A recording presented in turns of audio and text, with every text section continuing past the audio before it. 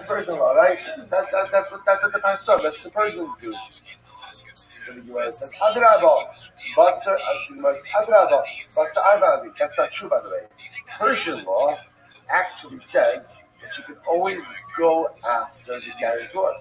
Right? That's not true. By the way, what does it mean it says it's Persian law? Allah, Behinat the Parsoi, the Loyar Bikana the Messiah. What is interesting? So kind of the way that the Persians worked was when a Persian court gave a ruling, they did not have to provide every reasoning for their ruling. So they would just go ahead and give a ruling, and that was it. That was it. But the Gemara says you're making this like a Persian court here. It doesn't make any sense. In other words, we're coming up with this idea that a guarantor is just obligated to furnish the borrower, and that's it. That's all he has to do. He doesn't have any other financial obligation. I'm not going to. Mind what you tell me to argue, no. I'm not. What is the mission? Say what mission says. You can't extract the needs from the guarantor. What does that mean? Well, you are a oh, no. What I need to say is like this. If I go ahead and I lend Shimon money, and I make you a guarantor, when the debt comes due, I first have to try to collect payments from Shimon the borrower. And only in the event of default of the borrower, only then do I have the right to go to the And this just says that if you lend money with a guarantor, you can't collect from the guarantor means you can't collect from the guarantor first. He can't be your first stop of repayment. You have to first go to the borrower, and only in the event that the borrower can't repay, then and only then can you go to the guarantor. I don't know if I support this. If you lend your friend money, I lend Shimon money with a guarantor. You can't go to the guarantor first for repayment. Then other Amanash there is an exception to this. What's the exception? You can structure a transaction in a way that you're allowed to go to the guarantor first. So it's like, here's what there is, essentially, and you see this all the time in transactional law. Transactional law, every transaction always has a default setting. So therefore, again, if I lend Shimon money and Reuben is the guarantor, what is the default setting on a guarantor situation? What's the default? The default, you only go to the guarantor when? After the borrower can't pay. Right? My first stop is always going to be the borrower. Only after the borrower can't pay, then I can go to the guarantor. However, you structure a transaction differently, of course. So when I go ahead, I lend Shimon money and I say, really need to be the guarantor. But again, I, the lender, enter into this transaction with the right to collect from whoever I want the table. So I feel like going to Shimon, I'll go to Shimon. I feel like going to Ruben, now again, obviously, the guarantor has to agree to that, right? In other words, he's only a party to the guarantor, but as soon as he agrees to that transaction ultimately may work as well. So both sides, this is very important. This is Argus 101, right? This is guarantorship, guarantor type, right? 101. This is how it works. The default is guarantor can only be called into action. Ultimately, again, if the borrower defaults, but halacha l'maisa again, unless you structure all those. Also, I'll just point out, I consider when you start the virtual preference possibly just quickly. I'm perhaps less to beautiful. Yaakov Avinu prepared himself for beautiful things. War, tefillah, prayer, and Torah gift. If Siratsky asks, understand, why didn't Yaakov shopping first? Shouldn't tefillah come before everything? And Siratsky is the secondary words. He says, often in places, reflexive reaction is to look upward. So that's not the first stop. The first stop in times of crisis is to look upward. What can I do about myself? Before you ask that comes forward to help, before you start reading Hashem for everything, the first shaila you have to ask yourself is, what can I do? So the first thing Yaakov Avinu does in life is not that. It's not the first thing. The first thing he does is he prepares for war. He prepares for war. The first step in the midst of difficult execution is that we are completely free. So what's that? It's sexually so like, by the way, that's the most husband is also think about this myself. So, the Ribbono Shalom is the lender. Right? And we are the borrower. The borrower. And there's a guarantor. Right? There are many different types of guarantors. Like the two really good lender and the guarantor. So I'm the borrower. But the sponsor says, I'm lending you a whole bunch of stuff. I'm lending you your hope. I'm lending you your financial. I'm lending you your family. I'm lending you your purpose. I'm lending you all these things. And the debt comes due. The debt comes due. How does the debt come due? The sponsor says, honey, that debt. Because I'm giving you all of these things, I want to see what is my return on investment. And just until the first place that the lender comes is to use the borrower. Every single day I have to give it a healthy ability for my forever. Yo, what up, Prince? How I'm using the finance funds. Each and every day. I first joined, but it seems you're sleeping there. All right, it happens, baby.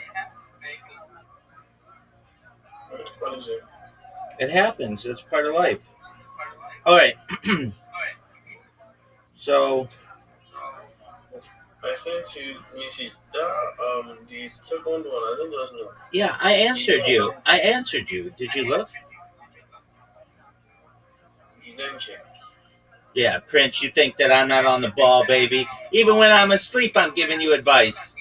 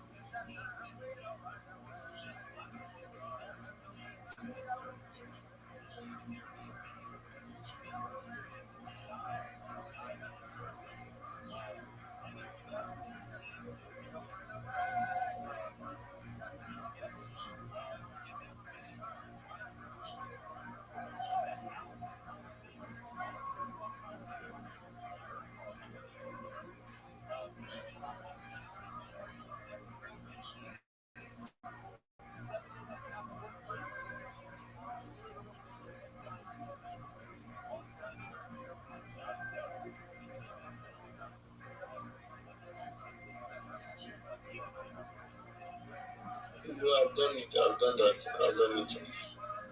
Okay. Did you upload it to Rumble?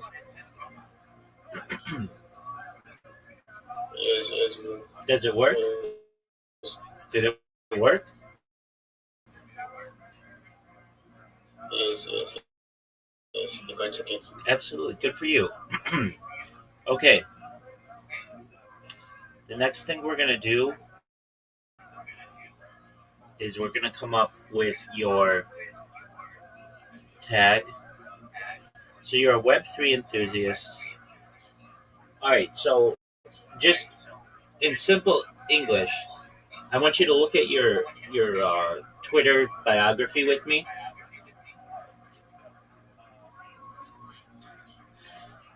So Web3 enthusiasts. You know the word enthusiast is plural, so it makes it sound like you're more than one person.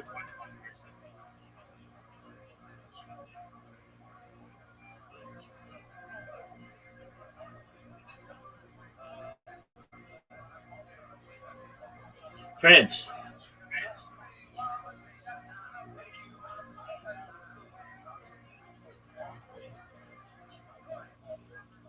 Prince. Bro, I can't. Bro, I can hear you. If you're talking and keep on talking, I can hear you. Like when you talked about my Twitter, I was already on Twitter. I'm using an Android, so I can't be doing the two things at the same time. But if you're talking, I'm hearing you, bro. Okay. Okay. What I want you to do is look on the first line of your biography on Twitter, and it says print Web3 enthusiasts. Why is it enthusiasts and not singular? Why is it not just Web3 enthusiast?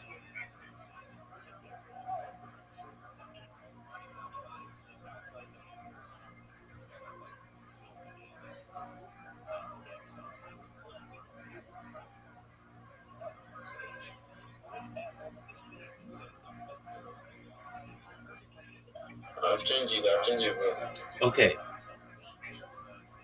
but before you change anything, just let's talk about it. Because what are you really communicating?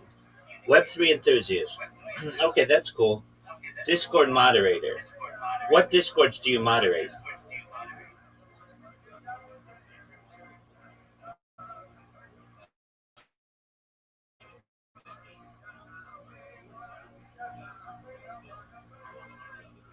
Like there was this project that I was first in, but they have offline it now. Okay, But I now to like okay, so you're not a Discord moderator anymore.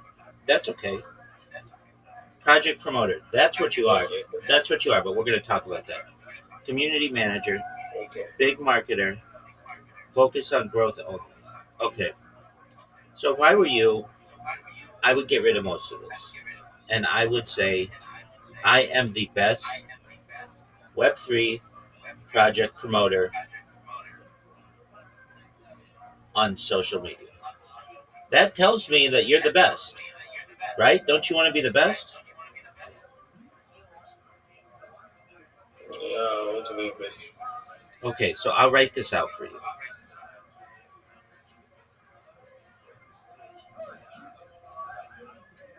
So I think we're going to say, I am the best Web3 project promoter on the internet. DM me for collaboration. And then we put links to your social media. All right. So what we're going to do, send you a message.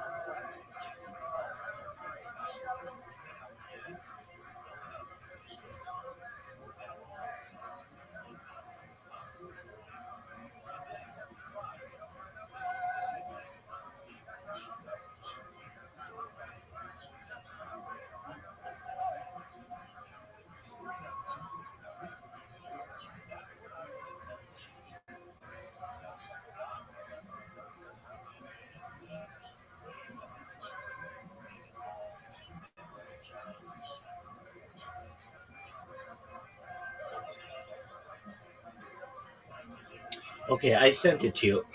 Now, I don't want you in anything we do together, Prince, to do anything you don't like. So if you don't think what I sent you describes you, you tell me and you say, Rabbi, I don't think that's what I'm doing. I don't think that's right. But in my opinion, it's what you want to be. I am the best project promoter in Web3. I will make your project successful. Please DM me to collaborate. Please view my social media here. Like, that's, let's talk about it. It tells me who you are. You're a project promoter in Web3. It tells me what you're going to do for me. You're going to make my project successful. There's a call to action. It tells me where to go to DM you to collaborate. And then it tells me also where I can view more about you in your social media. Does that make sense? Yeah, it makes sense, bro. The reason why like I like the ideas you bring, and the reason why I agree with you is that like it all makes sense. Everything you're saying makes sense. It doesn't care about what I want, what I care. You already have the experience. I just need to learn from you, and I like what you're telling me.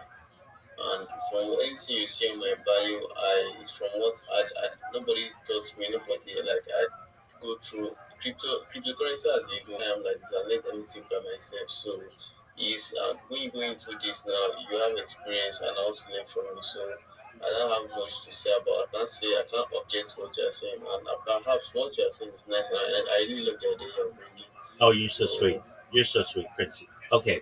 So, and I know that. Nobody walks you through this. Nobody, you just, I know when you created your account, you went to some friends or some other people who were doing what you want to do, and you just took some keywords from there, and it looked good, and then you left it. And that's fine. Okay. So, another thing that we're going to do is in your name, not your username, but in the display name. We're going to capitalize the I in Israel. The reason why we're going to do that, it's subtle, but it breaks it up so that it's two words, so that somebody reads it and they're not like Prince Israel. It's not like one word. It's Prince Israel 24. Okay, and then what I would do if I were you, I think you have enough text. Is I would put your link tree in your name. Now, Prince, I want you to know. Sometimes you're going to see me put three dots in your link tree, and the only reason why I do that is because I want the text to be there. If I don't, then it just creates the link and it shows blank. So don't put the three dots, just put one dot. I'm just making you aware of that. Okay, so the reason why we're going to do that is because every time everybody sees your name, they're going to see Prince Israel 24, but then they're also going to see the link to your link tree. And that's what you want to do. You want to push people to your social media. You want people to see what you've done. Now, I know you don't have a lot on your social media right now, and we're going to change that. And you're going to be really proud. And you're going to have these really strong social media, this really strong social media presence. So, what I'm doing right now, I think you've got enough characters. If you don't, then we can leave off the Linktree link.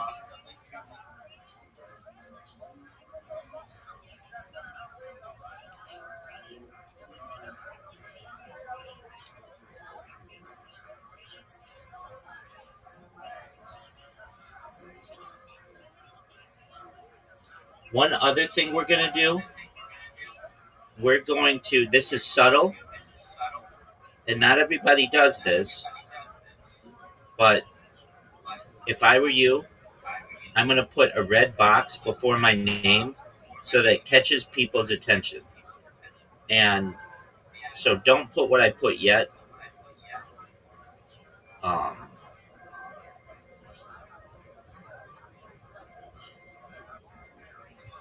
sorry, bro. I didn't hear you just now. Please come again. Absolutely. Okay. So your display name,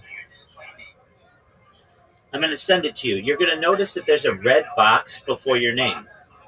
And you may say, why is there a red box before my name? Because the color red gets people's attention. And when you're looking at 50 different names, you want to make your name stand out just a little bit. Okay, okay. So what I'm doing, I'm sending you a version. I want you to try to make it as your display name. Remember, in your link tree, I put 3 dots or whatever. I actually made the link incorrect. I'm going to resend that to you. Um, I think you'll understand it, but nevertheless, I want to make sure it's accurate. So it's going to be linktree.com,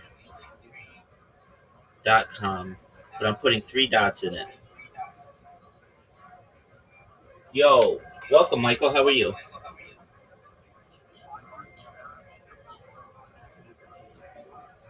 All right, Prince. You should see your display name now, and try to change it.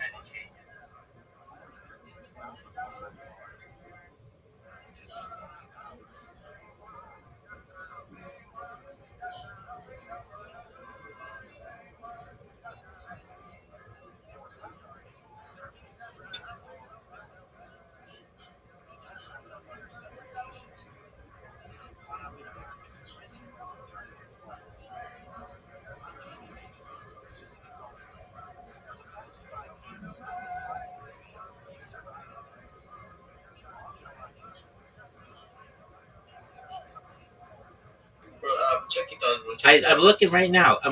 Okay, so it looks good, but you've got to remove the 3. Oh, no, no, no. It's too long. That's okay. It gets cut off. So just make it. I'll resend it. It's too long, and that's okay. Um, I saw that you just changed it. That's really good though. Okay, just one moment.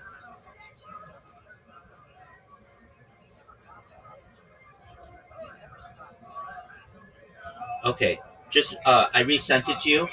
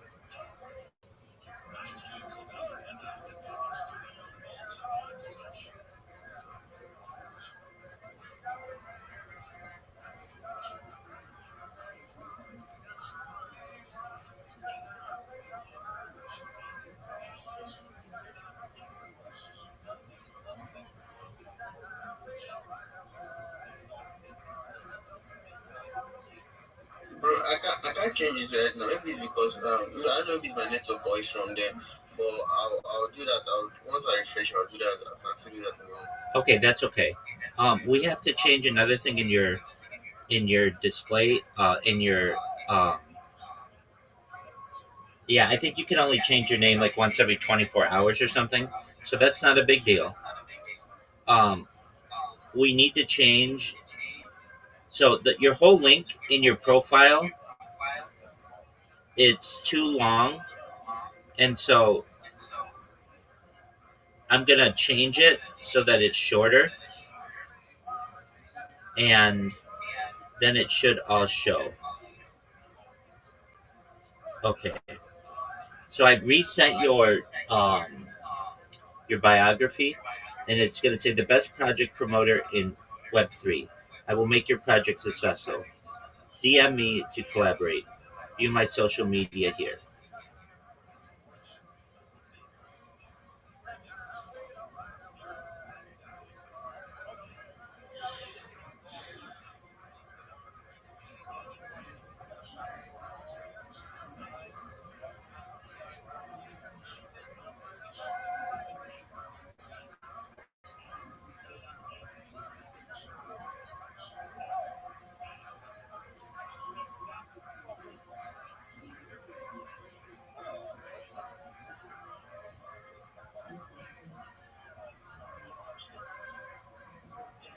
Okay, I see you changed it. It's really good.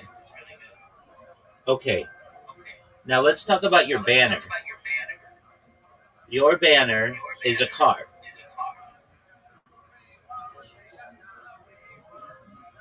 Can you hear me, Prince? I know. I'll wait till you can talk.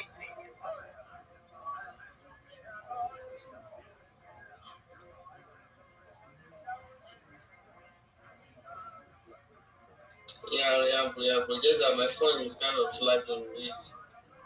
It's kind of a old phone sharp, but I'm still catching up. Yeah, but I can hear you, bro. Excellent. Take your time. Your your connection is really good, so you should know that's good. Okay, so your banner is a car, right? All right, yeah. Okay, why is it a car?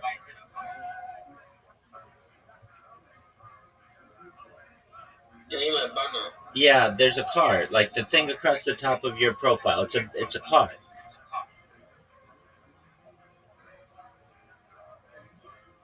Oh, okay. All right. Okay. I just put it there. No. Exactly. But we're gonna have you make something that's more unique to you. So just one moment. I'm gonna see if we can get something for you. So this is gonna be landscape. Paste your text. Um, I might just make this for you. So just give me a second, and we'll see if I'm able to do it.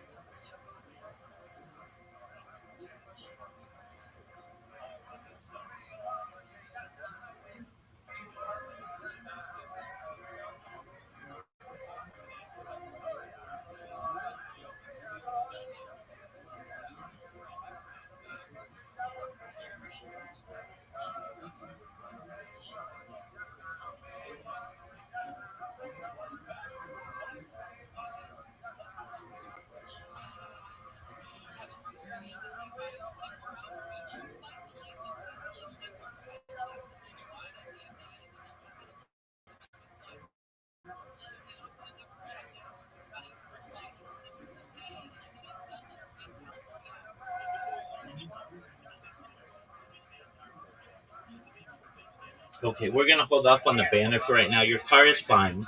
We're gonna improve it in the future, but not yet. So that's fine for right now.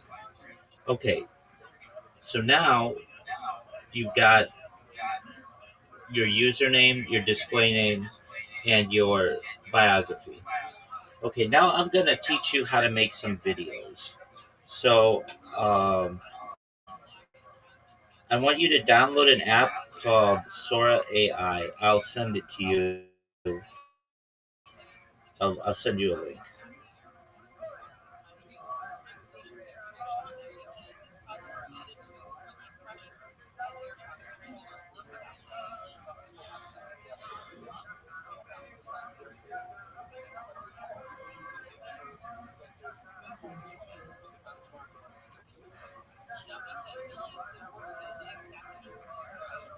Okay. I just sent you a link. Prince, I want you to open up that link and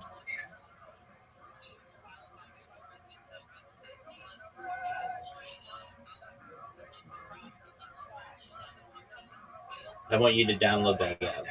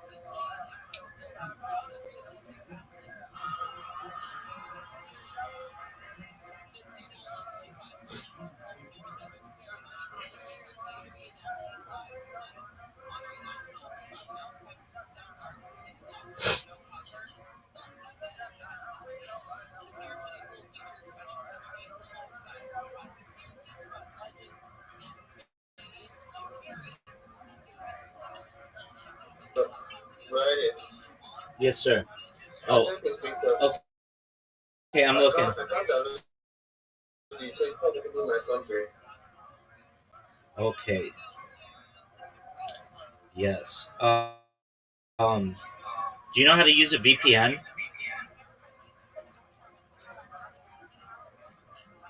Yes, bro. Yes, yes, bro. Okay, so connect to a VPN and then try to download it. Okay. Okay. Connect to a United States server. All right. Let me go and try it.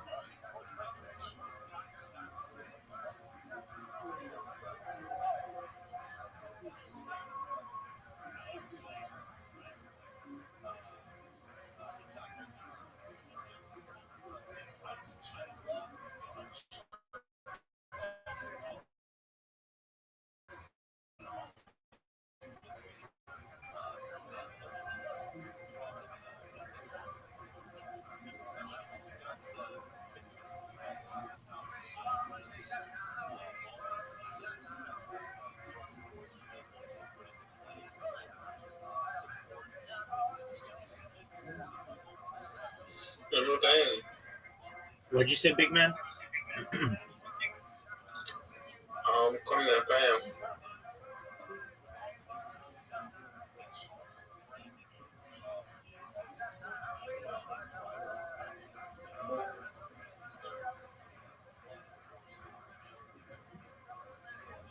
Hello, bro. Can you hear me now? Yes, sir. I downloaded all the pen, but you know what? It seems it's not strong enough. Do you have any reference, like anyone can, any pen Yeah, you definitely. know can use that is strong enough to? Yeah, definitely. Yeah, just a moment.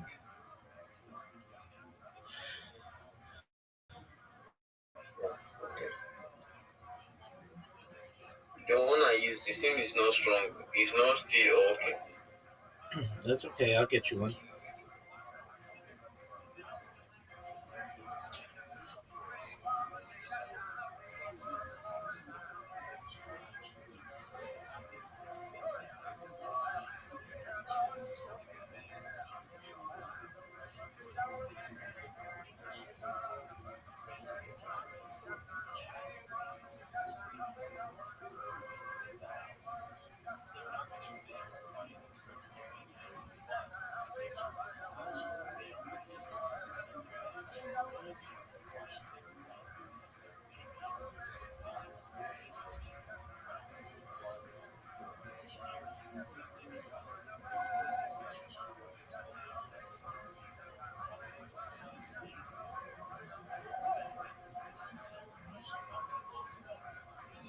Okay, I just sent you a link, big man.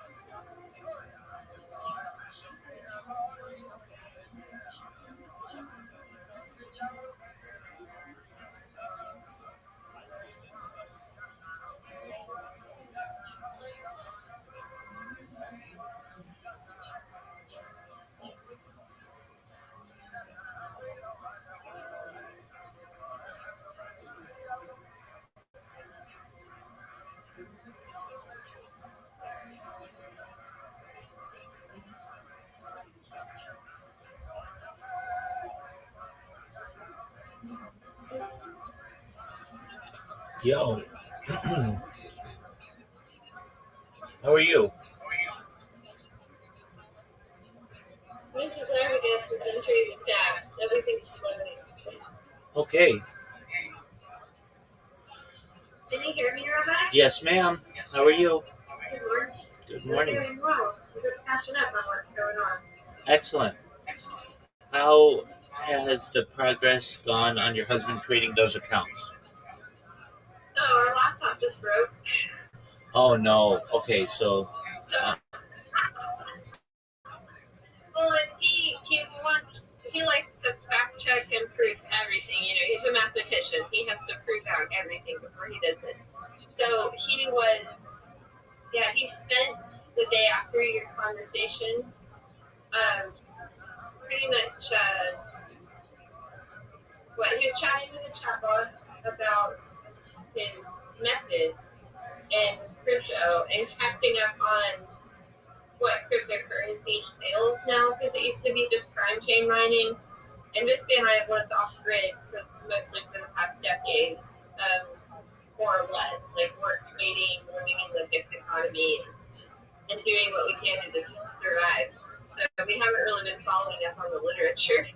And he caught himself up, applied, like he reconciled his method to the hashing process, and then he was getting ready to get a live update going with his calculator when the laptop just crashed last night, and it's looking like he's got to reformat it because it just got stuck in a loop. okay, that happens. Well, if it makes you feel any better, everything that I have told him to do, you can do on the phone.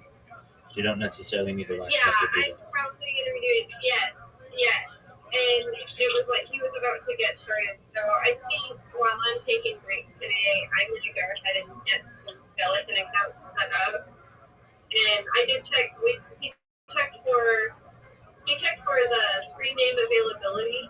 Yes. And I think we're going to stick with crypto mathematician because it sounds a little bit more serious. I'm in agreement with But you. it's like I'm on the fence about it because like there's a lot of mimetic magic going on with crypto.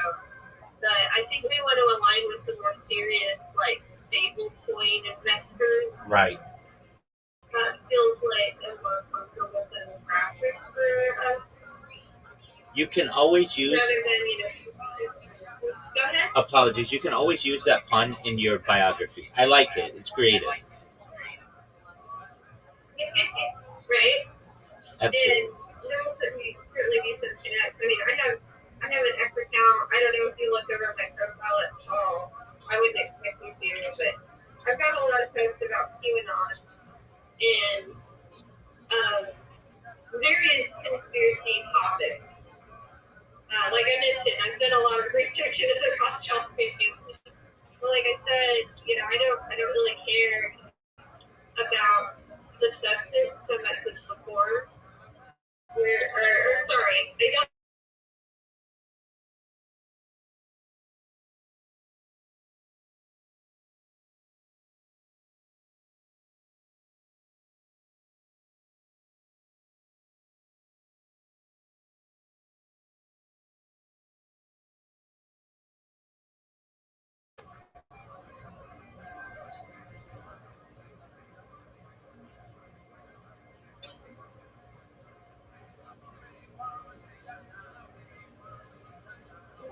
So what I do is, like I said, focus on things that matter to me, like saving the children, rather than. I don't really like when people call out other people publicly. I feel like unless there is. Hold on, just one moment. Prince, she's Prince. No, you're fine. You're fine. Prince, you need to be patient. She's talking one at a time. When she's done, then you come in and talk. Well, I didn't mean to hijack the conversation, and I do tend to go on. So what's he gonna say? Who's this other? Go ahead, Prince. What's up, big dog? Thank you very much. So, I don't know. I'm sorry, I don't know any, but I really apologize for interrupting you. You're okay. But, I really apologize for sorry, I really apologize also for interrupting you. You're okay. My sub is about to finish. That's why I really rushed. I really need to talk to Rabbi. See, Rabbi, I tried it, but it's not working. I don't just know why. It seems like going to select a country. I need to buy their. I don't know. I need to sub their. I need to subscribe to them to some amount. But I don't know if I'll go and do more research. If there's anywhere there's any other free VPN I can use to download the Sora via AI. Yeah. And both. So that is a free VPN.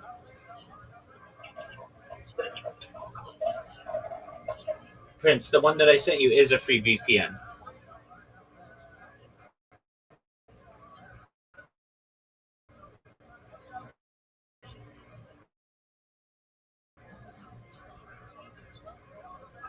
Prince, did you hear that?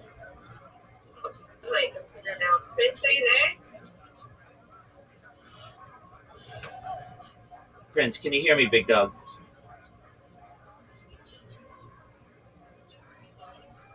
That's okay. He's in Nigeria, and their services. Okay, there we go. Okay, but I didn't know you cannot. Sorry, my network is maybe my sub is done and my sub is almost finished, so I don't know where it will cut off again. But I couldn't finish what you asked me to do because I don't know. I need to buy to subscribe to their VPN, their app. No, you don't. No, you don't. Prince, stop. There's a free version. I know. I tried Netherlands. I changed to Netherlands. That changed about Netherlands. It's not working. I changed it again to Romania. It's not working. But if I want to go and select USA itself, it won't still work. But I don't just know. No, so Prince, just hold on. You may be able to use it for Romania. You may be able to use it for the other countries. Don't pay for it. Everything that I say is free. So don't pay for it. Just connect to one of those other countries and then try to download it and let it go. And if you have to be patient to let it download, just be patient. Okay, but it's still showing the same thing. That's what I'm saying. Like when I changed to Netherlands, I went back and clicked on the link. The link they took me there, but it didn't change. I don't know if it's my network, but it was still the same, still showing the same distance. Ah, But all right, I see. My job is about to finish now, but I'll try it later. I'll try the whole process again later. Okay, so let me see if you can do it using a computer. Just one moment.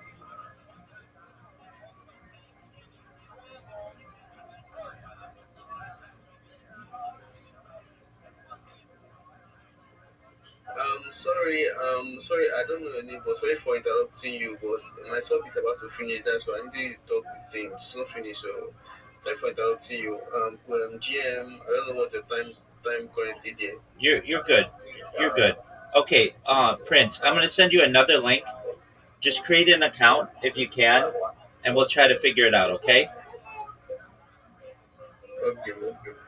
Okay. All right. So go to the link I sent. I know your service is finishing up, so come back when you have more data. Okay. All right. All right, Prince. You take care. Bye. Bye. Just one moment, Mrs.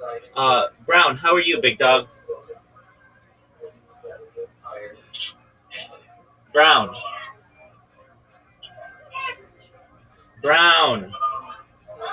Hey, how are you? Good morning, GM. All right. How are you?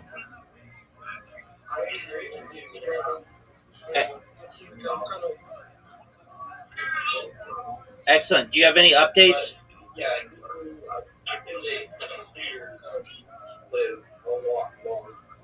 And but other than that, our life is very difficult right now. I had to quit working at the co-op. That's why you haven't seen me there. Yeah, and that's just because I hurt my leg and it's been healing for a year and a half now, and it just won't heal. So I had to stop working there because I was on my feet too much. Brown. And it is. Mrs., can you mute yourself just in the meantime? Okay, thank you so much. Brown, how can I help you, big dog? Brown, go ahead.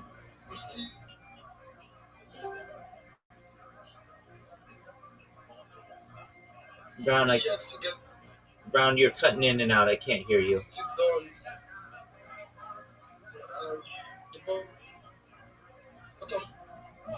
Brown, maybe write a message to me because you're cutting in and out. I can't hear you.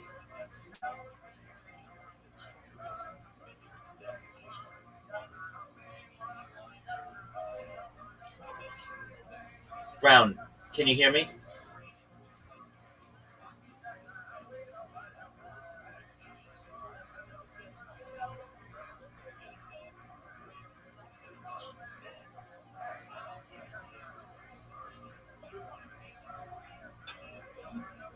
That's okay. Mrs., are you there?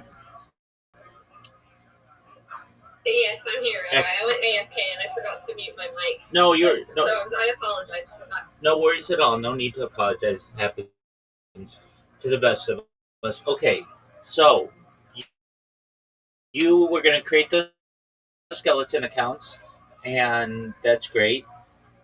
So that's really what you have to do, and then you build out the link tree, and it's going to take some time because there are a lot of different platforms, and you have to do the two-factor authentication on some of them, and all that email verification. Yep. But once you have that done, Yep. you go in terms of a profile picture, and then we'll Oh yeah, I'm familiar with those stuff.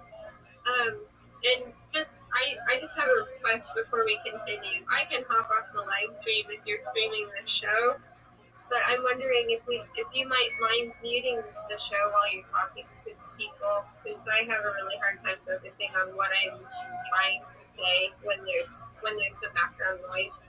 Oh, I understand. It's a radio that I keep on 24 hours, so that basically it's a timeline of human history. So you can go back to any moment of any part of my stream.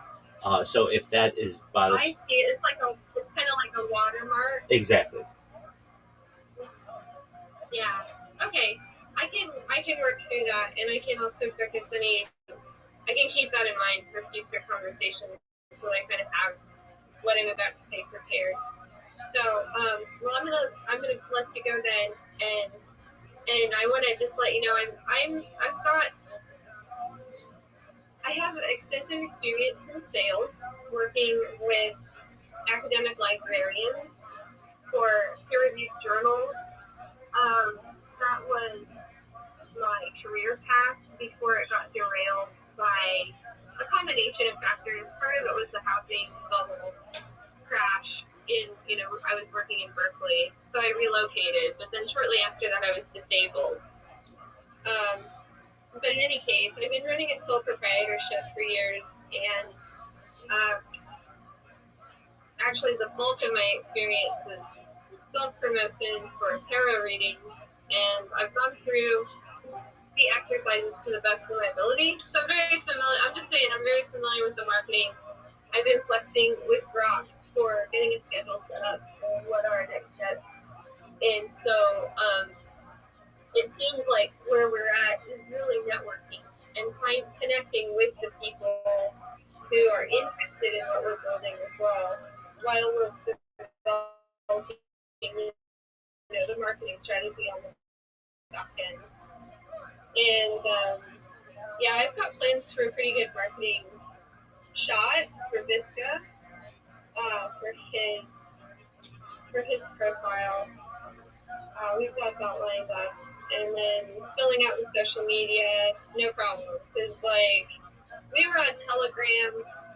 Our students have you heard of a guy named David Strait?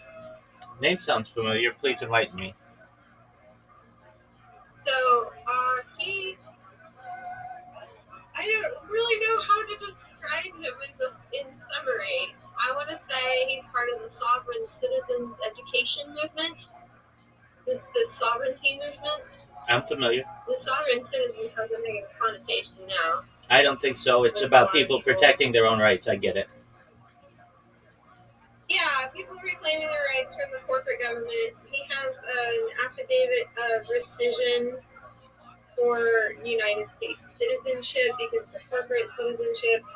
Anyway, we saw tons of fake David Straight accounts even on that same platform, but I've seen them across platforms, so I know about the gimmick where people will impersonate. So coverage is essential. Exactly. Full saturation. Exactly. To really own the brand. And this guy mentioned he's got experience working with the trademark office because he was helping people. He was helping a woman run basically a store, a for donation service store, but one of the services was getting the full name in caps trademark and setting up a Shopify account with merchandise that has the name in all caps trademark, so you can show that it's for business. It basically claims the trademark so that the government can't take possession of your vessel, your which is supposed to be a negotiable instrument. Your what is it? The transmitting. Oh, the signature. What's that? So yeah, so that they can't take you. They can't claim ownership of you. Are you familiar with contract law? Yeah. Do you coach people on contract law? And the idea of the law of the land versus maritime law, and exactly. I'm familiar with this movement, and the idea that like the United States is a corporation and was essentially created after the Civil War, and like the difference between capital letters uh, as a person and their normal with one capital and the rest lowercase, and basically like just the idea that we were like many of our like we are ourselves corporations, and so like when you're subpoenaed or something like that, that's always in capital letters. Banking is in capital letters. Even like when you receive some type of bill, it's on red paper, pink paper, that kind of stuff. Yeah. Yeah, black versus ready. Right. And yeah, we learned about all of that in these tinkers promise ultimately like access to the Sesta KV Trust, which there's the Sesta KV Act of 1666. And we separated from England, but there's a lot of evidence that they took us back over. That's exactly right. You're 100% right. And there's a lot of there's a total there's a whole network of rabbit holes and all of that around that. But it helped us. Let's see, he didn't have access to his trust. He's kind of a grifter. He's using legitimate information to promote himself rather than actually teach people how to do it. And he by walking his talk, he just talked a lot. And he pointed out some really good resources. We learned a lot. There's a lot to learn there, especially about equity. Correct. But we haven't been able to navigate the waters, if you will, of the court system to get through probate. This is good luck finding a judge who will hear that. Right. The second you start mentioning your own rights, you get thrown out. Yeah, the case gets tossed out, which works in your favor if you have charges against you. I've had tickets that I got dismissed. I emailed the prosecutor the first time in Utah when we had 3 traffic tickets. I just emailed him about the Constitution, about the Supreme Court rulings on the right to travel, and said I'm happy to bring this up in a trial to put it on in a court of record. And have a nice day. And he called me back and said, let's just drop it. That's great. And he said, it costs more money to go to trial than it does to just dismiss it without collecting the fine. And I was like, fair enough point. But he saw that I was articulate and I was amenable. We were having a chat. This isn't about sides. It's about having a conversation. At the end of the day, I wasn't talking to the suit. I wasn't talking to the office of the prosecutor. I was talking to the man in the office. And that's what made the difference. And so I'm pretty much like unstoppable if something comes against me. But in terms of filing something that a judge will actually hear, until we get constitutional judges in office, it's pretty much anybody's. Like, it's a crapshoot. Good luck. 100%. And then if they do take office, they have to worry about re-election, and so yes, and until those elections are secured. they usually, or sometimes they're appointed, Yeah, but so my husband and I said what we could do. Oh, damn the cats. Freaking cats.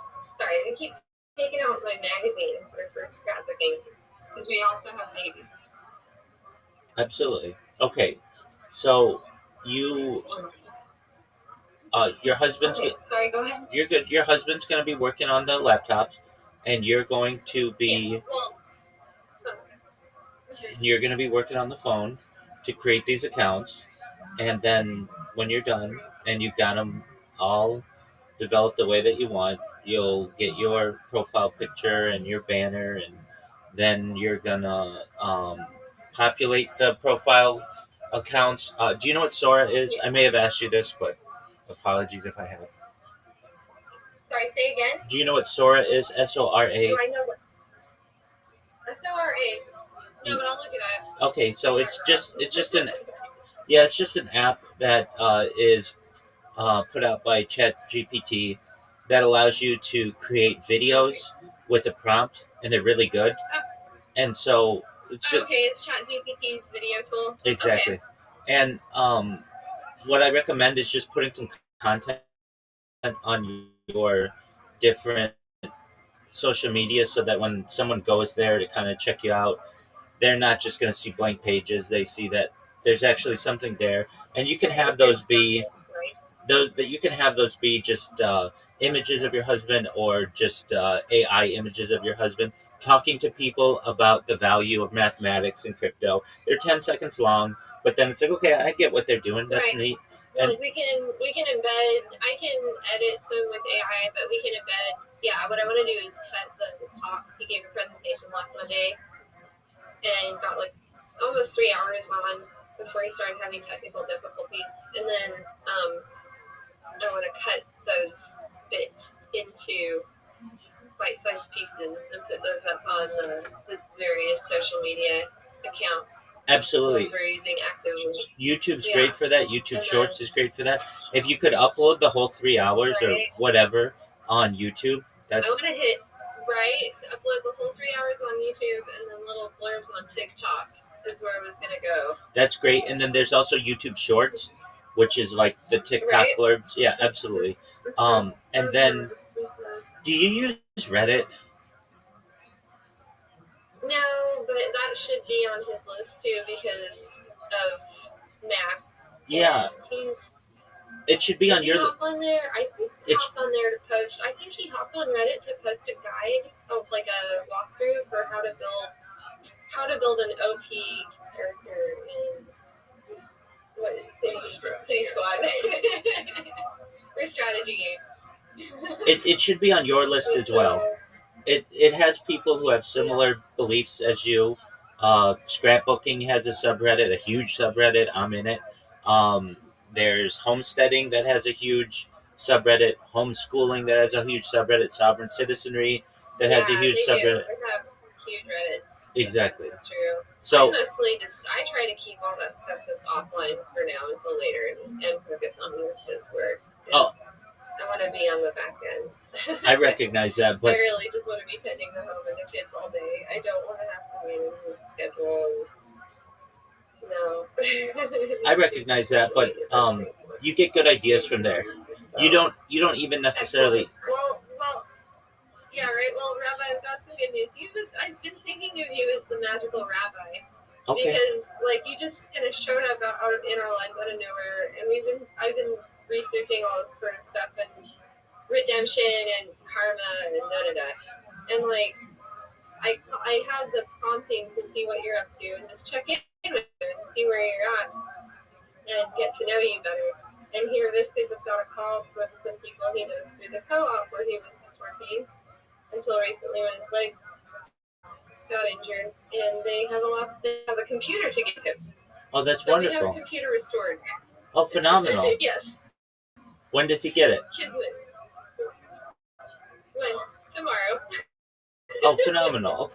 Okay, so then that'll get you back on the right track, and perhaps you'll be able to fix the other one. All right. Absolutely. Yeah. Okay. Yeah.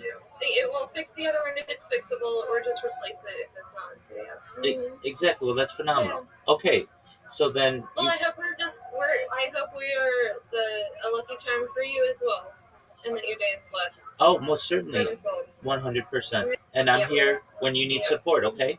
And before you go, there's some really great communities once you get everything established. One of which invited me yesterday. They actually onboarded me. What that means is, so at least with cryptocurrency, I don't buy it. Not that I don't think it's a great tool. People give it to me, and so they give me NFTs and cryptocurrency, and that's great.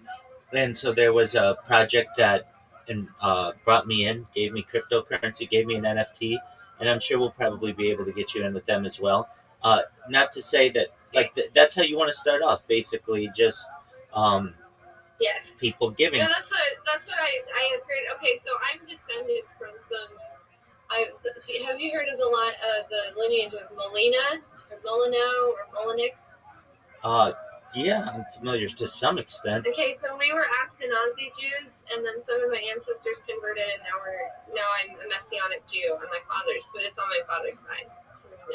Okay. I have a totally different last name because my mom remarried, but I'm hereditary Ashkenazi from Morocco. Okay.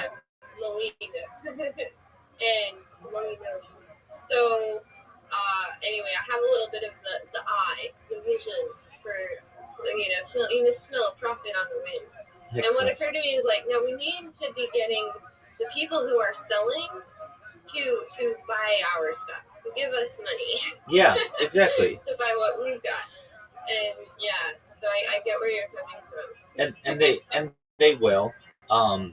And you can put projects together, that's all down the line. But really, the big thing for you is going to be at least to educate yourselves in these Twitter spaces for anywhere between 3 and 6 months before you really get a project together. But when you do, there's a really great way to make money there. But you want to be familiar with all of the nomenclature, the words people are using, the phrases, who to trust. Definitely, right. Like I said, you can learn an entire program of languages. It doesn't matter if it's Russian, if it's C++, Java, Python, whatever. He can learn it in 2 weeks. So he's already got a lot of languages under his belt. He can read Russian and speak some. He can speak fluent Japanese. If he used more languages, he'd learn it. And he's kept sharp over the years. So it doesn't take him to figure it out at all. But yeah, that day was all we needed to really solidify how calc works with crypto. So I think what we're going to be doing is developing a pitch, and I'll be helping him work on that. He's a very good public speaker. But again, just a little bit of sales training. Absolutely. And, so he'll be good to go. I recommend working with the community. Excellent. I recommend, and you'll work on this, at least 3 different pitches: a 30-second, a 60-second, and about a 3-minute. And it depends. Oh, right. Yeah. Thank you for that reminder. Absolutely. Because you'll get. Yeah. Usually people give you about 45 seconds or 60 seconds. Some people, a more common one is becoming 69 seconds. And then some people will give you as much time as you need, but you don't want to take more than 3 minutes or so. If you're doing that, they're just shutting off. They're not really paying attention to you. So if you can get those down. Yeah, the attention span. You got to keep people engaged. Exactly. And It's important to be high energy, sound excited about your project. And what you guys are going to be doing just for the first few weeks is just saying, we're brand new to crypto. We'd like to know about your projects. Please teach us what you know. If you were new to crypto, what lessons have you learned? Like, people are going to welcome you in almost like a community. If you do a new homesteading community and you're brand new to everything, they're going to welcome you in with open arms. They would teach you how to make fire. They would teach you how to make coffee. All of the things that you would do in the real world, if you were new to a community, they're going to do to you in the virtual world. Yeah, I have noticed that about crypto. I've been thinking it almost like, why am I drawn to both these crypto hangouts and homesteaders? Where's the Venn diagram? Oh, and that's it, the sense of community. Absolutely. People helping others out. There's, I might even make that a meme, a little Venn diagram. Absolutely. What do these have in common? And they do. They have a lot in common, more than you may recognize. So it's people who are dissatisfied with the current system, which both homesteaders and cryptocurrency enthusiasts have. They are people who want independence, which is both as well. There are people who are really frustrated with the banking system, and they want Yes. really the ability to be able to self-preserve, and they want better lives for their families, and all of those are the commonalities within the Venn diagram of them. So I think that's a brilliant idea, and you'll find people who are very well versed on the sovereign citizen movement, and people who have gotten very frustrated with having their finances frozen in the corporatocracy, and I would say, and the limited hangouts that are most of these gurus. Oh, 100. Teaching about financial freedom. Absolutely. There are a couple legit ones that I've heard of actually helping people, but there are a lot of people talking the talk but not walking it. Absolutely. I think the real ones are standing out more because people like Joseph L. Chris Hauser, and there's a third one who's gained traction. I mean, he's a credit master, Balaram Das. He's mostly on TikTok. He doesn't really do anything on any other platform, just TikTok. And he's credit masters, and he's Hare Krishna, and he's white. It's pretty funny. He's American Hare Krishna. I love them. Some of my favorite people, and he teaches people how to see things as in terms of trust, assets versus liabilities, and he has a very digestible way of walking it through people from their role models. Well, cool. Thank you for brainstorming with me a little bit. 100%. Is it okay if I call you, if we get like a roadblock or something? Is this okay if I call you and we chat and we maybe brainstorm? That's what I want you to do. That's what I want you to do. At an outside party. That's what I want you to do. Yeah? That's why I'm here 24 hours a day. Absolutely. Okay, great. Okay, great. Well, thank you, Rabbi. You're welcome. And was there anything else you had to say before we step away? Nope. Get those skeleton accounts, get that link tree, and then come back to me, okay? Yeah. Right. Sounds good, Rabbi. Take care. Thank you as well. Take care. Bye-bye. God bless. God bless you. On, God bless you. God bless you as well. That's a great note to end the call. Absolutely.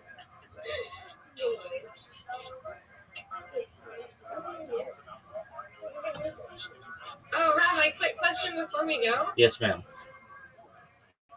Is that your location on the stream, Paducah, Kentucky? No, that's not my. Those are not my accounts. Is that someone else there? Yeah, that's Brandon Alexander. I'm based out of the Los Angeles area. Okay, so Brandon is in the background there? Because I see some other people here, but nobody's talking. Yeah, Brandon is somebody who met me in another Discord who likes to just be around somebody, and so he streams his life in here alongside me. But yeah, I've never been to Paducah, Kentucky, so I don't really have any association with it. Maybe someday to visit, but no. I'm very familiar with Paducah. We were in Carbondale. And so, Brandon, if you want to reach out in DMs, we're just, up the road a piece on the 24th to the 47th, exit 45. And that's the route we took because 3 years ago now? Yeah, 3 winters ago we were on Kentucky Lake. And my uncle was born in Paducah. My grandparents live there. So, yeah, history. Anyway, give me a ring if you want to chat with your neighbors. There you go. Throw that out there. And if you haven't been to Paducah in that area, Rabbi, I strongly recommend it. It's a beautiful part of the country. I have made hiking here. I've made quite a few friends in the that area of the land in my time in the digital world, and my goal is to go viral. And when I do, we're going to do an entire tour of the United States and the world, and we will definitely spend some time in Paducah. Yeah, that'd be beautiful. We'll be there. Okay, take care. Excellent. Talk to you later, Rabbi. Talk to you later. God Take bless. care. You as well. Bye bye.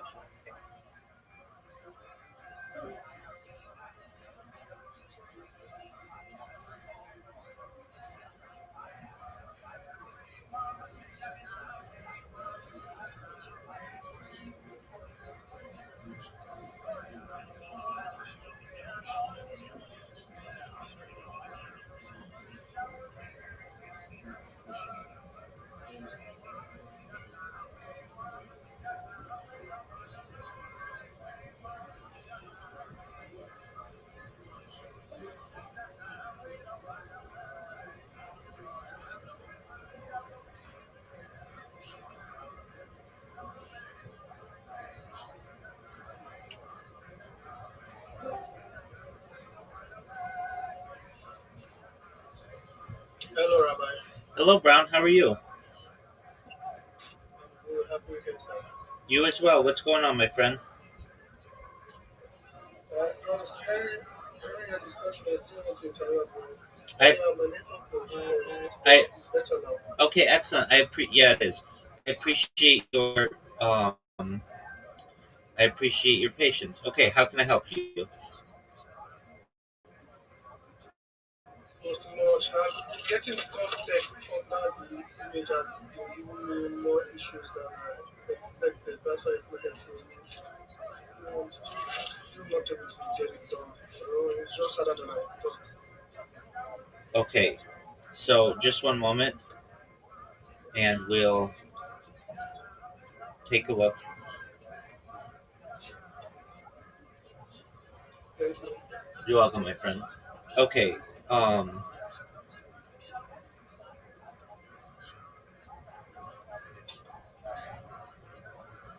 just one moment.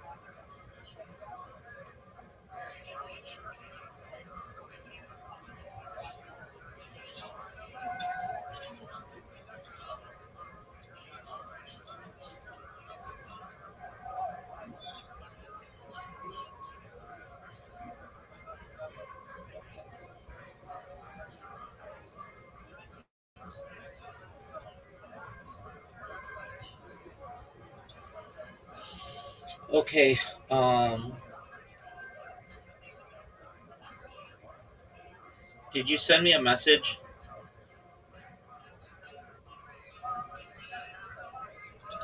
I should send you a message, or did I send you a message? I'm asking, did you? No. Okay, so what do you need? Our last communication was the last text you sent. Okay, what do you need help with? The bottom text. I still can't get it there. That is the link tree. Get it as a cut text under the bottom. I still can't get it done. Uh, oh, yeah. Okay. Um, you can't get the bottom text you're saying? Yes, sir. Yes, sir. Okay. That's where we at. Yeah. Okay, just one moment.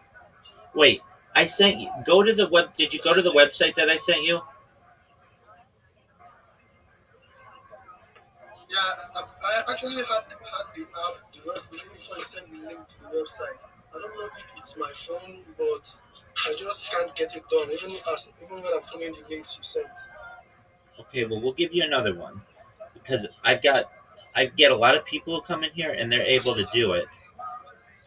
Circular text generator. My phone, the calibrator is a bit broken. So like some of those apps where the context like feature is so like at the bottom of the phone, that is the part of my phone that it's not responsive. So I think maybe that is why. Okay, that could be. Just Then rotate your screen and use the top of your phone for the bottom of the phone. Those apps don't rotate. Okay, wait, I can get a false rotation. They're just in a browser. They should rotate. Okay, And if anything, just ask a friend. Can I borrow your phone for a second? sir. Okay, excellent. I sent you another one. I just got. Yeah, I got it. Okay, excellent. Why don't you Thank you, try? sir. You're welcome. You try that one, and then come back and let me know if it works. Okay. Yes, sir. Excellent. Thank you. You're welcome, my friend.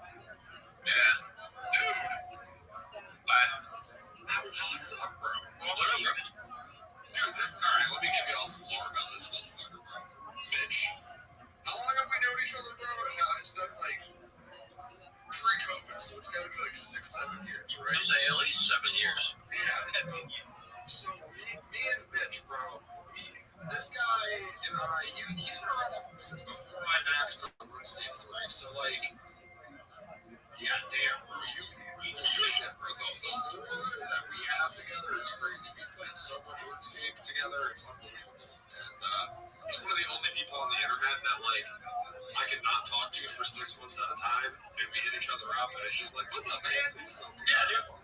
I love Mitch, bro. I miss this motherfucker so much. We're about to listen to an Eminem song, Mitchell. I'm down. I'm on Geo Stream. Beautiful. All right, you ready, Shift? Yeah. It's a Tech 9 Eminem song. Sorry. That's still baller.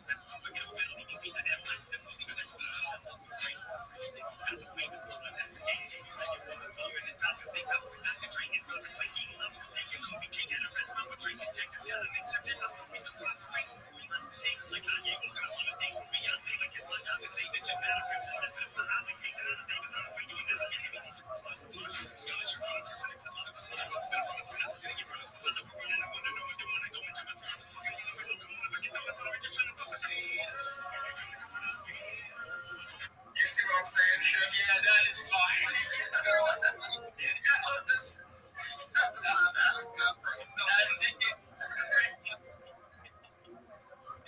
How did they not fucked up? That shit's crazy. Yeah, he just put it on 2 times speed. That's it. He's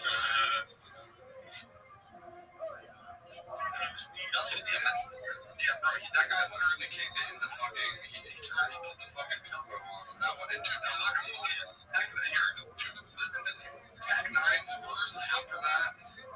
It's not as like kick punchy as the Eminem verse, but the technical ability of Tech 9, like, dude, I'm gonna play the verse. Yeah, play it. It's genuinely fucking. It's crazy. Yeah, it's a good song.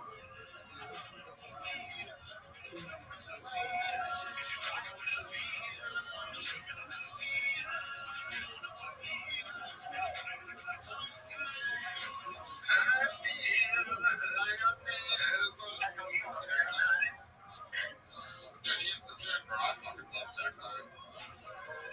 I need to go see him in concert before he retires for his giggle.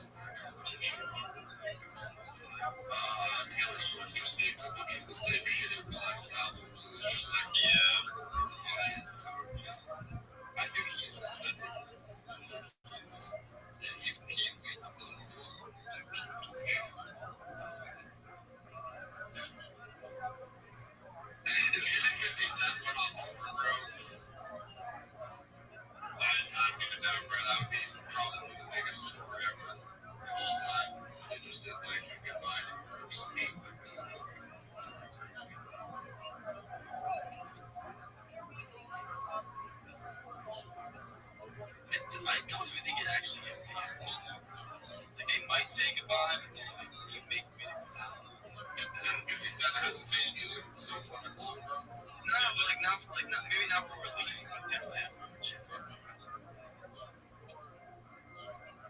I need to have another fucking bad beats you. Yeah, it was in a five that. I mean, that's kind of what murder music to be murdered by was, not gonna lie. Honestly, though, yeah. Just because, dude, like, fucking, they had so, like, Royce and him are just absolutely unstoppable. Yeah, I think Royce the 5'9" is it's a really solid number two. I think he's even better than Wayne. I like Wayne, but he's just farmed. Everybody just likes him just because he's super chill and down to earth. So he's like Wiz. Like, what does Wiz do? Honestly, he just smokes weed. Yeah, but Wonder Woman, Wayne can rap. He can, he can, but like I just want to put like those two compared are like in the same. Like they're just famous because he was super down to earth. Yeah, I don't know, bro. I think him and I don't know. I don't think people are like, I don't know. I can't listen to this song and say that to about because.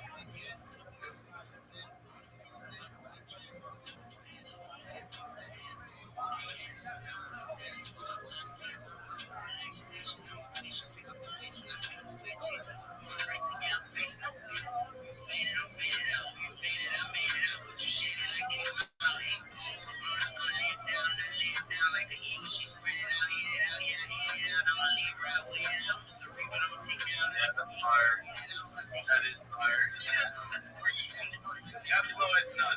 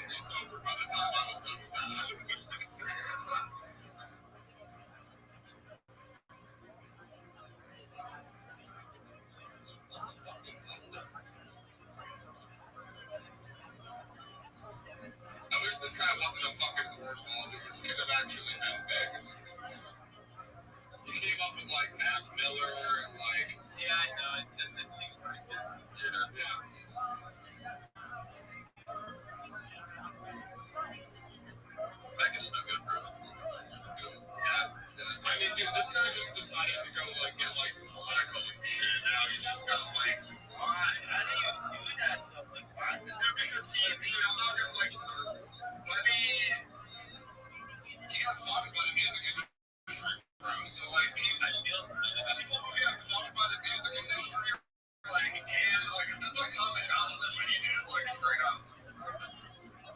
It's like they started poking at him and he just kind of like lost his fucking mind and just started going crazy on the timeline. Yeah, that's definitely not odd behavior. That was like a Romeo and game. See, that shit is fire, bro. He kept making music like this, bro. He would have came across it, bro. Said he wanted to be Mr. fucking Hillary Clinton and like shit like that.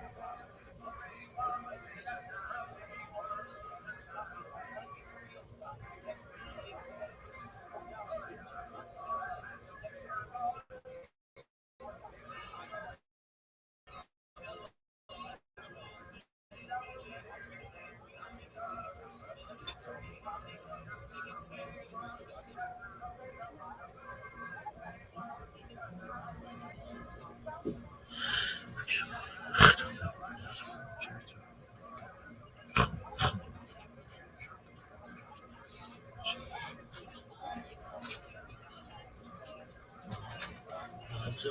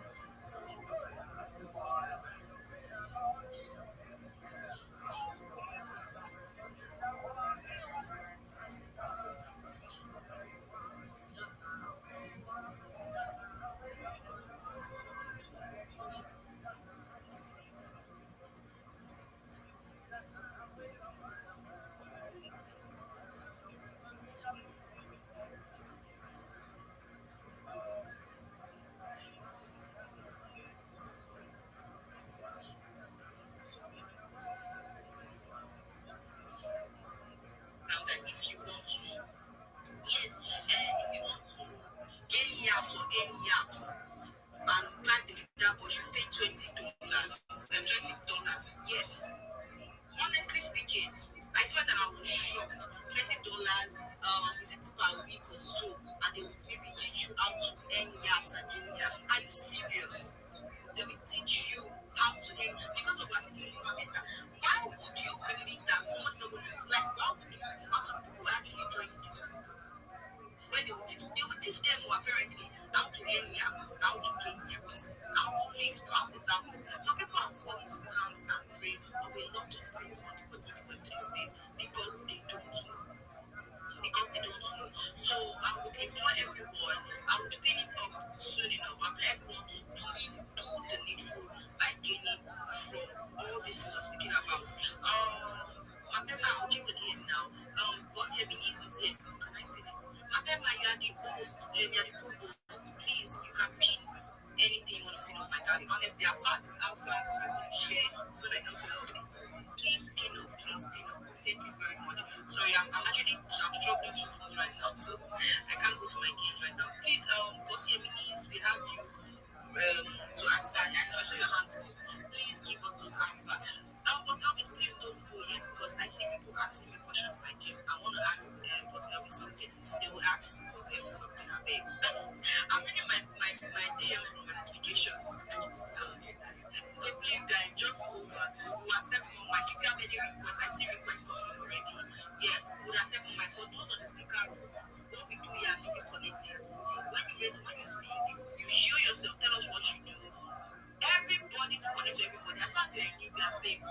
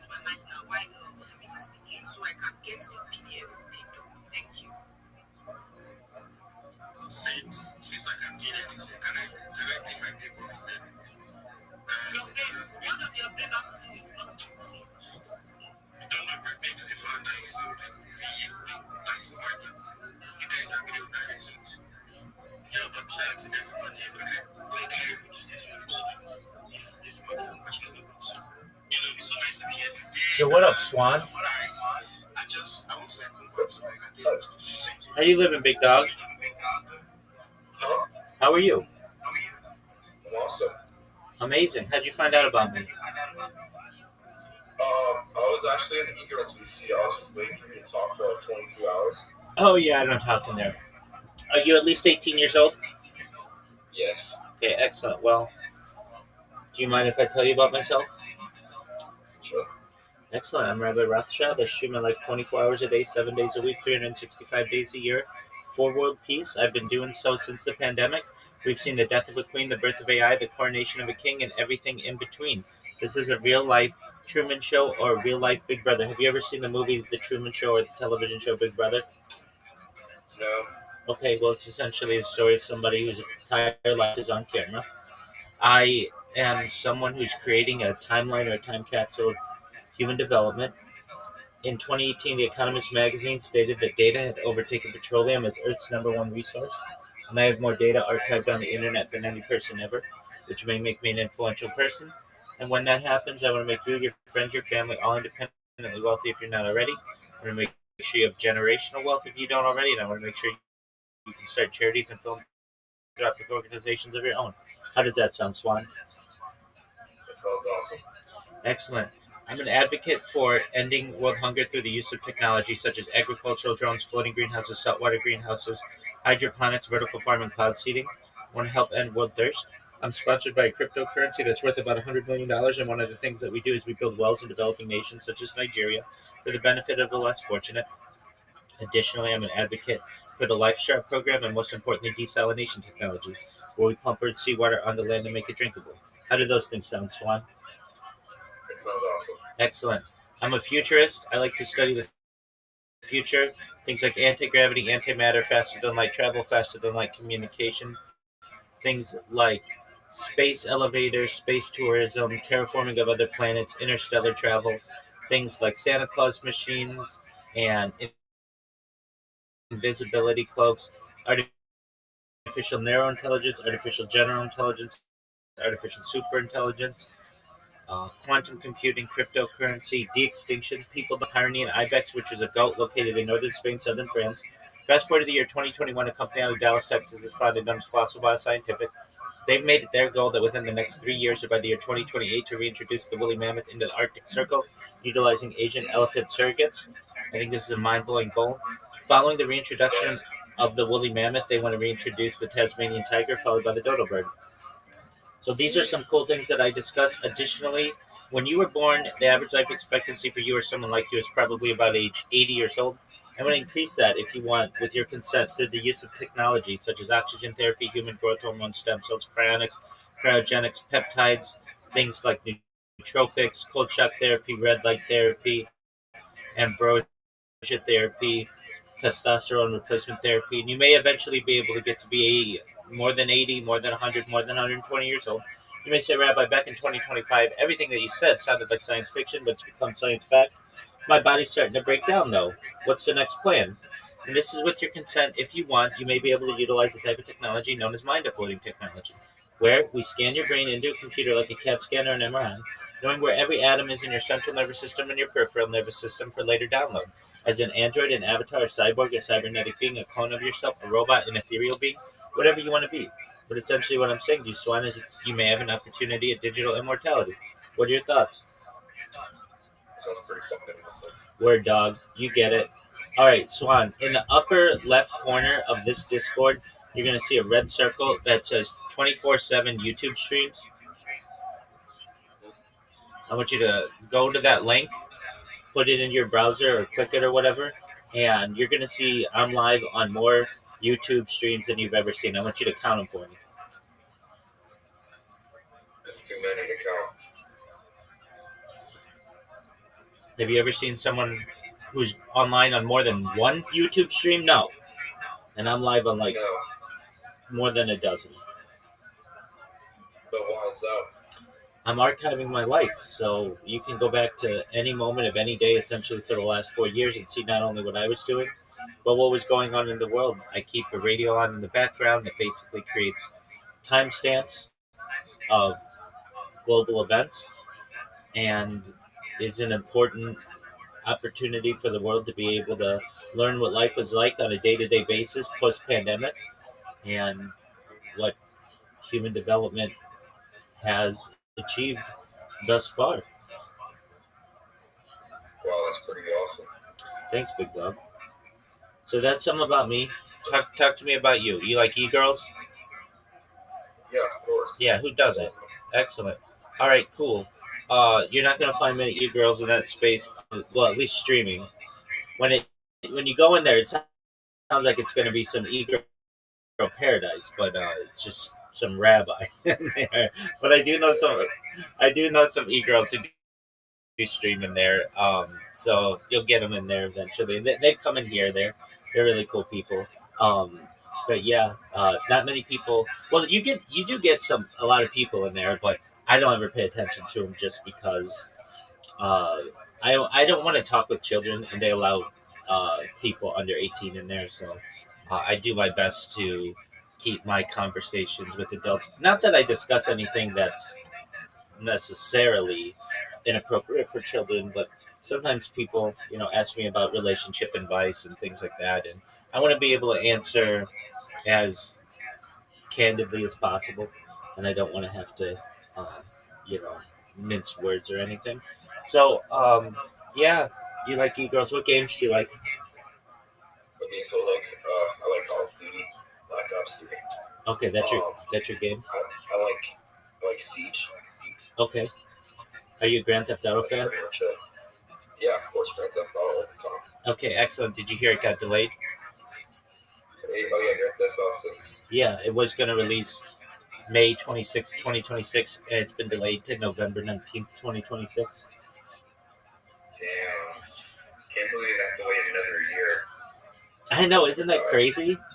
It's like, this game, it's funny to hear people, they're like, I was 10 years old when the first Grand Theft Auto came out. I'm going to be 23 years old when the second, or not the first one, apologies, when Grand Theft Auto 5 came out. I'm going to be 23 when Grand Theft Auto 6 comes out. I mean, when I was a kid, Rockstar was amazing. They were putting out games every year, and it was just phenomenal. Like, it was a brand new world and a new set of missions, and the online experience really killed that. Once they realized how much money they could make with online, they didn't have to create new games. They recognized that they could literally just suck money out of this platform for as long as is needed. And then when there's enough demand, they'll create a new one. So I get that. I understand. Uh, can't hate on a player, but you know, at this rate, Grand Theft Auto 7 will come out in the year like 2050. I mean, they are very, very slow at producing labels, and but hopefully it's worth it. They say that they're taking the extra time to ensure that it's a polished product, which I'm okay with. Though I don't know. I think they could probably do updates or something like that if anything were wrong. But I get it. I get it. And so we'll just have to wait a little bit longer. Yeah. Alright, so can you tell me why? Wait, are you a rabbi? Can you give us are you a certified local rabbi? Yep. So I was just watching a show called Nobody Wants This. It's about a rabbi who's dating a shiksa. Yeah, shiksa. You know what shiksa is, right? Yep, it's a non-Jewish woman. Yeah. So I was like, rabbis are so cool, right? Like, I was wondering, how many years of school do they have to attend to become a rabbi? Yeah, it's a good question. Well, first you have to be what's known as generally Shomer Shabbos, so you are not working on Shabbat, and you are essentially going to synagogue weekly. You start with that. Then you have to basically start going every day, 3 times a day.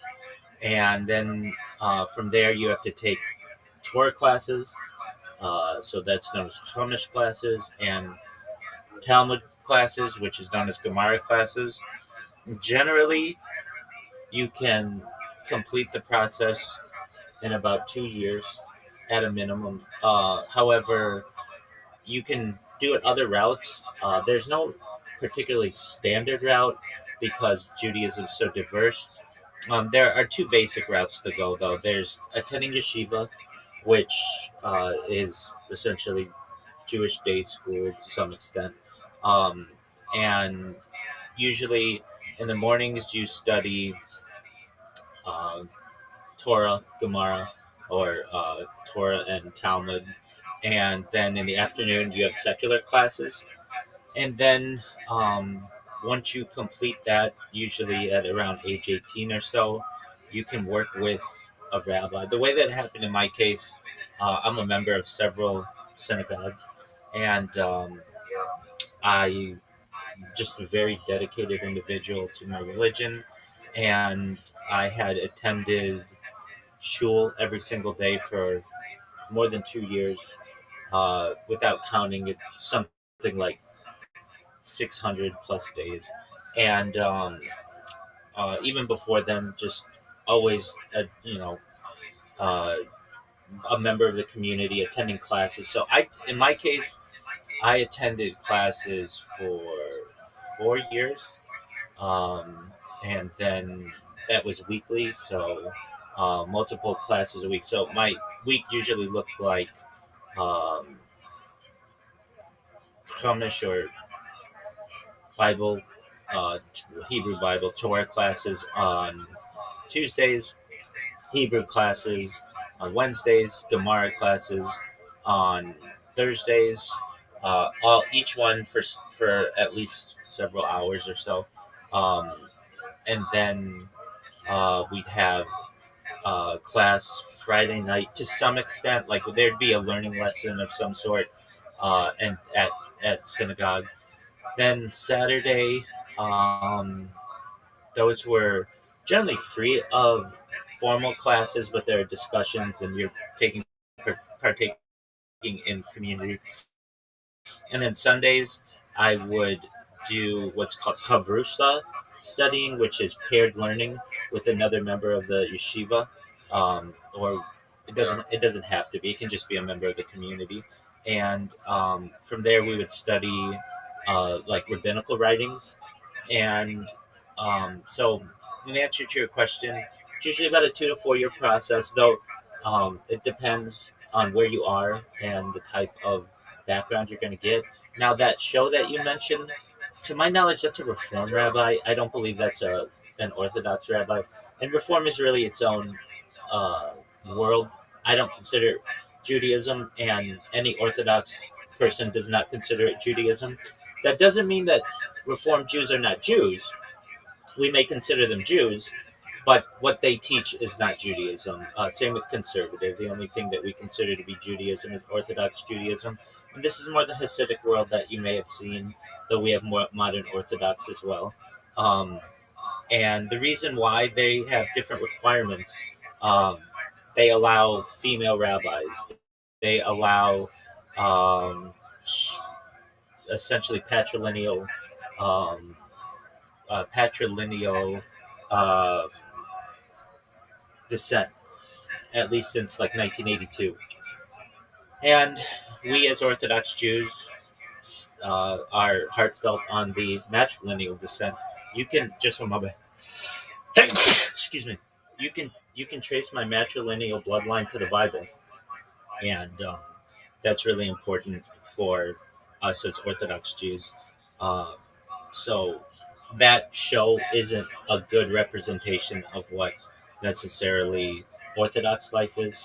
It's one aspect that's played up for television for a certain denomination of Judaism that isn't accepted within the Orthodox world. But it makes for good TV. Yeah. And frankly, being a community rabbi is a different world than you're gonna see on television. It's a lot of running a business. It's like running a small business. So essentially, you wake up early, usually about 5 in the morning. Uh, There's some prayers that you say upon awaking. The Moda Ani, which is one of them, means he is formed. Uh, and then you get ready. You go to shul or synagogue, as it's called in English. Um, Shul is just a place of learning, and then we daven, so that means pray.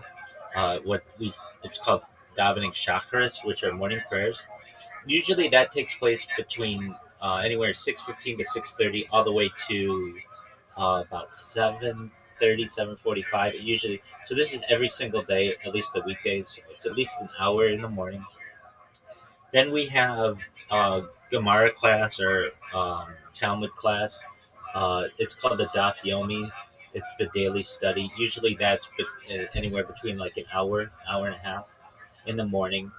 Then what you do is a lot of business stuff. You check emails, you make sure bills are paid. You may have people in the community who need assistance or who have questions. You address all of those. You make sure that your employees are staying on top of their responsibilities. You have responsibilities of ensuring the upkeep of the shul. Then about midday, we have another um, event. It's known as Mincha, which is like midday prayers. So Orthodox men together to have that prayer. And then after that, you may have the opportunity at lunch, or a lot of times we have what are called like lunch and learns, where you'll have members of the community who come in and you teach on a given subject. And then from there, there's uh, Marav, which is the evening prayer. So usually after work, everybody is done with work, come back to to shul, say those prayers, and then into the evening. You know, your father usually as a rabbi. It's an exceptional case if you're not for whatever reason. So you've got children to. Usually your wife is taking care of them, but you know they still need a fatherly figure. And then you spend some time with your wife, go to bed, do the whole thing. You do that 6 days a week. On Shabbat, some things change a little bit on that. Usually, Shabbat starts Friday night at sundown. Um, so there's Marav, which is the evening prayer that we say then. Then we have usually what happens is that's going to last anywhere between 45 minutes to an hour and 15 minutes. Then a lot of times we as rabbis entertain people within the community or travelers. So we might have somebody who's in from another city. We have a Shabbat dinner, which consists usually of uh, uh, challah bread, um, and depending on the meal, it can be cholent, it can be meatballs, it can be brisket. There's quite a few different things that we can have. Then usually that concludes. Everybody goes home, does their thing. Then in the morning we awake, usually pretty early on Shabbat. We go to shul, we walk to shul, and then we um, usually either have to set up or the shul is set up for us to be able to have chakras. And that's a long process. It's usually anywhere from usually like 8 a.m. to sometimes like 2 p.m., depending on the shul. And that's like a shorter version. So it's anywhere between 4 and 6 hours in the morning. And then what we have something called Kiddush, which is like a lunch.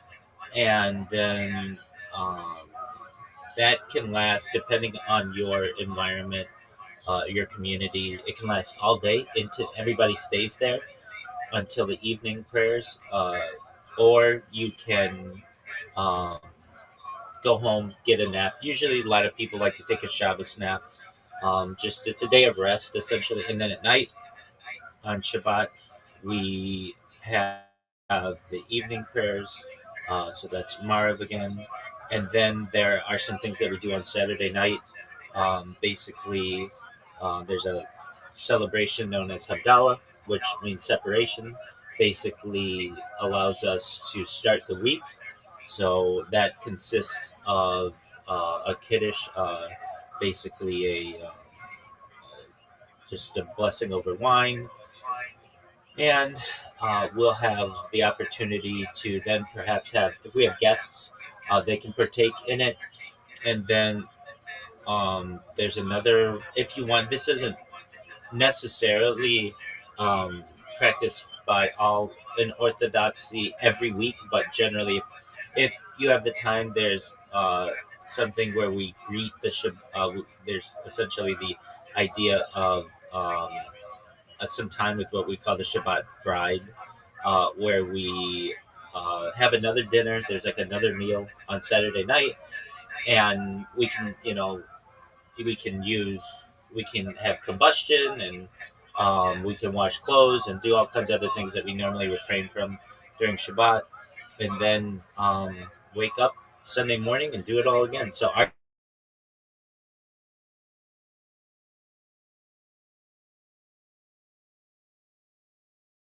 standpoint, Sunday morning, we're doing things 6 days a week, and then what is supposed to be a day of rest is usually can be quite busy for us, especially as rabbis. But that's a traditional sense of a rabbi, and I've lived that life.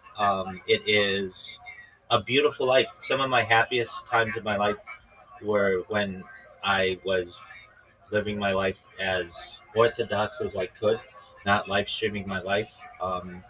And Wait, so why do you start live streaming to begin with? I mean, I know you want to make a time capsule and things, but what motivated you? Yeah, great question.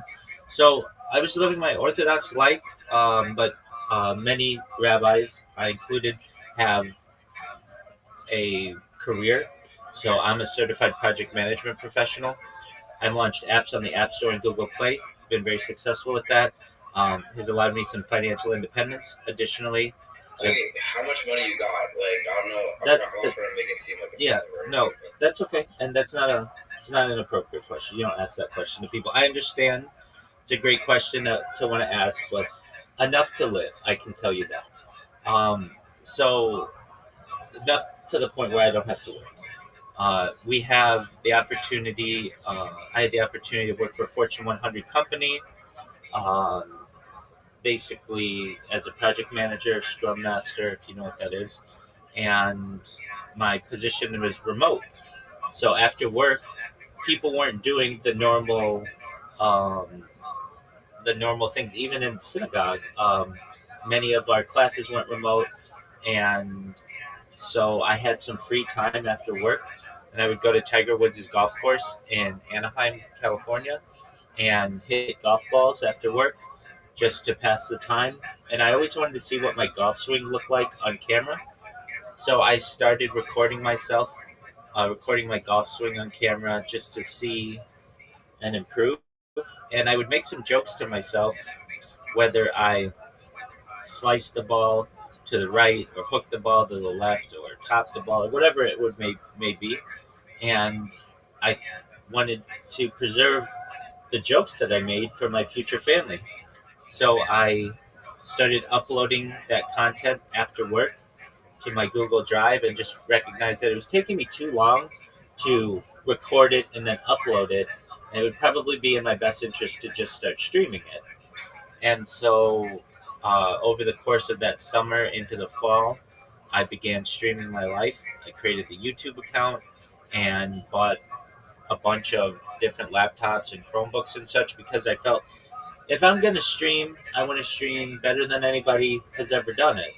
And I know you said you hadn't seen the movie The Truman Show, but essentially it's the story of a person whose entire life. Truman Show. Oh no, I have seen Truman Show. Okay, so you know that there are cameras in his everywhere in his world, and so I put cameras everywhere in my world, and felt that it was a really great opportunity to be able to archive my life. And I've just lived my life that normally, I mean, to some extent, the way that I normally would do it. I'd be in comfortable clothing, and I would eat and sleep and laugh and watch movies and film and television and such, and listen to music and sing karaoke and play games with friends.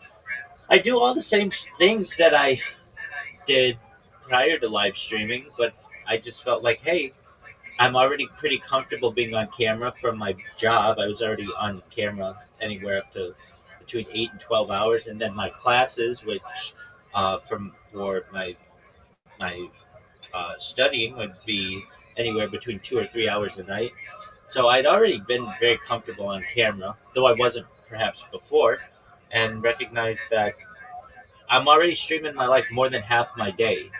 Why not just do it for the other half? So I started streaming on YouTube in October of 2021, and I've been live 24/7 essentially for 4 years since then.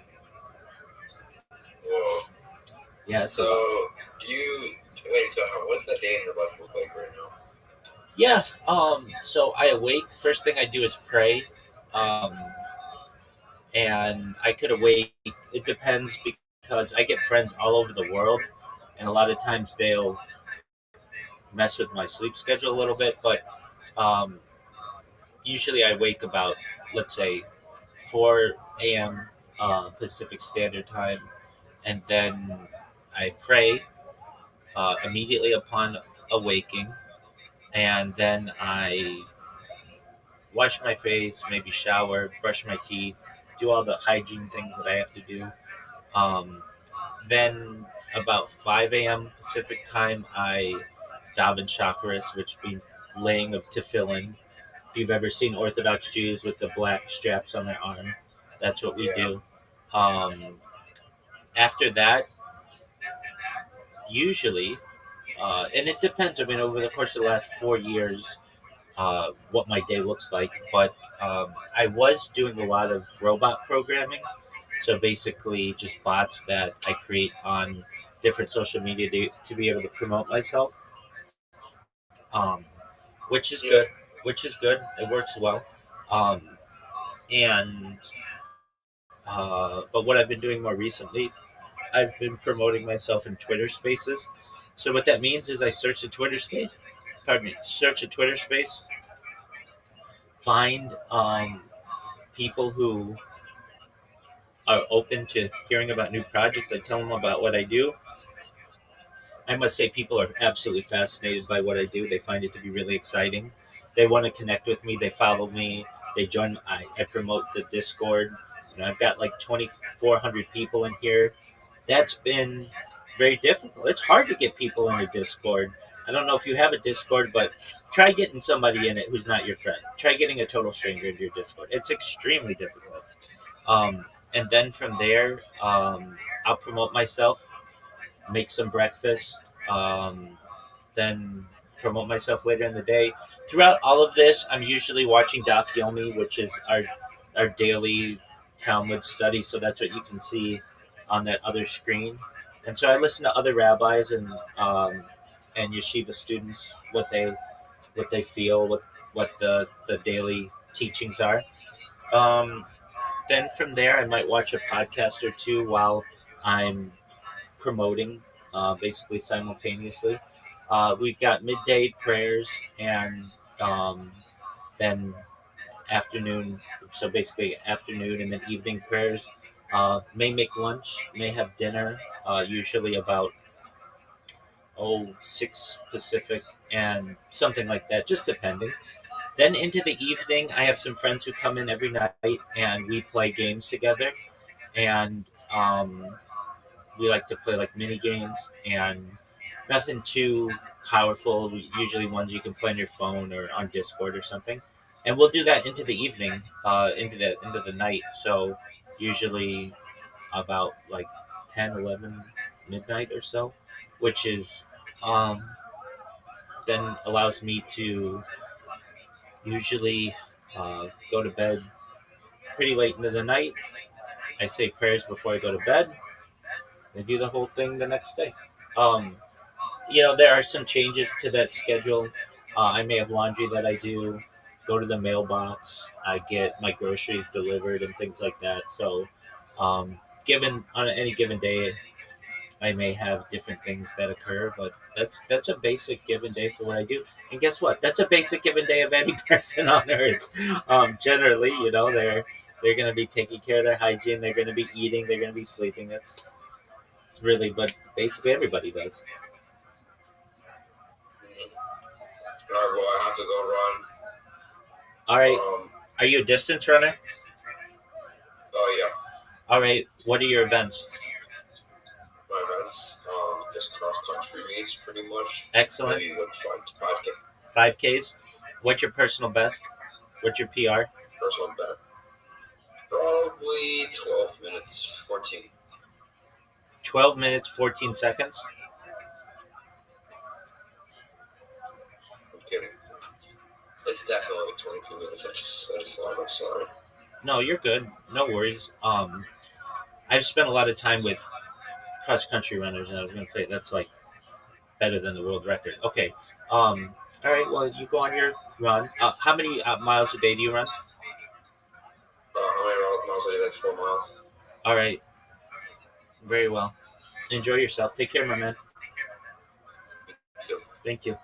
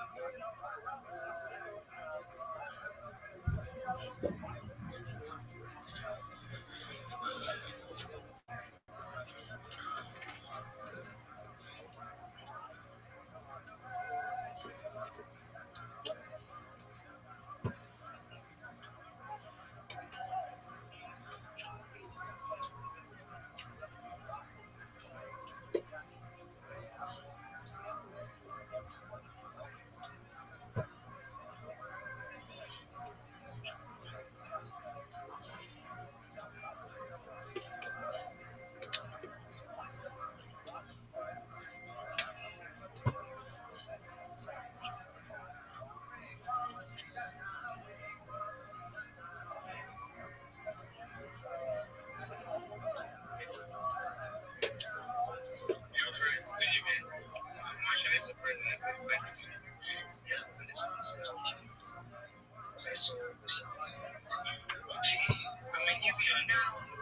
me correct you, Elijah. That's what you disconnect is all about. So you don't need to be surprised. Everyone, even if you have 0 followers, you're going to come up on the space to show yourself because that is what we do here. So I'm happy to have you.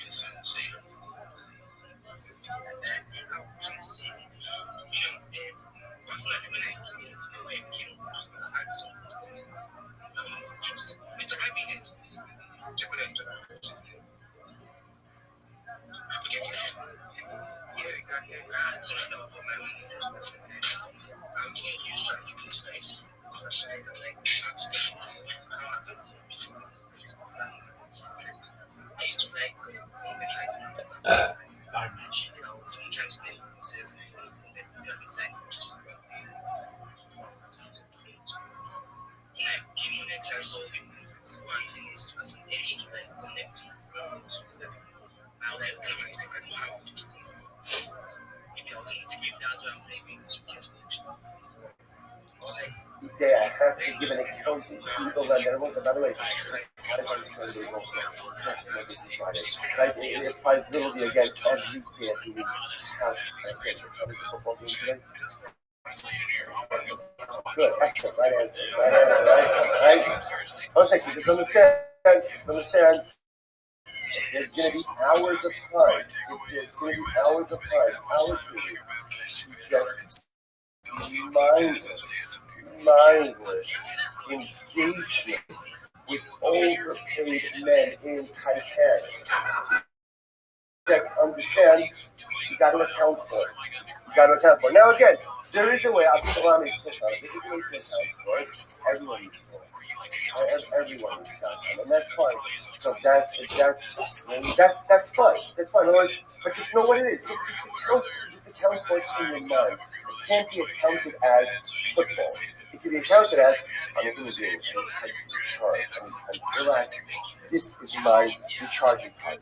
Again, I don't know the cast, but that's you're not going to follow, right? Right. But when I said that's your recharge time. That's as long as you are accounting for how you're using the borrowed money. How you're using social to borrow resources. Understand? The lender comes right to the loan. Right? The guarantor only gets involved much later on. The first way the transaction works is sharply left you stuff. I'm the borrower is the first stop in collection. The borrower is the first stop in collection. That's what I'm going to put up. Those guys finish up against. I'm going to put up. Minayin will already be stopped. So I'll say, now, interestingly enough, by the way, from where do you know that an guarantor is incumbent? From where do you know how not this concept of guarantor? So we mentioned just said incredible. Let's say not this week's contract, the next week's contract. Incredible. This is by Yehuda and Binyamin. Right? Remember again, this is when they have to go back to Egypt. Right? They have to go back to Egypt. I mean, Yosef, remember they don't know who Yosef is. Egypt is just some architectural spot of Yehuda. They don't know who he is. Right? So the nice thing is, what is the Yehuda say to Yaakov? Right? Yosef won't give us food. And that's of course we go ahead and we bring Binyamin. And of course, Yaakov Avinu doesn't want to let Binyamin out of sight. Because he's the only one who's going to roughly live and have. He saw it or he thinks he knows what happened to Yosef. Yehuda says, Yaakov, I will be the Arei. I will be the Arei. And because I am the Arei, ultimately again, if something happens, you come to me. Something happens, you come to me. So I said, no. Why not? That's the Torah system. Hakamonos said, and they also are Rabbi, Gainashidam. So what we're going to talk about is, there is a higher level of guarantorship of being Arei, and that's called Kavanos. Now again, that's a different discussion. You can see, by the way, even in the teaching here, so you need that so much more than just guarantor. Right? You need to take complete and absolute responsibility. So you might say, that's not the Arei we're talking about over here. So that's what we call it Kavanos. You put it in the back of your mind, we're going to circle back to that. Here's where it comes from. The mother, of course, actually is very, very beautiful passage. From Mishnah. Lokach Bigdoi, the Arei Zad, Uba'ad Lokriya Kamleit. So literally again, take his clothing, take his garment. The Arei Zad, which is guaranteed on behalf of a strange person. Omer, or a stranger. Omer, furthermore again, the passage is so again, it's all from Mishnah. Omer, Beneath. In Marachta Loreach, we'll explain what these two things are first. Beneath. In Marachta Loreach, Takat Lezakacha, so Kashta Berevitas, it literally translated my son. If you have become a guarantor for your friend, Takata Lezakacha, literally outstretch your hand to a stranger. No Kashta Berevitas, you stumbled over your words. No Karata Berevitas, you've been ensnared in the utterances of your mouth. Asay Zosifa Beneath Nasa. Do this, my son, and be saved. Boss of a prophet, late is not his Rahatzeh. What does this mean? Here we go. So Gemara says, in Mamor Yisrael, if you have money in your hands, what the Lord says, yeah. So listen, so Gemara learned out from this, it's been a problem. If you have money in your hands, then ultimately, again, if you have a problem, then go and pay on behalf of the borrower. That's the national prayer. Also, the if you have money, in other words, if the borrower defaulted on the loan, and you have money, you're the company you couldn't pay, then we pay on his behalf. The Iraq, Harbe Allah Rayim. But if you don't, you're not a guarantor, you haven't done something, you don't send them money, but you've offended them. You've offended them, you've hurt them, then Hirba Allah Rayim, which means bring a lot of people to this person and try to reconcile. Okay. So again, it's interesting. I want to point out that you know that the Gemara does not bring people to art. Right? I mean, it does. It brings you Uda, but then it says that's going to give you a real bit of art. Ultimately, again, that's Kabbalah. It's interesting that the raya for art is coming from Yishmael. So once you just understand, to be honest, you don't really need a biblical proof, right? When it comes to art. In other words, this is just a transactional reality. That people enter into this transaction and Reuben, in our case, for Ireland shooting money, Reuben has every right to go ahead and just be in Arab if he wants to. Okay? But it's we're bringing, a scriptural allusion to this. So the Gemara goes like, finish up, so finish it now. So the Gemara says, Arab to Mishkan with all also the fact that a Horei, again, to come and convert to the Mishkan is not focused. So this is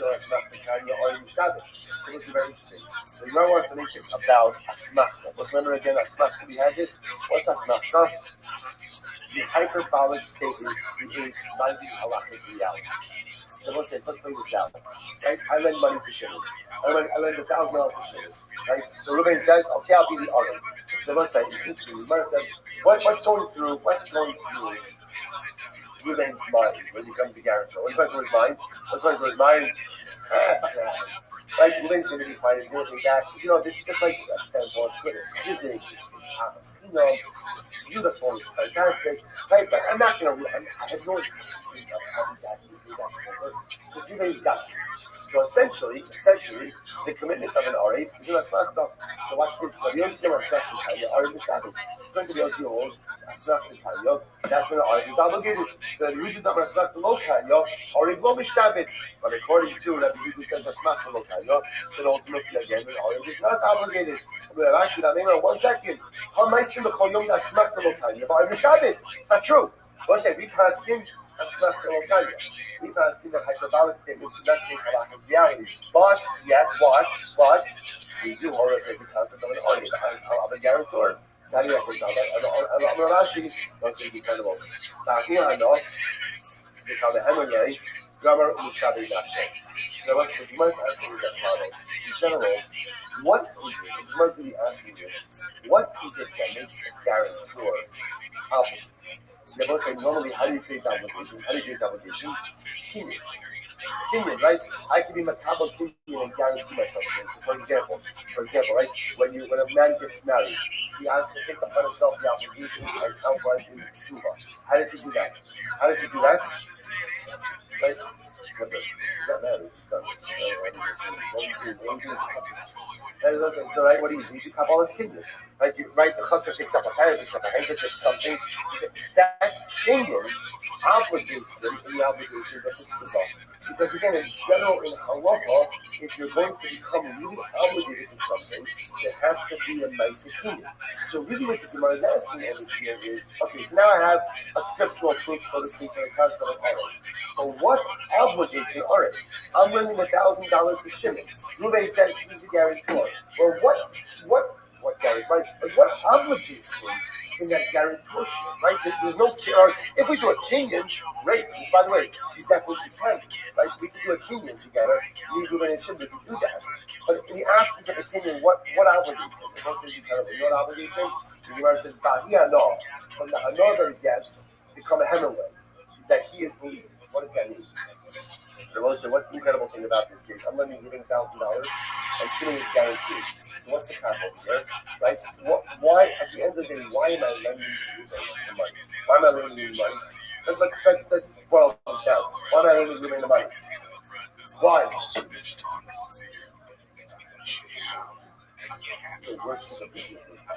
Right? Why am I letting you read it? I'll say why? Because I believe in Shimon. Remember, if I believed in Ruvain, then what? Then what? I don't need a guarantor. The only reason, whenever you have a guarantor, I'll say guarantor by definition means I am not 100% sure that the borrower is going to come through. Otherwise, if I believe in the borrower, then I don't need the guarantor. If there's a guarantor, essentially what I'm saying is, who do I really believe in this entire transaction? The guarantor. That's really what I believe in. That's really what I believe in. So let's listen to this. Shimon feels so honored by the fact that I'm willing to commit transaction based on his participation. That hanor that he has, that I believe in him, is what commits him to the guarantorship. That hanor that he has, knowing that I am only lending to Ruben based on his guarantorship. I'm lending to Shimon based on his guarantorship. That's what generates this halachic commitment to this transaction. Absolutely, so that's the mechanics. Now, let's say if you see something incredibly amazing. What's the greatest thing you can do for someone in life? The greatest thing you can do for them is believe in them. When you believe in someone, and they know that you believe in them. And you go, right? We all know this, because hopefully we all have someone in this world who believes in us. That knowledge that someone believes in me gives me the strength to move forward, to accomplish, to do. And when I fall, to pick myself up. Why is he already willing to commit to this transaction? Because he's so honored by the fact that the lender believes in him to such a degree that he's willing to commit himself financially to this transaction. The greatest gift you give to another person is that they know that you believe in them. That knowledge, if we go through life knowing that there's someone who believes in me, gives me the tremendous vision to accomplish everything that I do. One side, stop over for today. All right, Chavra, Zoom, have a great day, everyone. What's the difference between Dublin and Los Angeles? Right? What's happened there? And Chop's take on Ireland or Scotland would be great. Chop is like the forces over the world. So he's just such a sight to be able to do. He's a lucky guy. All right, so it's like, good morning. It is such a beautiful small fashion to be back here with all the it's supposed to be back. I don't know if this is such a small fashion to be back here with all of you. Let me show you when I go away, there's two things that I miss tremendously. And one, of course, is my family. I have to say that. I have to, I'm not going to say that. Right? But in the strength of Hashem, the ability to start the day with all of you, it's managed the highlights of my day. And even though, again, I had to for this year to give it virtually, that's what I'd say, nothing of the matches. The ability to come here to start the morning, to see such beautiful Hashem, such smiling faces, feeling energy of activeness, for greatness, function. So it's so wonderful. It's unfortunately back in Coast Guard, but it is wonderful about Hashem to that with all of you. So begin by thanking all of our sponsors for this morning's show today. Our Comic-Con sponsor, our annual Comic-Con sponsor, we don't sing the Papa. We're dedicating all the human touching the close for the Southern Public Sponsors. Comic-Con sponsors for Tuesday, Jackson, the clean creation of the Yachek of Josh's father, is where you go. And our Academy of Culture for the Zappa, and for the Swiss. In the Swiss, listen to what has to do with the security of all of our country's soldiers. Sending them off to Ashton, to dedicate insurance efforts this month in memory of the parents, moving Stephen, Weeks for Play, but then Aaron According, Sarah Stephen, Sarah Rappo, Basketball, Padron, and City the Ashton, Linda, Bas, Henneth, find the memory of their dear friend, the great soldier, beloved husband and father, not something putting up from your nation, from the moment, and Jesus, Mary, and the young people. We look at the name of all of our comments, all the great comments we have in our life. The families in your comments. And this session of responsibility to return all of our hostages to Shalom and to Karen, our country soldiers to be successful. The Torah Maaseh again, and indeed, it's so much incredible to think about that. There's only been such uncertainty, we felt such uncertainty for the last year, because of all of the events in Syria. Uncertainty is even compounded. What's incredible is you also feel in the air. Feeling like there's one of the most incredible things you feel in the air, right? You felt almost sounds strange, but there was like a certain euphoria, which is full of Syria. And there was this axis of and it opens this crumbling. It opens the door for a profound feeling that something dramatic is about to occur. It's something the world is changing in ways that we never thought it would, and so rapidly. And so overwhelmingly, there's certain pictures of some place with joint coordination between the United States and Israel about the destruction of all of Syria's weapons depot. Incredible. In the course of 48 hours, they wiped out over 80% of Syria's weaponry. Without Syria's air defenses, Iran becomes accessible. It's incredible just to see what's happening, and almost like a feeling like we live in the age of the footsteps of Mashiach, and in general, every day that goes by, we feel Mashiach coming a little bit closer. I just felt it. You felt it to walk in and to feel like a confidence, as they say, the Gava Yehudit. It's Jewish, I don't know, it doesn't translate out of Jewish arrogance, right? But a little bit, it's okay. It's more than pride. It's more than pride. It's a shtickle guy. It's incredible, because the truth is, we were so beaten down, and we were so hurt, and we were so battered and so bruised, and to be able to feel that, such a tremendous stuff. So it's like, let's begin. There's a lot to do, and it's hard to believe that our love affair with Bar Basra is winding down. Not over, but sometimes you can't just be a one receptor man, right? Sometimes you have to throw the field a little bit. So that's why we're gonna have to. It's hard for us to settle down.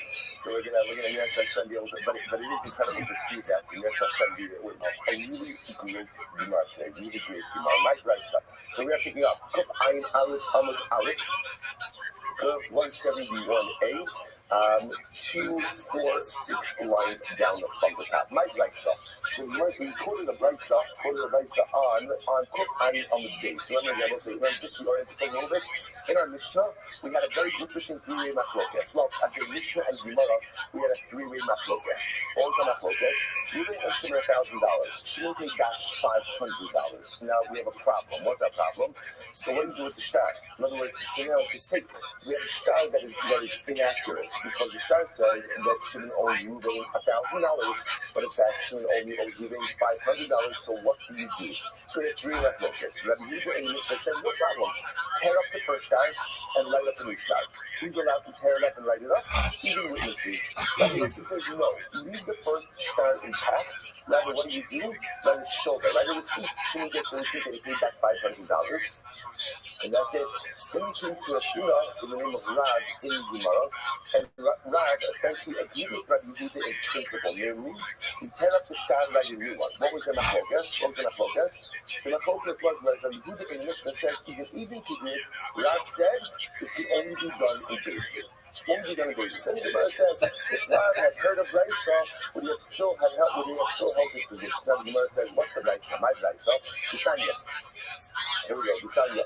How you mention Bo Elazar? So this is exactly our case. You didn't mention in $1,000. You didn't mention in $1,000. Okay, I also just mentioned we had a beautiful Gasson in Yerushalayim. It's in the Hebra. It's a Chazan over here. You should just know one of the beautiful things. You guys don't get to see it because you don't have the Zoom screen in front of you, but I get to see that in the Hebra. So every day, there's a beautiful shir in Yerushalayim. On a rooftop, we're on the rooftop in the old city. It was a perfect. It's actually warm in Yerushalayim. It's like 65 degrees. It's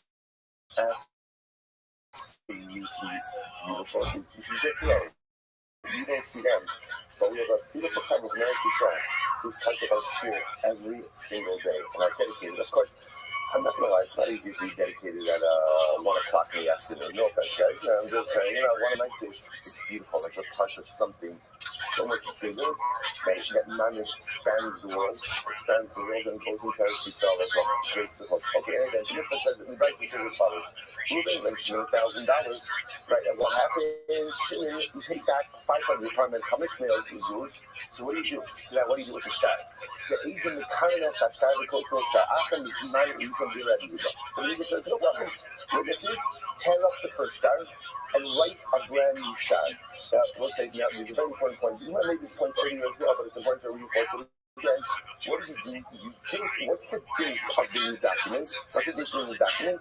It's the original date of the transaction. And this is very important, right?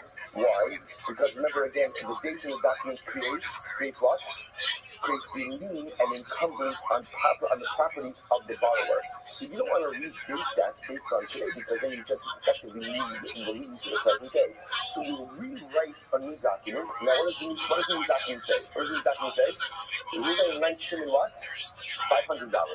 But the date of that transaction, the date of that document, is the original date of the $1,000 loan. That's what he does. But Yosef says no. Because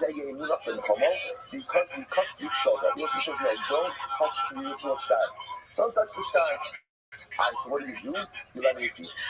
You write a receipt that says that Ruben paid back, that Shimon paid back Ruben $500. So what you're going to essentially have over here, according to Yossi, is two documents. What are the two documents? Number one is the original loan document. Who's holding the original loan document? Who's holding that? Who's holding that? Ruben the lender. So Ruben the lender is holding the document. Now, what does the document say? The document says that Ruben lent Shimon $1,000. Okay, but that's not true. I mean, it is true that Shimon paid back $500. So there's another document. What's the second document? A shoulder, a receipt. Who's holding the receipt? Who's holding the receipt? Shimon, borrower. And it says that Shimon paid back Ruben $500. This is Rabbi Yossi's model. Why does Rabbi Yossi, let's remember again. So why does Rabbi Yossi hold this? So here we go. Well, because intuitively, right? Rabbi Yehuda makes more sense. Just rewrite the document. That seems to be the easiest thing. Why does Rabbi Yossi Dafka want the receipt? And the case and there are two reasons Rabbi Yossi says why I favor the writing of a receipt. Number one, Achos, is the Yaakov and the Torah. So it's interestingly enough, because the existence of the original document is a motivation for Shimon to pay back. See what I'm saying? When you have a receipt, there's a danger. What's the danger? If Shimon loses that receipt, then what happens? Ruben, the lender, has a document that says that Shimon owes him $1,000. And again, without the receipt, Shimon has no way to prove that he did. I mean, I guess he could, but the witnesses, he could bring witnesses. But the life without the document, he has no way to go ahead and prove anything. So Yoshi says, I like it that way. You know why I like it that way? Because ultimately, again, it creates an urgency for the borrower to repay loan. Rabbi Yossi says, I want to turn the screws. I want to turn up the pressure on the borrower. I want him to feel the urgency to repay. The other thing that he says is, I want the original date to remain on the document. So he says, I want the original date because that original date, he's talking about the document, so there's a concern about date confusion. I want the original date of the transaction to remain. This way the encumbrance date remains as it originally was. One second. Rabbi Yehuda, calm down. Rabbi Yehuda, right, I want to remember, what did Rabbi Yehuda hold? When Shimon pays back $500, what do? Put up the original document, rewrite a new document. But Rabbi Yehuda also agrees that you use the first date, the initial transaction date. So this makes it sound like he's the only one who wants to use the original date, but at the end of it, he also does. So which the next is how can come out of this video? This is what the Yossi says to me. He's saying the following. He said, listen, it is my Rishon Thomas, Rabbi Yehuda. If you agree with me that in your replacement document you will use the first date, then ultimately you're going to only argue about one thing. What's the one thing? So Rabbi Yehuda says we create the Ishtar, and Rabbi Yossi says we write the receipt. The Gemara says, in his man, you shall come with Paligna Aloka Bakado. In his man, Shem Kamet, Rabbi Yehuda, if you hold that in the new document you use the second date, the new date, then ultimately again, Paligna Aloka Bakado. I'll argue with you on two things. Okay, so we'll say, so that's a Raisa. So remember again, so this is really, to me, I don't know why, this is very exciting. It's unusually exciting. That if you think about this is really interesting because this happens all the time. Right, there's someone else, right, you didn't mention $1,000, she didn't pay back part of the debt, he's paying in installments, let's say. Not that it was an installment plan, but he has money now. He decides to pay back part of his debt. So what do you do with the document, a ritual loan document? So again, just keep on remembering this. Rabbi Huda, Rabbi Yossi. Rabbi Huda, tear up the old document, write up a new document. The new document says that Shimon owes you $500. Release the original date of the transaction so as not to mess up the lien that was created on the borrower's possession. Rabbi Yossi, accurately now, don't show you dates, but rather just write a receipt. But 1 second, isn't the receipt really dangerous for the borrower? Rabbi Yossi says, yeah. Yes, we want the borrower to feel the urgency of paying back the money, so turn up the heat on him a little bit, let him know that even the lender has a document that says that Shimon still owes him $1,000, and that could create an urgency in repayment. Beautiful. All right, let's go back to turn up. So it's a start. Now we're not finished yet. But you must have gone a little bit of a deeper. Turn up. The start, she's not a custom the Shabbos or the Asara B'Tishrei. Start the Okel who's a custom ready to go. So this is fascinating. Let's say you have a document, right? And the document was dated not in accordance with the Jewish calendar, but rather with the secular calendar, right? Or some other secular dating system. And it turns out that when you look up, so I'll give you a great example of this, right? Next week, you find the star says that you're going to lend Shimon money on December 14th. Now, there's only one problem with having a date December 14th, and that's what? It's Shabbos. It's Shabbos. Or you find the document that says you're going to lend Shimon money on October 2nd. Or the problem with that, October 2nd was Rosh Hashanah. So now you have a date, ultimately again, I can do it. I can do it. I'm often see Bobby buying this year, that's what you So again, the point is, somebody's using an alternative dating system, and when you look at the date, it doesn't make sense. Because the date is a date in which a transaction would not have occurred. No one's lending money on Shabbos. We were talking about it on Shabbos. Very different stuff, right? But no one's lending money on Shabbos, and no one's lending money on Rosh Hashanah. So now, Shaila is, what do you do with it? What do you do with a transaction like that? Rabbi Huda says it's not a problem. How do we understand it? It's a shtar me'ocher. Rabbi said this is very interesting. Shtar me'ocher means a post-dated document. So this is very exciting because now we're going to talk about two different types of documents: a post-dated document and a pre-dated document. Now, as we're going to see, the whole issue with pre-dated and post-dated has to do with the creation of a lien on properties. Like whenever you lend someone money, or for that matter, you sell property, there is an encumbrance that comes upon, if you're selling properties, there's an encumbrance that comes upon the seller's property, right? That's what I'm selling with Achrayus, that's the assumption, right? Because we pass with Achrayus, so that every real estate transaction comes with a guarantee. That's essentially how we pass that off of Mesa. Or when I lend money, when you lend money to Shimon, so Shimon is guaranteeing the debt with his property. So what we're going to see is as follows. So halakha Mesa, when does the encumbrance start from? So the Christos, the encumbrance, the lien begins on the date mentioned in the star. Here's the problem. Well, if you post-date a star, if you both date a star, then that's fine. Right? As long as both parties are okay with the post-dating, that's not a problem, because no one gets hurt in post-dating, right? In other words, if the lender is okay with post-dating, that means his encumbrance is not starting until whatever, 10 days after the actual made the loan. That's his business if he wants to accept that. Purchasers, people who be purchasing properties, you're also not put in a disadvantage if the encumbrance only starts 10 days later, because hey, they're buying property with that encumbrance. The post-dated status don't really pose a problem. Pre-dated status do. Because what's going to happen, essentially the pre-dated star is creating an encumbrance before a lien before the transaction. And that's problematic because you can't create a lien which creates the transaction. The lien of the encumbrance ultimately is the result of the transaction itself. So a pre-dated star we're going to see is going to be hustle. A post-dated star is going to be custom. You're going to see by the way that this actually has certain things that we have other people. Take a look at this. time for just a moment. The second of the intermediate wide lines. So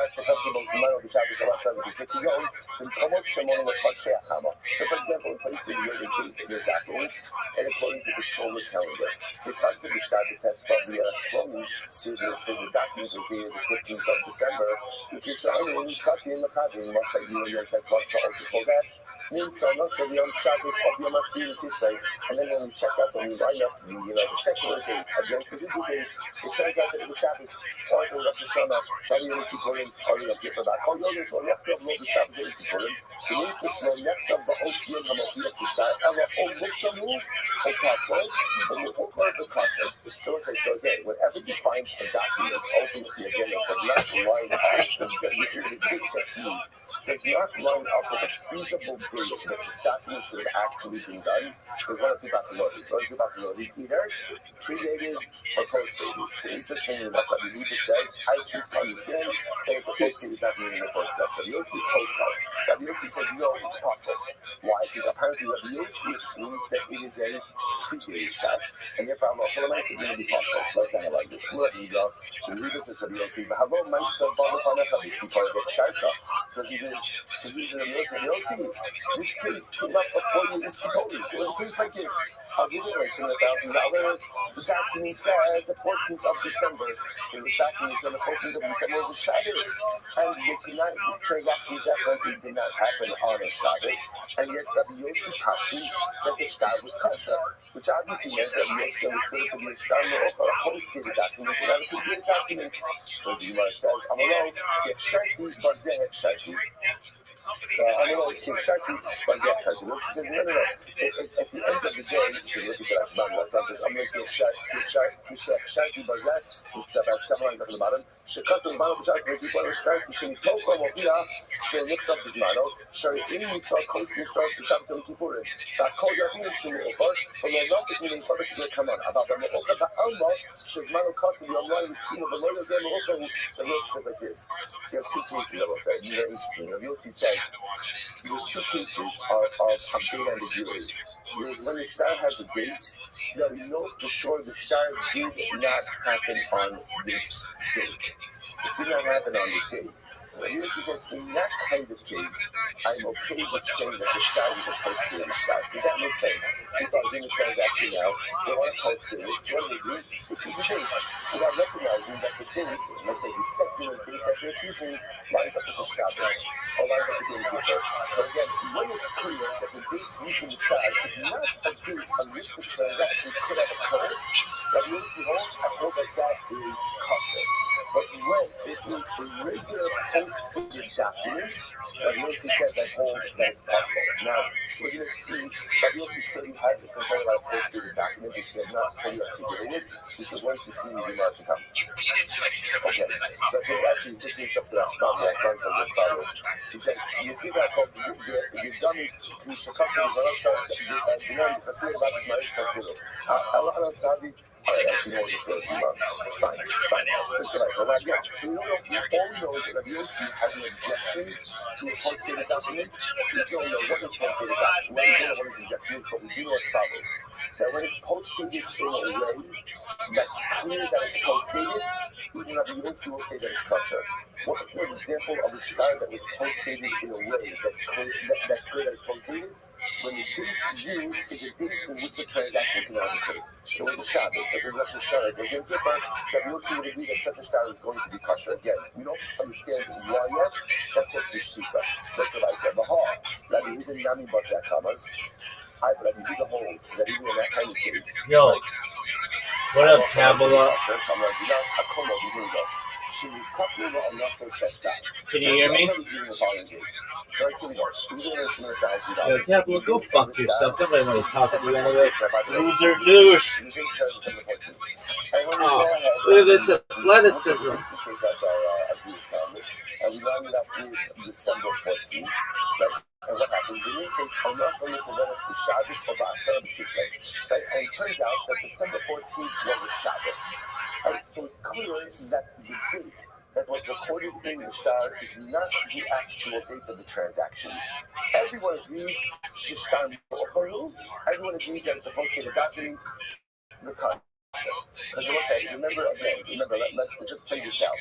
A post-dated document, in reality, doesn't sound like it hurts anyone, right? Because remember again, if you're lending Shimon money, so what happens when you go on Shimon's money? What occurs when it comes? So first of all, Shimon's obligated to pay it back. What else happens? Shimon's property becomes encumbered.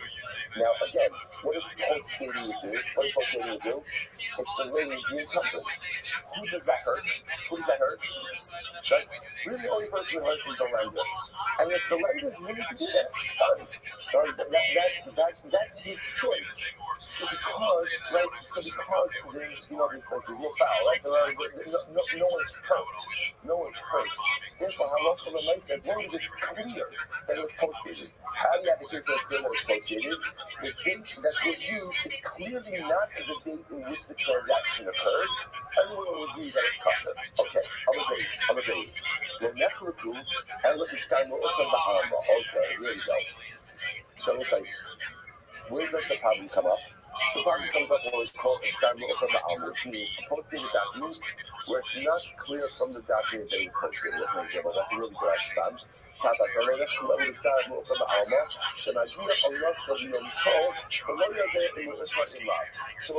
again, where does this come up? This comes up in the case where, let's say, dating December 13th. So I don't know, December 13th is a Friday. Is that correct? Yeah, so it's a Friday. Right? So the lights, again, here, I don't know, did the transaction happen on December 13th? Didn't it happen on December 13th? I don't know. It's possible that it didn't. Therefore, the machlokes between Rabbi Yossi and Rabbi Yehuda is going to come up, right? So let's say, here we go, let's get into it. So exciting. Rabbi Yehuda Kamei, so here we go, get ready. And then let's say, you see how all of this comes together. Rabbi Yehuda Kamei, Rabbi Yehuda Kamei, what does it mean to say? The Amar, Ein Kotzvi Shovet. Rabbi Yehuda holds, we do not write receipts. Never say now, why don't you write receipts? What do you write receipts? So we're able to see before the last couple of days. Why don't we write receipts? Because receipts create an unfair burden upon the borrower, right? Because at the end of the day, what's going to happen? The borrower now has to hold on to this document. So you don't write receipts. Right? There's a loan document that was drafted.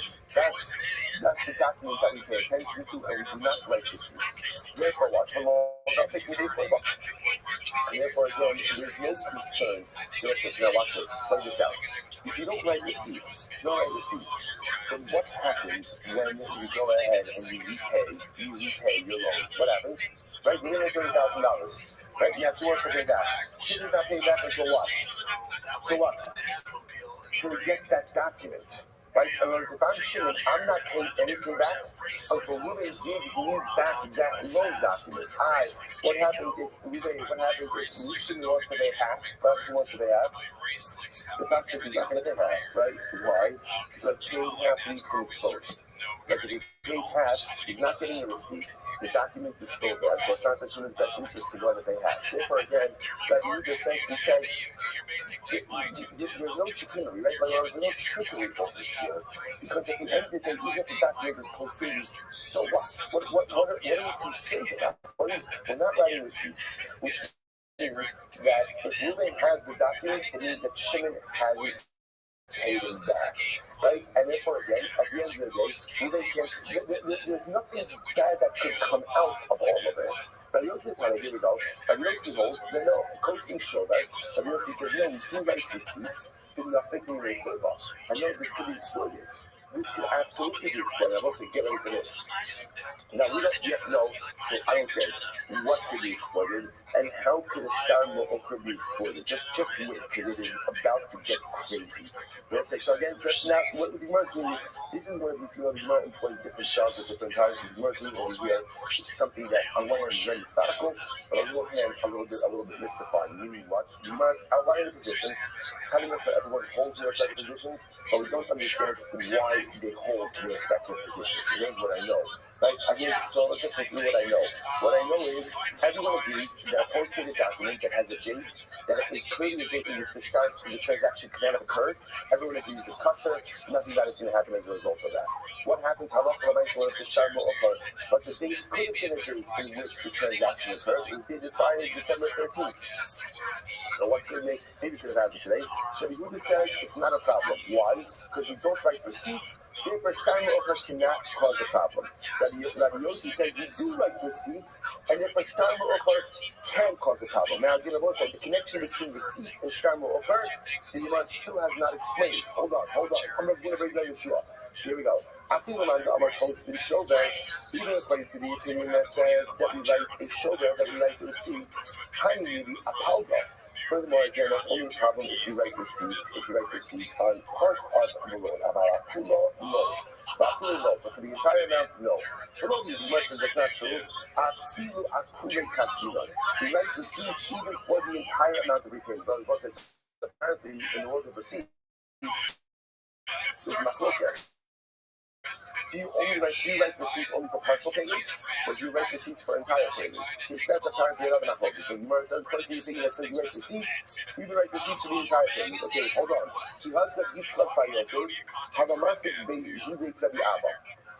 Listen to this. But Yitzchak by Yosef lent money to the Abba.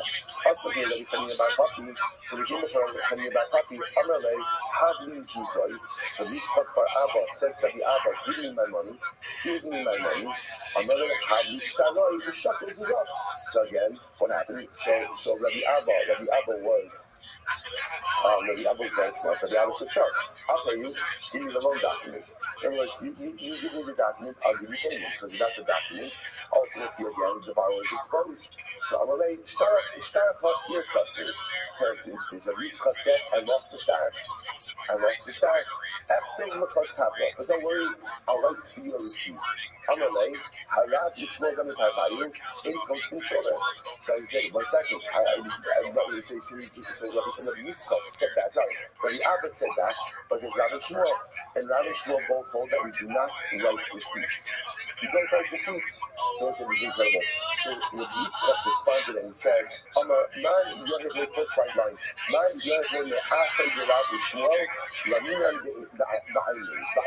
if only I would have of the dust in Rabbi Shmuel to put in my eyes. Now let's say it's actually very beautiful. But ultimately, again, so what's happening, this is what's going to happen here. The idea of putting the dust of Rabbi Shmuel is obviously a sign of incredible cover. Like, imagine the dust beneath the feet of Rabbi Shmuel. So I only have some of their dust to put in my eyes as we see such incredible clarity. But, listen to this, Rabbi Yitzchak said, but as great as Rabbi Shmuel were, and then Rabbi Shmuel says you don't write a receipt, but Yochanan and Yitzchak says you do write the receipt. So Yitzchak is turning back to the Abba. There's this tremendous mishaspiness. What is it Yitzchak doing? You see, Rabbi Abba quoting Rabbi Shmuel that we don't write a receipt. But Yitzchak held it differently. He held like Rabbi Yochanan and Yitzchak who said you do write a receipt.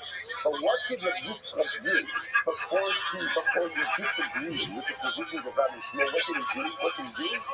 He built them up. In other words, he respected them. Also, it is such a profound insight into the way, into the mechanism of disagreement. It's a disagreement with stupidity.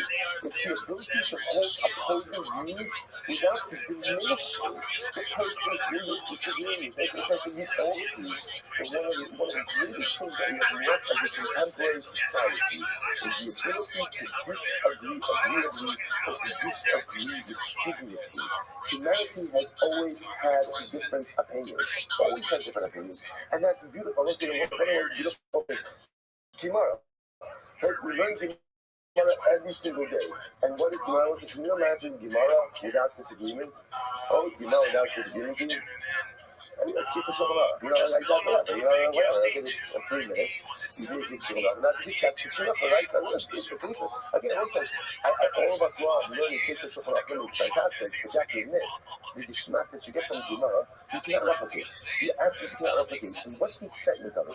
The excitement of it is to see a variety of different opinions. Everyone reads on the same dot.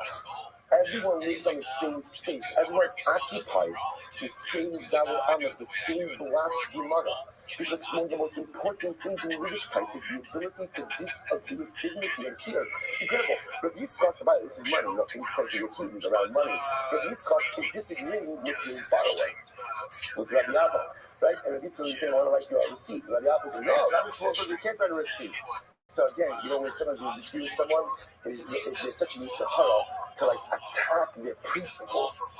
Rabbi Shmuel, I got to be open and sluggish. So what Rabbi Yitzchak does? No, Rabbi Shmuel, such people they have life. If only I could put the dust of their feet in my eyes, how great life would be. But if you're finished like you hold differently.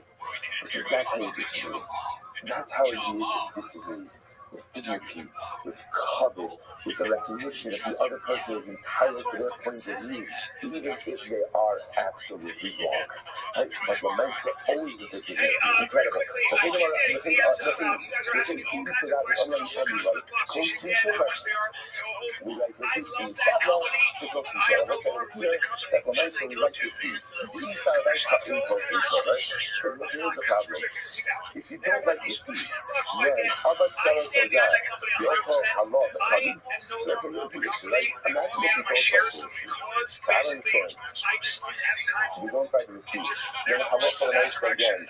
So what happens? So the lender should go ahead and read the loan document and then use the borrower that has to read everything. So you must know what's happening. Must be brought out here. The other night, supposed to show the other. Sorry, just the opposite. That if the borrower goes ahead. Right, the borrower goes ahead and uses his shoulder. So that's it, the lender should be able to recollect again. So you must be brought out. That's no section. Now my close shoulder. So now you should let us see. All but shoulder says that. You also have a hadith. Also, but the argument cuts both ways. Because what happens if you do write a receipt? If you do write a receipt, then what happens? What happens, okay? What happens if the borrower loses his receipt? What happens then? What happens then? All over again. So the point you must make over here is you make it sound like by writing a receipt, no one's put at a disadvantage. But it's not true. When you write the receipt, what you understand, receipt, and it's clear, receipt puts the borrower at a disadvantage. Why you say, how's it show? The borrower has documentary proof that he is part of the debt. No, why does it put him at a disadvantage? Because you're writing a receipt, then what? The original loan document is still in existence, which means that if the borrower loses his receipt, then moving has the note to come after Shani for the $4,000. So the existence of a receipt, interestingly enough, as much as the receipt is documentary proof that the borrower paid that part of his debt, the existence of that document does put the borrower at risk. Should he lose that document, lender at those collecting entire face of the loan. Also, the answer is, am I right, Rabbi? Yes. It does put the borrower at a disadvantage. Why? Adam Loba Yish Malba. Kofa for the consequence. This is says another example piece of some amount of wisdom. The borrower is a slave to the lender. That's the way it works. That's the way it works. The borrower is a slave to the lender. And therefore, you say, you see this motif in halacha, we want the borrower to feel the heat. Why? Because if you borrow money from someone, it is your achlayus to get it paid.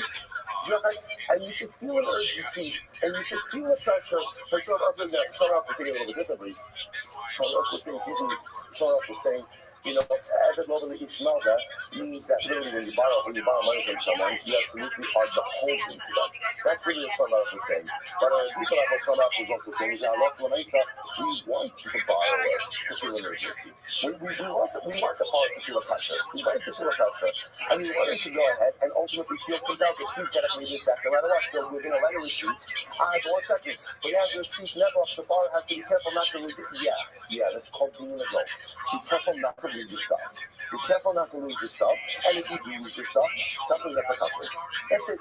So it's such profound also, which also, part of the report show that halacha. This is very important.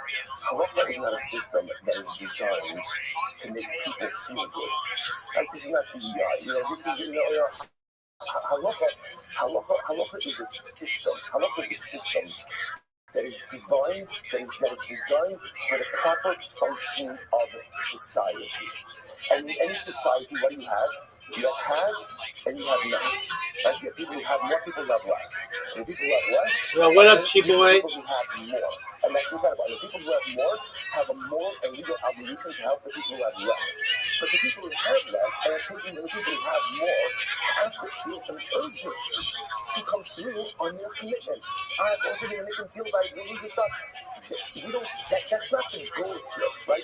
The goal is to create a functional society. Think about it, especially in the Jewish loan market. Remember, in the Jewish loan market in general, you're not going to see operating those disadvantages because Hashem created this way, but you're not charging interest, right? You're not charging interest. The issue with this, leaving aside the head to Israel, you're not charging ribbis. So if you're not charging ribbis, the least that the borrower can do is ensure that the lender is going to get paid back in a timely fashion. And so if the lender, if the borrower feels a greater urgency to give, how much is it?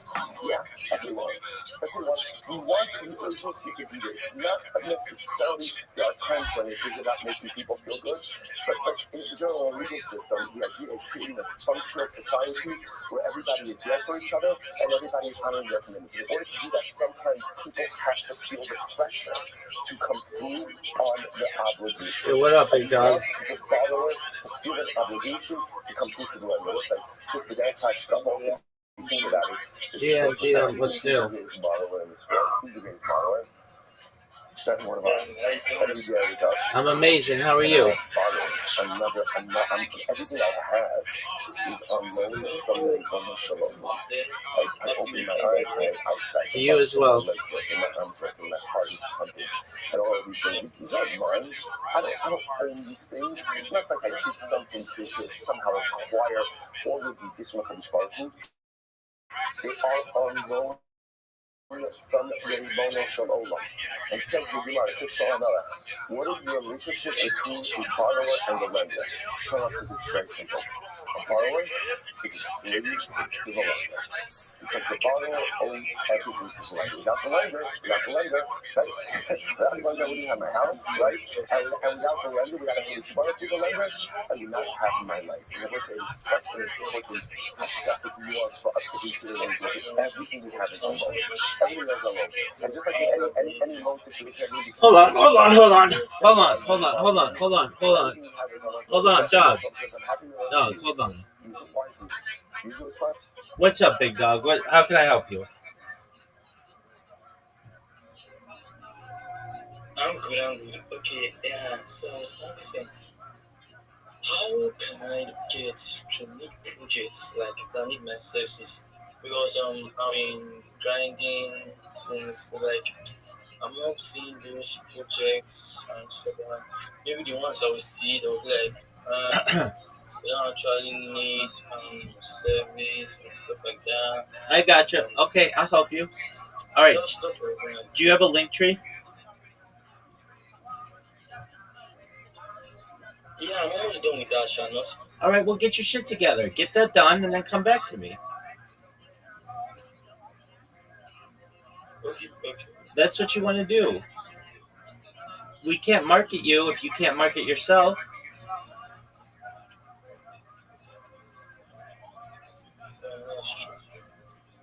So go spend the day, make all your social media. When you're done, come back here. I know you got that dog in you. You grind. I see you in spaces. And you host a space and it gets like 84 people. I see your numbers. And we're going to increase that.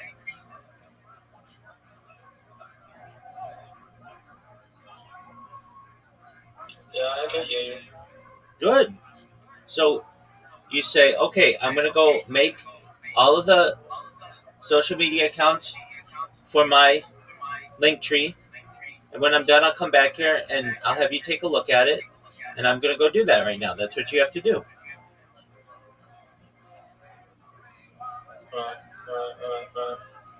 Okay. All right, I'll see you. I will do that and get back to you. That's what you need to do. As fast as I can. Hey, absolutely. Quality over quantity, big dog. Now, there are like 20 that you need to do. There are a lot. So make sure that you do them all. I don't want you to come back here and I look at your link tree and you've done 4 of them. No, you've got to do them all.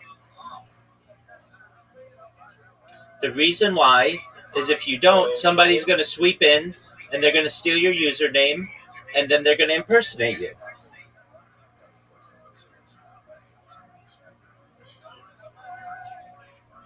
Okay. You say all of them 20. Like, I don't actually know much. Though, I know about Facebook, YouTube, Chi boy, stop. Stop. X, Chi boy, chi Telegram. boy, chi boy, stop. I'll give you the list. Just one moment.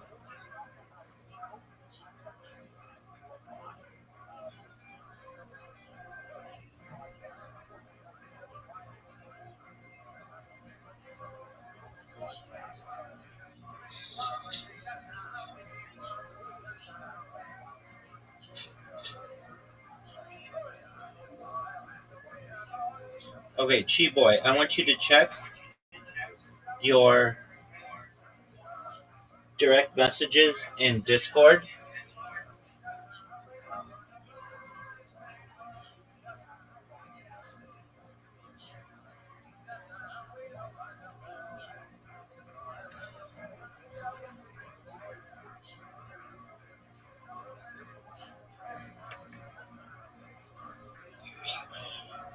The upside down community yet. The link, I'll show the link now. So it's your link.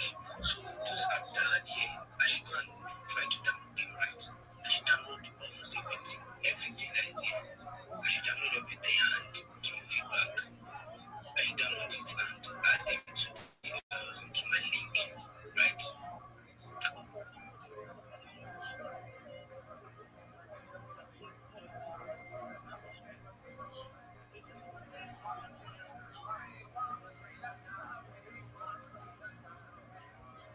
Where did you say you send the message to my? Is it Discord. Discord?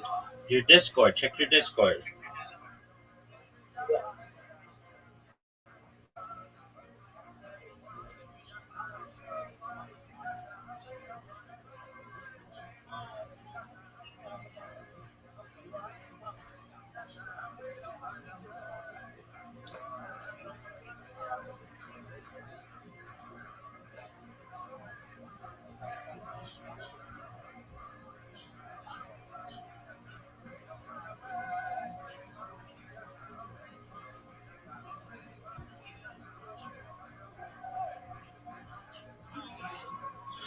Do you see the link that I sent you?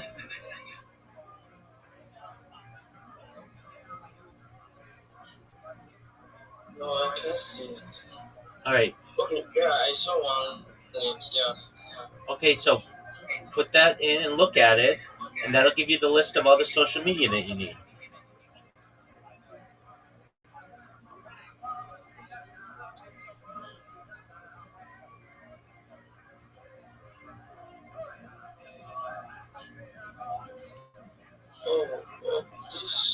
This was another.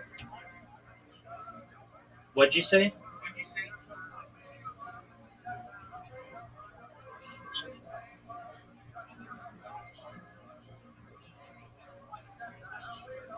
Okay, I've seen it. Yeah, I've seen it. Okay.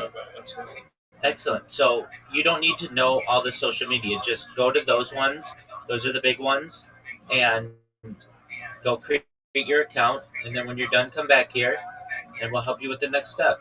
By Monday, you'll have all your stuff done if you work hard, and then you'll be able to market yourself better. When you go into a space, people will listen to you.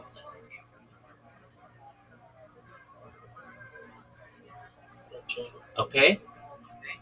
I understand. You're welcome, big dog. Let me know if you need anything else. If anything else, I'll just say. You just come back and let me know if you need something else. You're like a human AI, bro.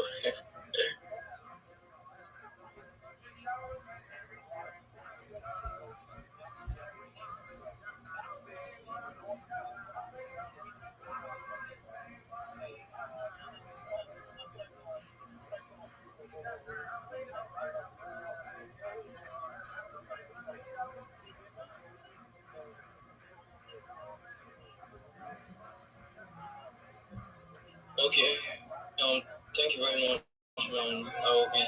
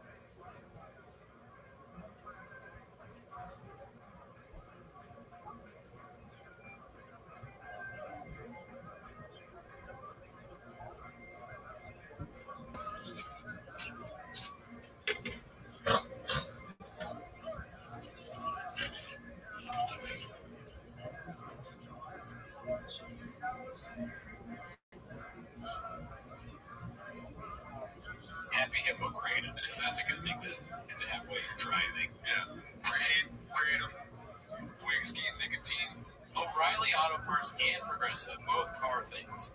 They want to be associated with all that. Energy drinks, drinking, kratom, and nicotine. These are recipes for disaster when you drink. All stuff you shouldn't do when drinking. Yeah. And then I guess maybe rain. But the moment I was like, it's going to change the game. It's just an interesting choice. You can add on the dogs, and you can still not caffeine, dude. But get contact this one, I don't know if you ever missed these, dude, but this made me laugh anymore today. It's called Talk Out a Perfect Storm, Bubba. Nah, it was like the perfect whirlwind. Plus my guide guitars. Let's see here. That's what you come at me at the same time. The church music also those two like this perfect world. But if I'm not talking about war, and you give me the context, that makes so much sense.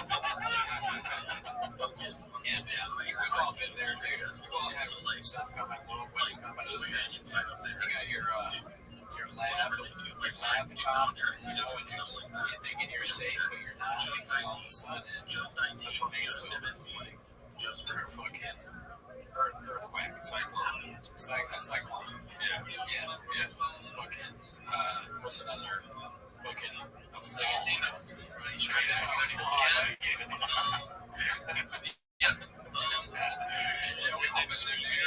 One moment you're just trying to get your dicks in, walking a girl down your truck. Next moment they start a podcast talking about it. And you gotta be like, whoa, this is a whirlwind of stuff I don't need. It's bullshit. You stay on the walk, chicks your truck, whenever you want. They wouldn't talk about it. She just said discuss the podcast. Talk about the walk meeting the wall, walk meeting the truck, boom. This one's posted by Haphazard. It's called Watch Out for That Slippery Slope. Classic.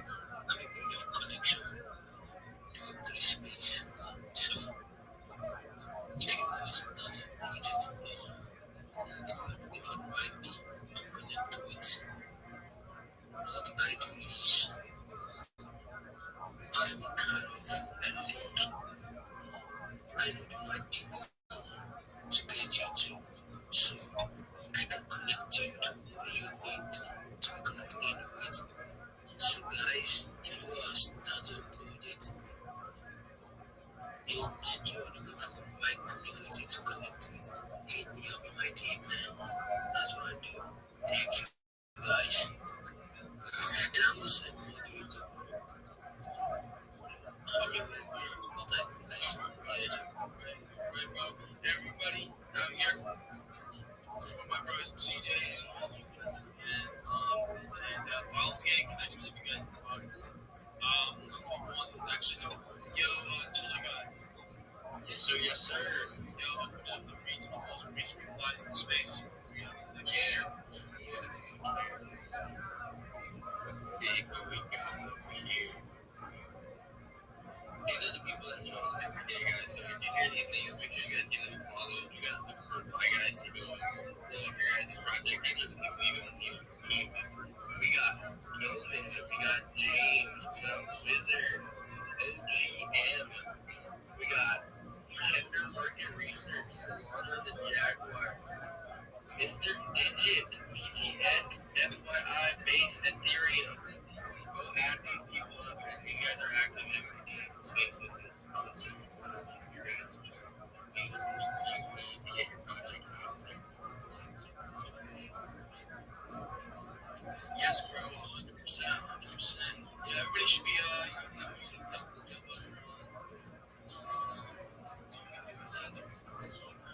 asking things. Hopefully everybody is, like, coming to space. Everybody is looking to followers, everybody. Yeah, so you know what? When we get the correction, we'll move to the next speaker. We're going to go on to rotating speakers. Yeah, of course, yeah. So, like, whenever we get speakers, and as they basically finish their shit, we are going to take them to the stage, and they can always hit that request button again. We're going to have a big live request. So, people start rotating through. I want to go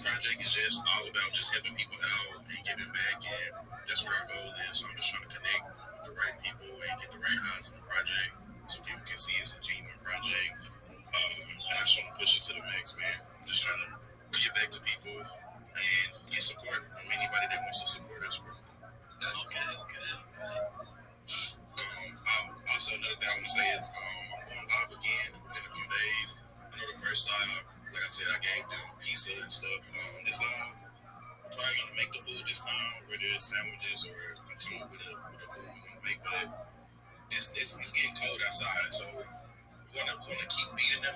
We're gonna get them because I talked to a few of the homeless people and they said they need like jackets and tents and tarps and stuff like that. So we're gonna continue to feed them and we'll eventually get them tents and tarps and hand warmers, clothes, just stuff that they need for the winter. And yeah, we're just gonna keep pushing this project long term through the end of the year, Thanksgiving, Christmas. But I'm just trying to get back to them, and eventually, as we get more funds, we're gonna get back to more people as well. Whether that's single mothers, that's charities, that's families that need help. That's what I appreciate for you actually saying that, because there's a lot of kids that actually don't really care about that unless they rather care about money. No, that's a good thing that you guys are doing that. And once I get once I start filling out more of my definitely, I think that's what I got to start doing, is helping out all these communities just around the world. And I think that's going to be the most provider help that people need to see, that get them healing and get them on the street, and using the government to help them. So basically, we have more than we can get. So if you keep churning out fucking water like that, what we do is we get these customers that obsess. They order more than one, more than two. That's not true. So it just depends on what kind of business. That's in quality of the. Yeah. So let's say like this is the higher price point. So like that, where the top is, like he said just the disaster thing. How's it go? Black Friday's coming up. What are we doing for this?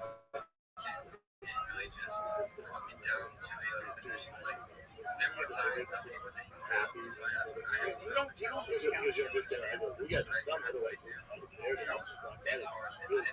Apple doesn't have discounts. Yeah, he was like $95 on shipping. He's like all the bags on $55 shipping. She said he called me up and he goes, I think we're gonna run a special. I go, what? He goes, $1 off. It's like, that's fucking hilarious. Because that's it. It's just a different area. But you run the ropes. You run the ropes. There's so many things when you actually look at numbers. I'm a numbers guy. I always told myself, like, if I had the means and I had the money to give back, I would give back. And when I do have the means, I definitely give back if I see people on the street. But with Confirm and the Grab Rewards and just going live and people being able to see what you're doing, I feel like it was the perfect opportunity to push the movement and find a way to get back to people that need help. So that's what it's all about. I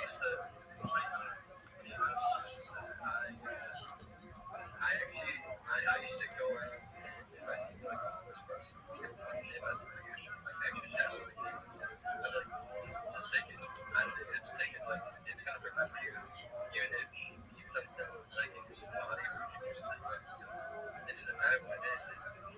It's you're careful with the other people that surround you. I used to show that as a kid, or my grandma used to say shit where helping others is remind to make you more better. It doesn't make you what makes you a better person, but it doesn't make you like a good person to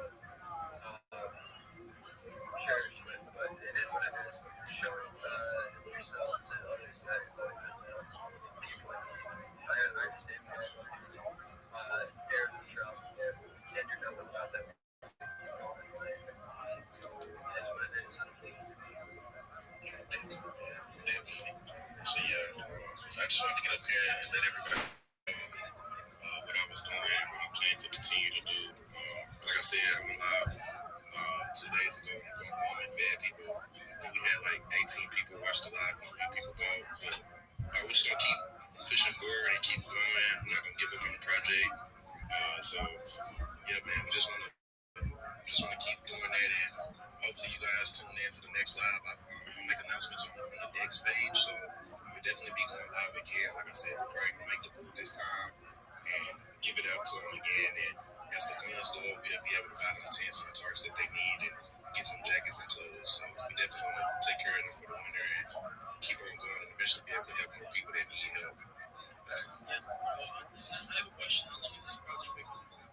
So I launched the coin like 2 days ago, and I went live, and it's only, I think it's like the 3rd day I launched the coin. 2 or 3 days ago, I went live the first day, and then right now I just been trying to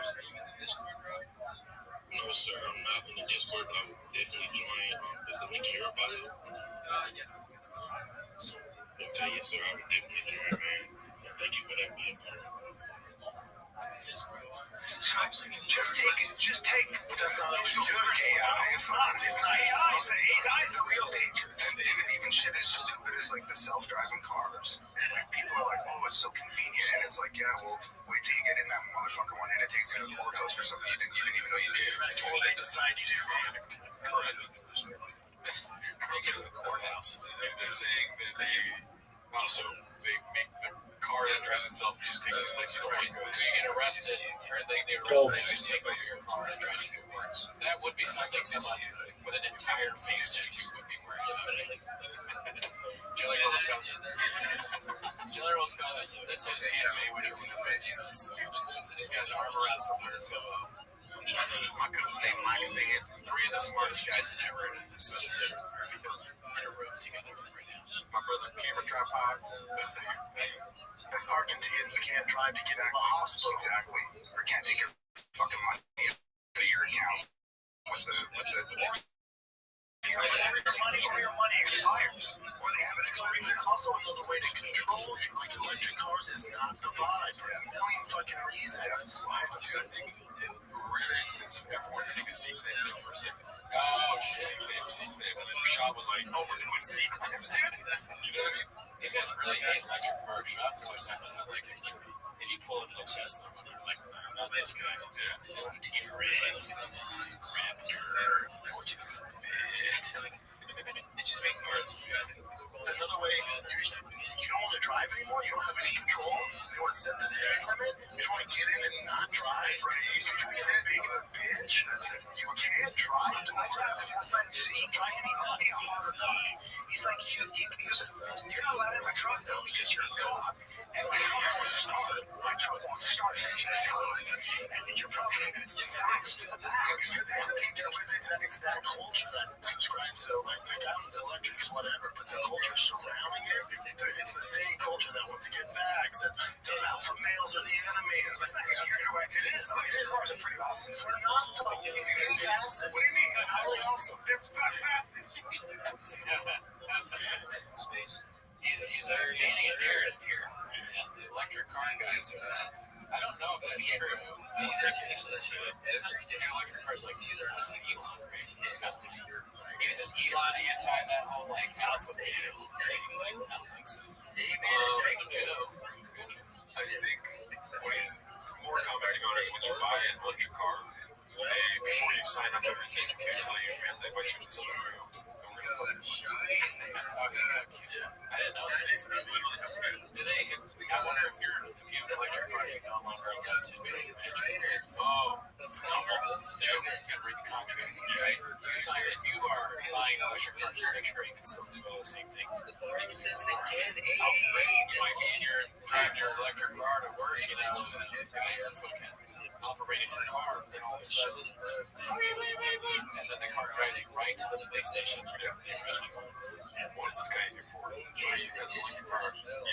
Yeah, he's drinking off of it. Yeah, he's trying to be fucking smarter than everyone else. 30 years. Shadow ban. Yeah, you got the shadow ban. Yeah, you're shadow ban. You don't get any prison time to go. You don't get any more views. I'm sorry, you're talking about this. Nobody talks about how when you delete your card, Instagram shadow bans. Yeah, it's big tech. Yeah, it's awesome. Actually, tech helps you out. Like you don't have an electric car, Instagram does shadow ban you because it's like we can't shut that way people know how cool trucks are. Yeah, and fucking we want them to drive electric because it's all about control. Yeah, they're control. Control. 3 shit, I got my car's not fast. My car's not fast. Sorry, by all measurements, your car's not fast. My car jumps off the line. There's gas-powered cars that do. If you're listen, it's fast, then you would drive a fast car before this. I don't care. Yeah, that's what I'm saying. I don't care. You're doing it because it's easy. It is. But people don't realize that grown cell phones are realized. They live in simulations. Who knows on cell phone? We need more of this shit. Philosophized, dude. I really want to see. I want to watch this show every day. We just talk about down. Click on the original Bitcoin logo. The little fairy that pops out there, that is Pixie. Now, Pixie is huge because she has actually been there since the day one, and our dad found her dead. He brought her back to life as a meme coin. And Pixie launched September 5th, has an all-time high of over 900K market cap before the crypto meltdown started, and it's been holding steady at a market cap currently of 60K. It has a token burn of 104 million. And Yo, what up, Ultra Orthodox Jew? Just for a moment, I'm gonna call. quite tight and everything. That was worth around 50K. Yeah, look at that Ultra. The wallet of the dev is also shown. It's locked. This just shows transparency and all that. Everything it does for the push of the project comes straight out of his pockets. There's a lot of things to keep the community active. There's a lot of contests going on. There's currently one going on right now.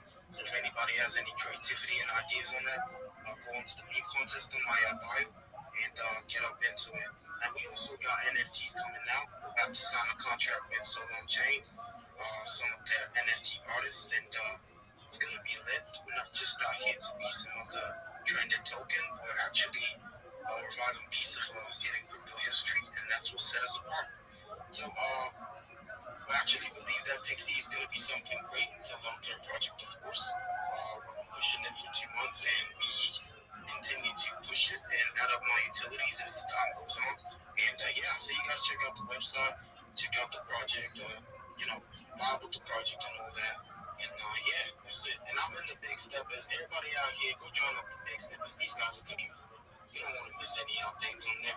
Appreciate you having me up here, Shy. It's the DJ, it's the Sugar God. Appreciate y'all having me. Yo, I see Spider Pig. Why would my G? Yo, what's good, Spider Pig? Yo, man.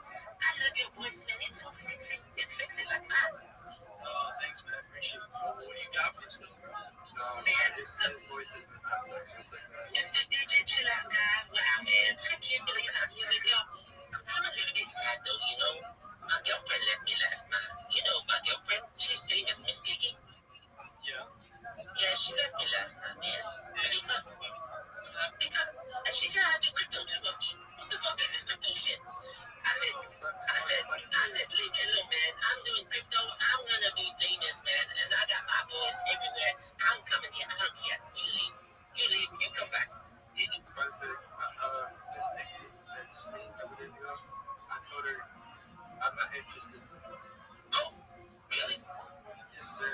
You know the power ability. The guy's so scared and they're over. Oh, well, typical. And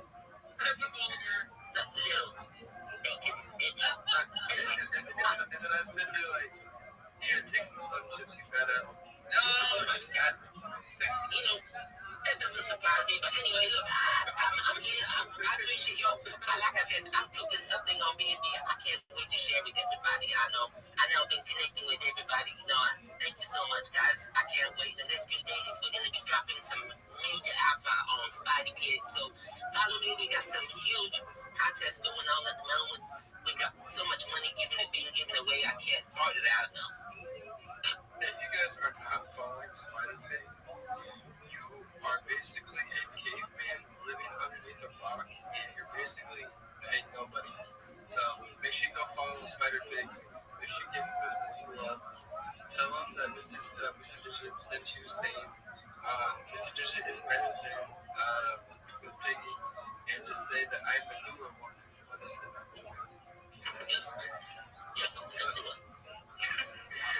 but always give him a follow, keep his notifications up. If you want to show him how to grow, be authentic, or want to connect with new legends on the spaces, this is how you do it. Spaces are the number one way how to grow. And I'm doing this with my eyes closed because I don't know why. Every day is a opportunity if you want to grow, if you want to make money, if you want to find ways to the number one way how to become I want to say more famous, but get your more voice out there. My best network is your network, and that's facts. Every single day. Make sure we are max engaging. Make sure we're max engaging with everything that's on the purple veil. Before we move on to the new speakers, I am rotating half of the speakers so we can get more people up in here. Don't get offended. I'm just trying to get more people up in here so they can show up the project. Thank you again for everyone who did show up on the space. If you didn't speak or if you didn't speak, my bad. I wasn't here, so don't get mad at me. I'm just trying to do my job. Yes, bro. Yes. Hi, I'm in the middle of a discussion. Just one moment.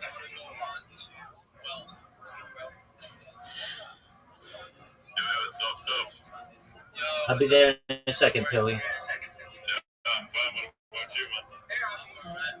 Chilling on the space today. We're having a lot of people on the space. Last Discord hanging out with us. I was hanging out this morning with Mr. Digit and some other members of the Big Step. He was bullying me. He bullied me yesterday. Yeah, we're gonna call it. He was calling me names. Man. Shouldn't do that, bro. Yeah, you alright. You know what? I'll tell you, Mr. Digit was pissing me off, yo. So I changed his name to Mr. Diddy. Hey, no. That's a good one, yo. That's a good one.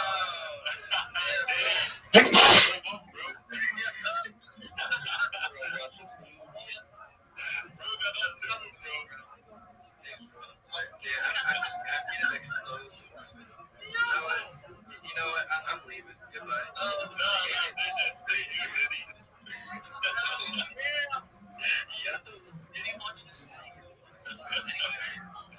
Yeah, anyways, guys, thanks for having me on stage. Yeah, I wonder why you sent me 600 oils. Fuck. I thought it was for a slip and slide. It is. Well, Dwayne, what's good though? What do you got for us? What's your project about? Yo, my project is KOLTrust.io.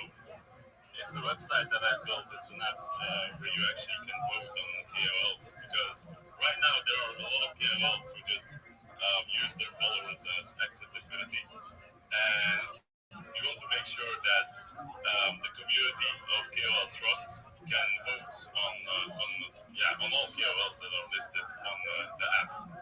So you can literally go on KOLTrust.io and you can connect your wallet and you can start making KOLs, adding KOLs, of course, and you can vote on KOLs that are already in the app. So I think there are a lot of posts about it under this space.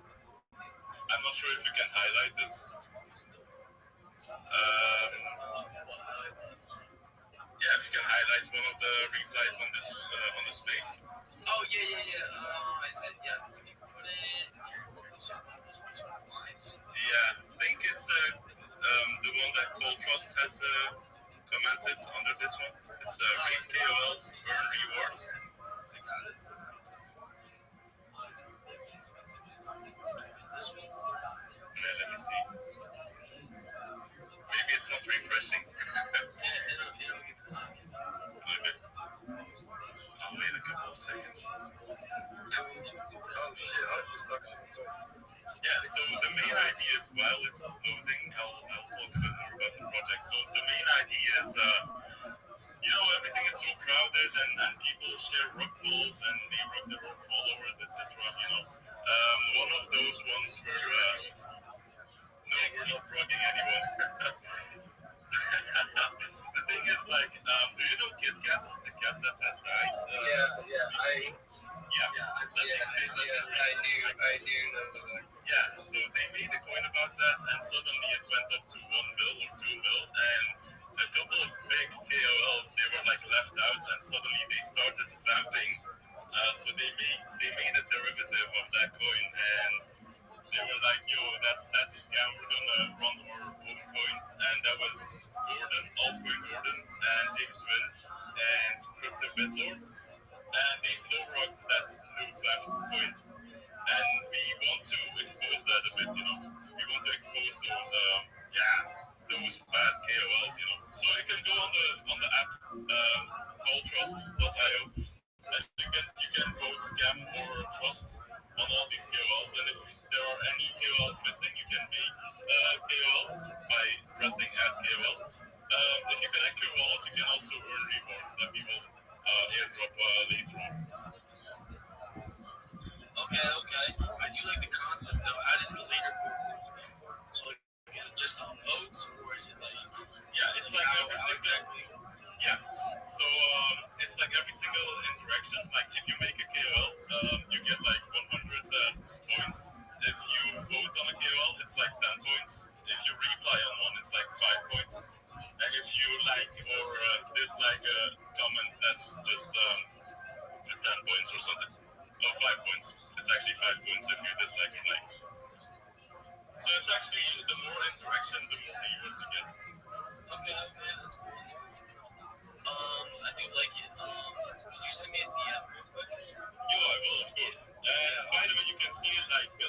dating app, but for KOLs. It's just like also I'm gonna add a new feature in the near future. It will be like in turbo mode where you can just swipe left and right, and swiping left would be like scam, and swiping right would be like trust or something.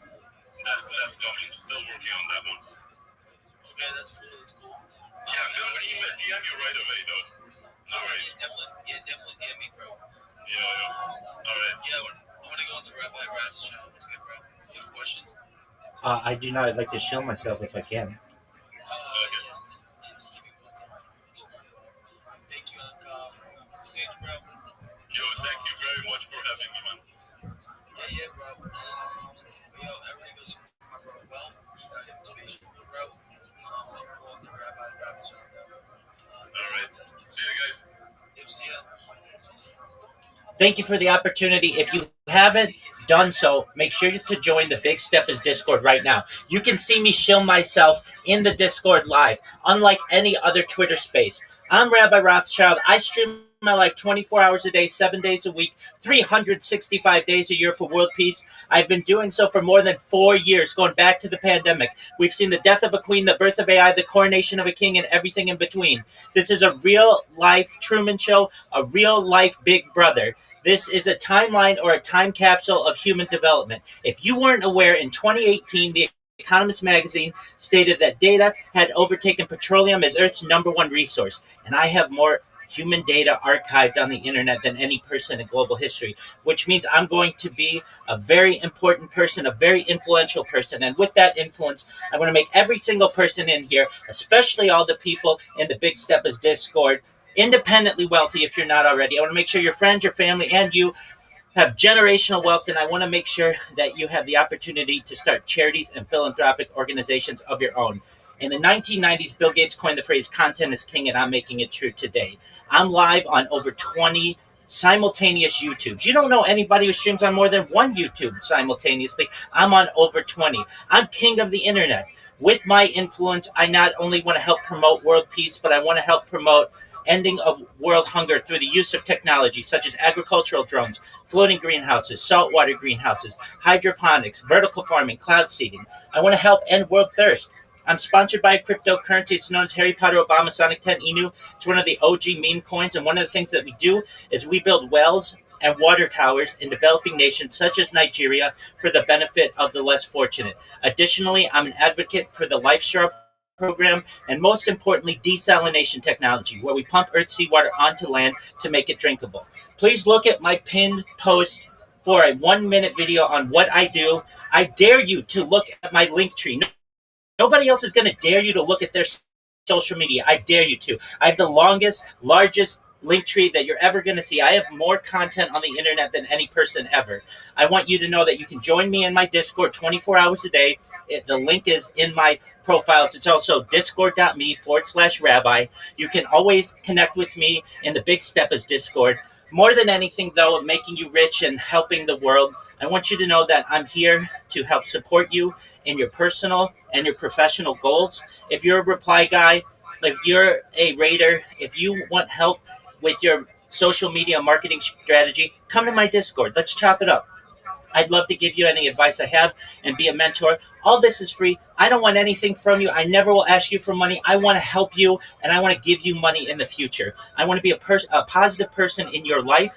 I want to make sure that you know that I have an optimistic view on the future. And most of all, I want to give people hope. And with that, I want to thank the room for the opportunity to share. Let's go!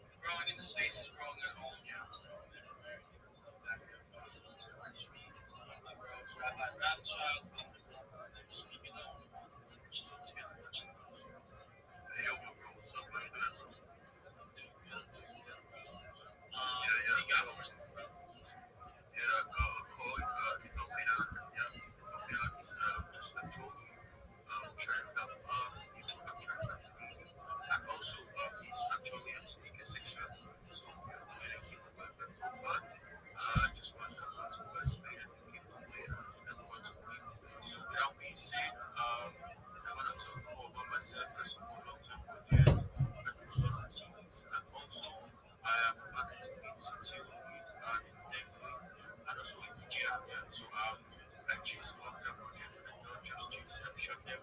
I don't want to make quick money. I want to make a generational money. So yeah, that is the key. So if you have a long-term project, just hit me up. Hit me up. Yeah, that's why we put together for everyone, and also go to big steppers. That is where the money is. That is where you get job to be my guy and so on. So thank you so much. That was a job I tried to do. Thank you, Shai. Yes. Yes. Space around different ways. Yeah. I want to go to. Thank you, Shai. Yes.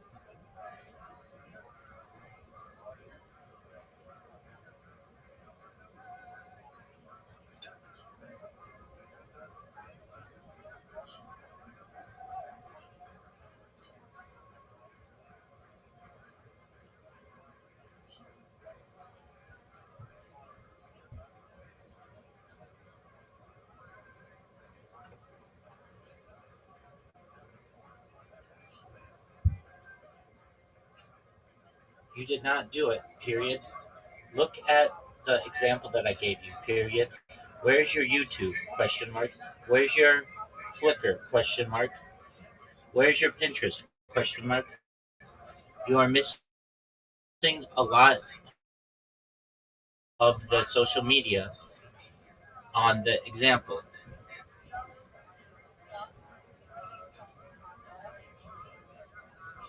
Please make sure that you check all of the different social media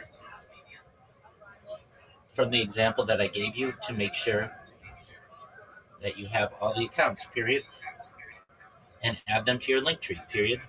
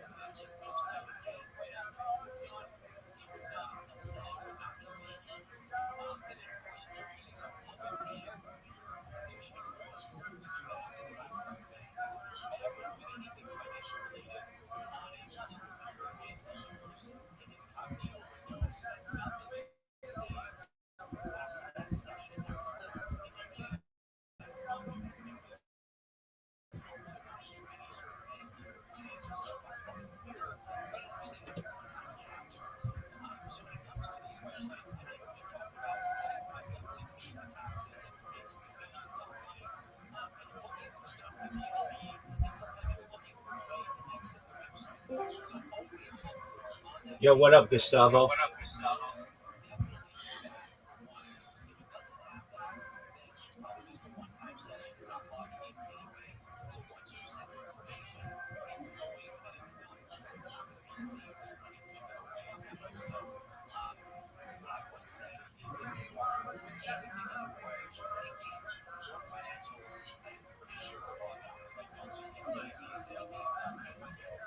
Yo, Gustavo, can you hear me?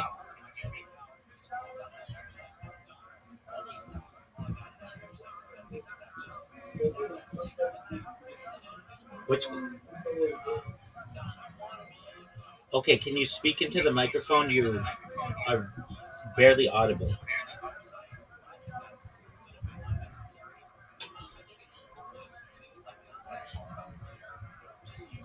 Can you hear me now? Yeah, much better. Okay, what's going on? What did you say your name was? My name is David. My name is David Daiko. Okay, Yeah, so okay. like I said, I told you that first of all, good day to you. Good day to you as well. Like I said, I'm a brand. I have a clothing brand, and the aim of our clothing brand is to bring the fact that other clothing brands they are luxurious. They put their prices above what an average Nigerian can get, and in the economy, people cannot be able to afford good clothing. They have to overstretch to buy clothes, and that is what I'm using my brand to tackle because I want everyone to be able to wear what they want to wear, feeling the way they want to feel while spending little money. So my brand, the aim of my brand is to try and make that happen for people. We have tried, but due to a little capital that I used to start, we are still pushing. We are still pushing, but it will go a long way if I'm assisted. And Absolutely. thank you very You're much. in the right place. So your brand is North South? Yes, not South Apparel, that's the name here. I like it. It's cool. I see your stuff. Okay, so your name is David, right? Yes, yeah. Okay, why is your account say Gustavo? So that was the Discord. I made it a while ago, and I used to like the name, but that was my reason for bringing it up first before we started talking, Okay, that's so cool. that I can be very transparent and Yeah, no, I very understand. truthful. I understand. No, no big deal. All right, so first thing you're gonna do is you're gonna change your name to David or whatever you want to be called, but you don't want to be called Gustavo. So Okay. whatever you want, but I know you as Thank you. David. Okay. Do you have a link tree, David? Sir? Do you have a link tree? No, sir. I don't, sir. Okay, so that's the first thing that any brand needs, and let me explain why. Okay. Just one moment. I have my friend Pilly here. I'm helping him with the same thing I'm going to help you. So just one moment. Pilly, what's up, big dog? Yeah, I'm doing great. How are you doing? I'm well. Hey, your brand looks really good. Do you like it? Thank you very much. Sure, I do. Okay, excellent. All right. Now what you want to do is take that logo and put it Yeah. all over your other social media so that you have your avatar is standardized everywhere.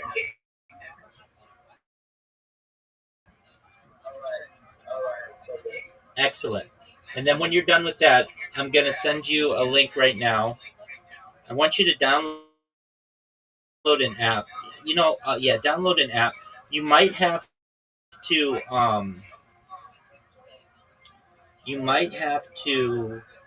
use a VPN and in Nigeria, but that's okay. You know what? I'll see if it's available on the web for you.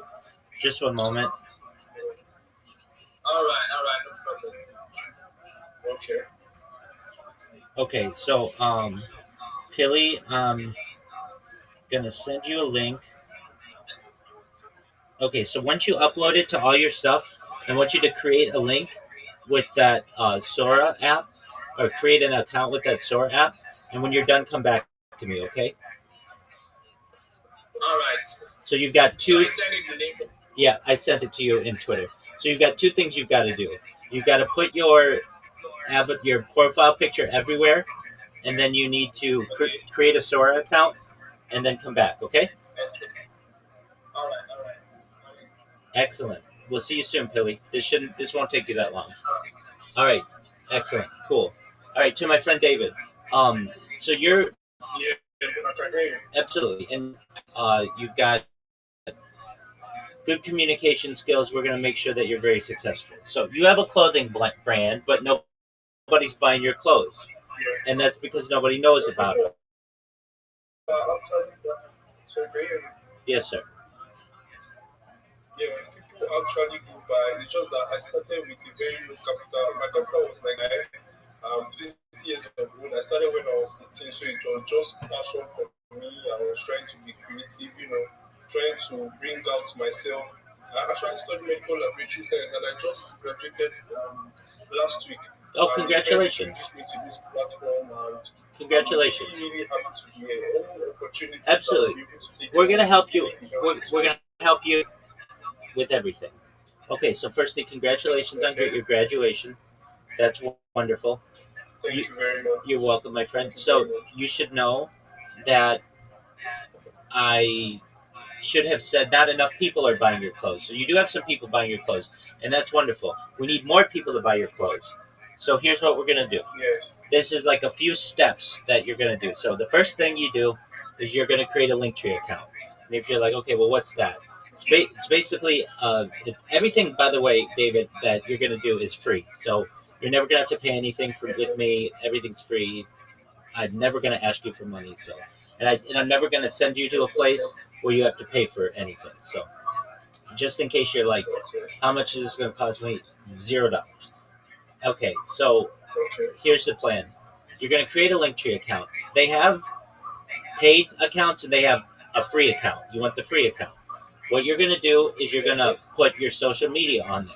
So right now, you might have you have a Twitter and you have a Discord. You might have an Instagram and some other stuff. Cool, but you might not Yes, have. I do have Instagram. Excellent. Do you have a YouTube? Yes, I do have Instagram. Excellent. Do you have? But I'm not active on my. I'm not active That's on fine. my- That's fine. We're gonna fix all of that. That's cool. We're gonna fix all of that. We're gonna have AI models model your clothing, and they'll be able to upload. You'll be able to upload videos all for free. So don't worry about it. Okay. So, do you have a Snapchat? Yes, I do have a Snapchat. Okay. Excellent. But you may have these for your own personal use. I would advise you to get professional, like ones for your business. So basically, like you may have your personal YouTube account that you use, but you don't want you want a business one. So just if you need to create a new one. Okay, so Gustavo, or I should say David. David, I'm going to join this call with another account, and I want you to send the account a message. So just one moment. Okay, so I just had another account join. Do you see the maroon or the red icon that I have? Yes, I saw it. I posted it. Okay, it's known as Captain. I want you to send that account a message. Okay. Said Captain, right? Yep. Okay.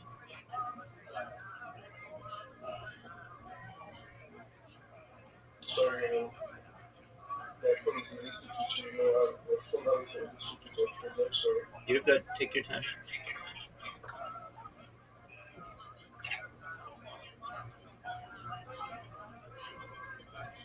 Okay, should I send a friend request? I should send a friend request, right? No, I'm at the maximum amount of friends that I can have, basically. But you did exactly right. If you ever need to contact me, just contact me like this. Okay, so now I'm going to send you a link of an example that you want to use for your account. So please go to the link that I just sent you in Discord, and I want you to look at that link tree, and I want you to see it's organized and clear, and you could go there and get this project, any of its social media. Okay. Okay. Let me know when you've seen it. I've seen the link already. I've entered. I'm doing okay. Okay, you see the link tree? Yes. Okay, but you don't have that for your brand yet, do you? No, I don't. No, I don't. Exactly. So that's the first thing that you're going to do. And the reason why you're going to do that is because as a brand, you need to be everywhere. You need people to see your clothes. It's important. No, Yes. exactly. And so you're going to have, I know that you already have this, but you may not have any videos of your clothing, or if you do, it's minimal. Your Instagram, you're going to have that. What we do? Sorry. You, Sorry. you don't have anything on Reddit. You don't have anything. No, we don't. What we do is we have Instagram account, and what we do, we have pictures. Financing was a very big issue because I actually started using my own pocket, and I've just been trying to build it. I understand. So I understand. it's only photo shoots that we. I get you. I get you. I get you. 100%. I know what you're saying. You're a startup. I get it. No worries. But like, for instance, all of your models, do you have any models who are Asian? No. No, I don't. But you want Asian people to buy your clothes, right? Yes, I do. Exactly. You don't have any that are maybe like Indian, but you want Indian people to buy your clothes. You don't have any European people. You want people. Yes, I want you to go on. Exactly. So what we're gonna do after you create your LinkedIn and or Linktree, pardon me, after you create your Linktree, we're going to then work on your late, like you're already a brand, but we're gonna make sure that your logo is good. I'm not saying we change your logo. We'll keep your logo, but we might just make it easier to read on a phone. Okay, so then from there, what we're gonna do is we're gonna use AI to put your clothes on AI people, but you won't be able to tell the difference because AI is really good now. So it'll be like a short 10-second video of people wearing your clothing or very close to your clothing. Okay? And then what we're going to do is we're going to teach you how to promote yourself in Twitter Spaces. Not that you're not already good at it. I heard you. You've got you have a good promotion, but we're going to make it so that more people get their eyes on your clothing. And additionally, by creating all this social media, it's going to give you more avenues to be able to get business. Yes. Exactly. Okay. So just one moment, I got my man Pilly here. Pilly, what's good, son? I see you sent me something. Yeah, I think it look more cool. What do you think? What is this? Can I use this one? What is this? See the logo I sent you. Yeah, I did. Okay, if you want to make that, absolutely. Go for it. Thank you very much. You're welcome, my man. You're the best. You're the best, baby. Go change your social media to that and then come back, okay? Well, wait. Before you do, hold on. Before you do, send me a version of your logo with the text above and the text below. It'll save you some time, okay? You say what? Remember we put at the top 3 and at the bottom your link tree? Okay. I just sent it to you. Okay, let me see. Where is it? I'm gonna send it to you right away. Okay, send it to me. When you say you sent it to me, I think that you sent it to me, not that you're going to send it to me. So you go do that. We'll look at it, and then if it's good, then you move on to the next step. All right. So to David, what you're absolutely. So when you're on all the social media, it'll give your brand an opportunity to be seen by many more people, and it'll give you many more avenues for people to be able to communicate with you. So they'll connect with you, maybe on Pinterest, maybe on Instagram, maybe on Tumblr or Flickr or something else. And then you get more business, more people going to your website. Do you have a website? No, I don't have a website. Oh, Pilly, you need a website. Okay. So, Yeah, I know that I need a website. We are trying to work on it, honestly. okay, so I understand that. And it takes a little bit of money to get a website. So don't worry about that right now. We can work on something without that. Okay, so what you're going to do is create that link tree. Okay. So Si- please, you said Linktree, right? yeah, I sent you a link. Okay. Do you see the link that I sent you in Discord? Yes, I did. Okay, so you're going to go to linktree.com. You're going to create an account. You're going to make social media on everything that you don't have social media. So, like Reddit, Imager, Pinterest, all that stuff. You're going to connect it all to your link tree, and then you're going to come back here and you're going to have me look at it, okay? No problem. All right, so go do it, and we'll see you. It'll take you some time, so maybe later today or tomorrow or something, and come back when you're done, okay? Okay, sir. Now I can come back in the next 1 hour, 30 minutes. I'm very productive in my work. You won't be able to create 20 different social medias in 1 hour and 30 minutes, but it might take you a few hours. That's okay. I do have social media as well, so it's just for me to just select some of them and make the ones that I don't have at the moment. I understand. Uh, okay, I mean, don't put a time on yourself, though. If you're back in 2 hours, that's fine. No big deal. I'm here, okay? Thank you very much. I really appreciate it. It's really an opportunity to be here. 100%. And I hope that 100, from here. 100%. You're welcome. We're gonna make it so that you're welcome. We're gonna make it so that your clothes are more people see your clothes, and when they see your clothes, they're gonna wanna buy them. Let me ask, how do I buy your? If I liked your clothes, how would I buy them without a website? Where are your clothes located? It's yeah, you actually give us a direct message on Instagram, and that's how we, because of the fact that we don't have facilities to open and to preach well, so our target audience has been not too wide. Yes, I that has not understand. been too wide based on the fact that we have shipping and everything. Yeah, So we are just trying to look as give our brand an identity. We are working on an identity because we have to sell a story to someone. I So we are understand. trying to give our brand an identity before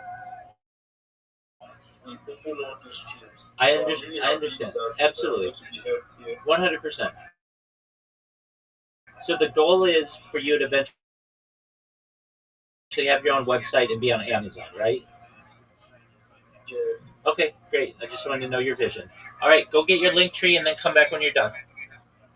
Okay. Thank you very much. You're welcome, my friend. Take care, David. And change your name. Bye. I had given you because it wasn't one day the loan gets called. The loan gets called after 120. The loan gets called. But the difference with this loan is Yeah, you just end the call. You're good. I have to give an account about how the loan was used over 120 years. That's my loan. How did you use my investment account? The Rebbe Shalom is interested in one thing. What's the ROI? Right? What's my return on investment? I lent you, I gave you all of this stuff. I gave you all of these abilities. Show me what I got for it. And as long as we could demonstrate a proper spiritual ROI, then that is a life well lived. But understand, everything you have is a loan, and the lender is always meshubed. Sorry, the borrower is always meshubed. It's a slave managed to the lender. Let's go back to the Tran Hassam. So let's say back to Shtai Mukdam Mukhar. Incredible. So Tran Hassam. Shtai Chol HaMukdam and Psul. So let's say, start it again. I know you're wondering that once again, we never explained the positions of Rabbi Yehuda and Rabbi Yossi by Shtar Mukdam earlier. You're not wondering that. That was 7 minutes ago. Like that's like 10 years in Daf Yomi world, right? Remember that. As this, but we are going back to this. What happened to the respective shittas of Shtar Mukdam? So here we go. Shtar Hassam. Shtar Yikov HaMukdam and Psulim. So we'll say if you predate loan documents, it's possible. And we explain this why. Because remember again, if you predate them, what are you doing? You're backing up the encumbrance date early in the transaction. That's illegal. But post-dated documents are kosher. Look, here we go. So when do we say that predated documents are possible, post-dated documents are kosher? That's only by loan documents. Afilu Mucharin Nami Psulim. But I will say sale documents. So if you're selling something, not only when I'm selling something, even post-dated documents are problematic. My time, what's the reason for this? Zimlin, the Mizabile, Arabilis, and what this was. So here's the concern. Here we go. Now we're getting into the kishkas of this. What's going to happen? I'm selling moving a piece of land in Nissan, but we post-dated. And what do I put on it? I'm selling you the land in Tishrei. So now it's Nissan. And ultimately, again, I'm selling the land. The date I'm putting in the document is Tishrei. So what happens? The Gemara is customer of Tishrei. Now what happens? In between, what ends up happening is I run into somebody, or I should say, I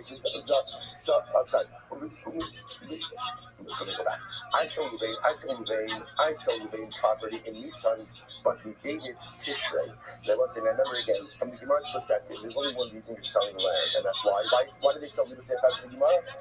You're poor. You need cash. So I'm selling land to Ruvain in Nissan because I need money. But we dated the document in Tishrei. Fine, so it's on the land. Meanwhile, in Chodesh Av, I go ahead and I run into somebody, and I go back and I repurchase my land from Ruben. He doesn't have to sell it back to me, but he does sell it back to me. Right, so what happens? When the seller is using Dani Ruben, and I go back in Chodesh Av, and I buy back the property from Ruben. And what happens? In Tishrei, Ruben takes out a document. And what does the document say? That Silver sold me property in Tishrei. So as I see what just happened over here, I sold him the property in Nisan, but we did a document in Tishrei. Meanwhile, in Chodesh Av, I ran into some money. I bought back my property. Sorry, property fine. But now, Ruben still has the shtar. And what does the shtar say? The shtar says that he bought property from me in Tishrei. He pulls out that shtar, and suddenly again, he can claim ownership of the property. So you see from here, you could exploit a post-dated document. Yeah, okay, if that's the case. Shtar Halbon Nami, I would say there should be a problem with loan documents as well. Because what could happen to loan documents? Watch this. The Yazif Sigmar says, Zimnin, the Yazif in Nissan. I lent Ruben $1,000 in Nissan. And what happened? Because of the Shtar of Tishrei, but he posted a document for Tishrei, so now what happens? In between, right, the Chodesh Av, Ruben runs into some money, and he pays me back the debt. And then in Av, Ruben says, okay, so I pay you back. Give me back the document. I'm so sorry I lost the document. I know this document, I'm just holding on to it. So what happens? I write him a receipt. I have a receipt that says that he gave me back in Av. So a second, then what happens? I wrote him a receipt. When Tishrei comes, what could I do? I could take out the document. What does the document say? That I lent Ruben money in Tishrei. Ruben say, one second, here's the receipt. I paid you back. No. You paid me back for an older debt. This is a brand new transaction. So you see that you could exploit a post-dated document, whether it's a transaction or whether it's a loan. Kasava ikosu shoulder. So we'll say, once again, you don't write a receipt. Then let's say again, what the godless of not writing receipts? What the godless? The godless of not writing receipts is that the only way the borrower is paying back the loan is how? If he gets the loan document. And once he gets the loan document, there's no real fear of exploitation. Even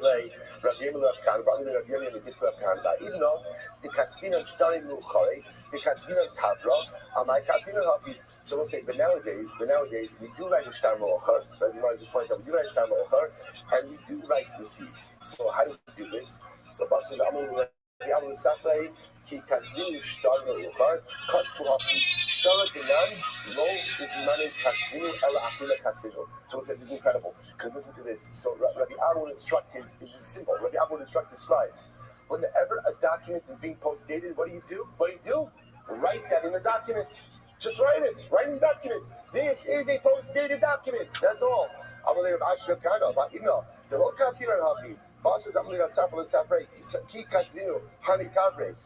listen to this. But now we don't write that. For some reason, people don't write that into their shtaros. They don't write that line. Right? Make sure to write that this document is post-dated. So there's another Eitzah. What's the other Eitzah?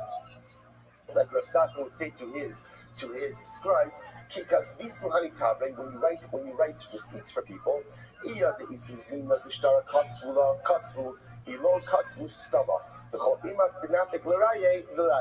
listen to this. So if that's the case, so what do you do with the receipt? If you know the date of the document, write the date of the document in the receipt. If you don't know the date of the document, then what? Leave the receipt undated. What's the great chap of leaving an undated receipt?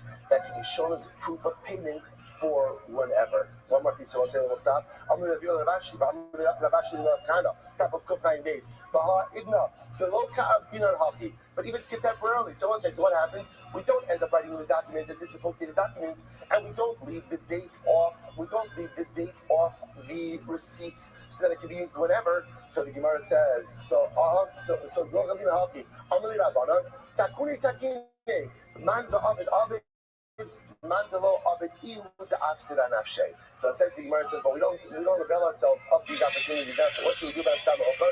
The Gemara says, listen, the system can help you to a certain point, but you also have to help yourself. If you take advantage of the opportunities or the remedies offered by Chazal, shkoyach. If you don't take advantage of those opportunities, we are not here to baby you. We are not here to do the work for you. We're giving you the possibilities. Write in the document that it's about to the document. Leave the date off the receipt. Do what you need to do to protect yourself. If you don't do that, then you leave yourself open to exploitation. That's not the system's fault, but instead that is going to be used. All right, so stop worrying for today. Shkoyach. All right, have a great day, everyone, and a good Shabbos. Good Shabbos. Jerry was a great supposed to be sitting in that spot. Have a wonderful growing, everyone. Good Shabbos.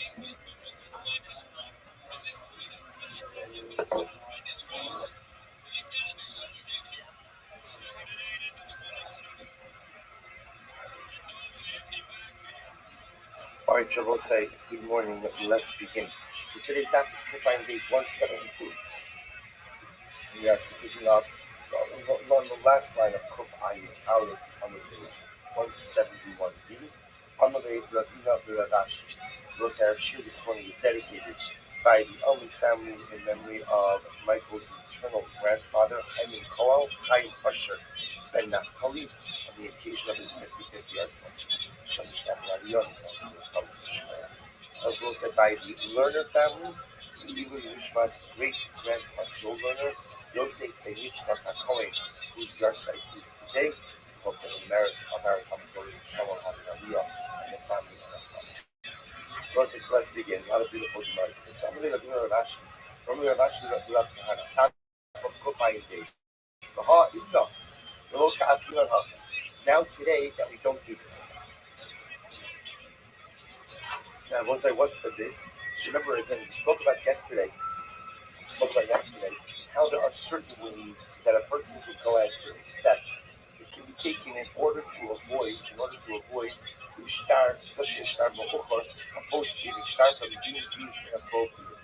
So the Gemara says, now that today we don't take these protective measures, to look at the top of the Rashba, top of Kopayin days of the Rashba. Ela kasvina shtar mochuchar stama. And then about today, like a shtar mochuchar, like the post-dated document, stamp.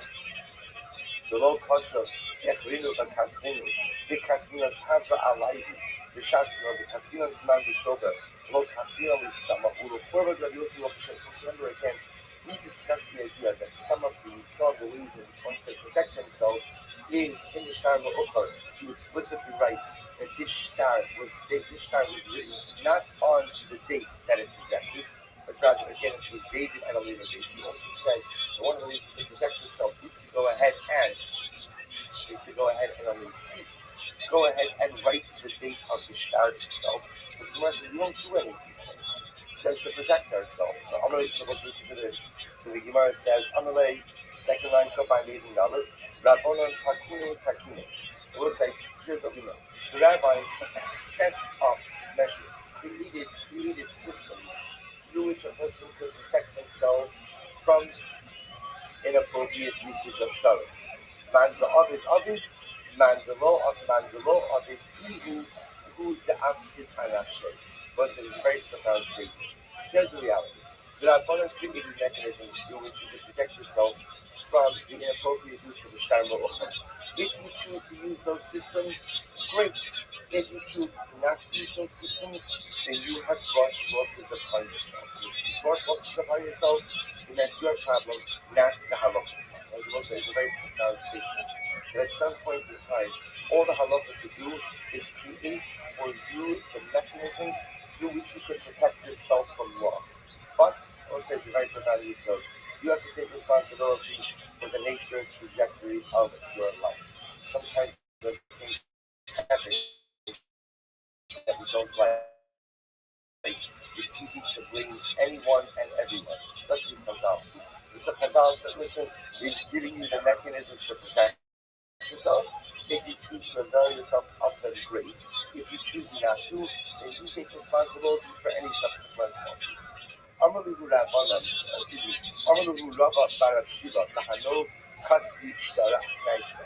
Was this Rabba said, who were writing Shtari Akiyasa. Now, what's the name? What Shtari Akiyasa? Take a look at the Rashidan. Lahanach the Kasi Akiyasa, Kosvei Shtar Matana, Sheikh Hasov and Aknais, although Asi the Mitchell to the peoples. So it says Shtar Aknais means any document, a document of conveyance. So the Rashban gives you an example. We have Shtar Matana. The idea of Shtar Matana was like a drop rights. But if I give you a gift and I choose to bolster your ownership of that gift to your shtar, that gift doesn't come with that rights. I can give a gift with that rights if I want, but there's no implied rights in a gift. Inami shtar mechira shekasa barachayis shetina litra v'kuchos b'shas mechira de'idin markila yivakala below shtara. However, the other possibility is that there is a sale of property, and that sale does come with achrayas, but it's not the document that generates the achrayas. Ultimately, again, it's the eating, the presence of the eating. In fact, that even have a call that generates the knowledge about the achrayas. So if you skip down a little bit, when Rashban says, Hilcha, yadi usin hahu yoma jak nisun de min hanosin matana, o mokan mefira, kasu achshav osa yom shenashnu hamatana vanefira, the Ikalamecha Shema Achretin Nasna La Akashimokiti. The Lord says, so as we're going to see in the Gemara, Rabbi said to the people the following. If you are witnessing a transaction, for example, again, the giving of a gift or a sale, the date in the shtar should reflect the date of the transaction. Right? Look back at the Gemara for just a moment.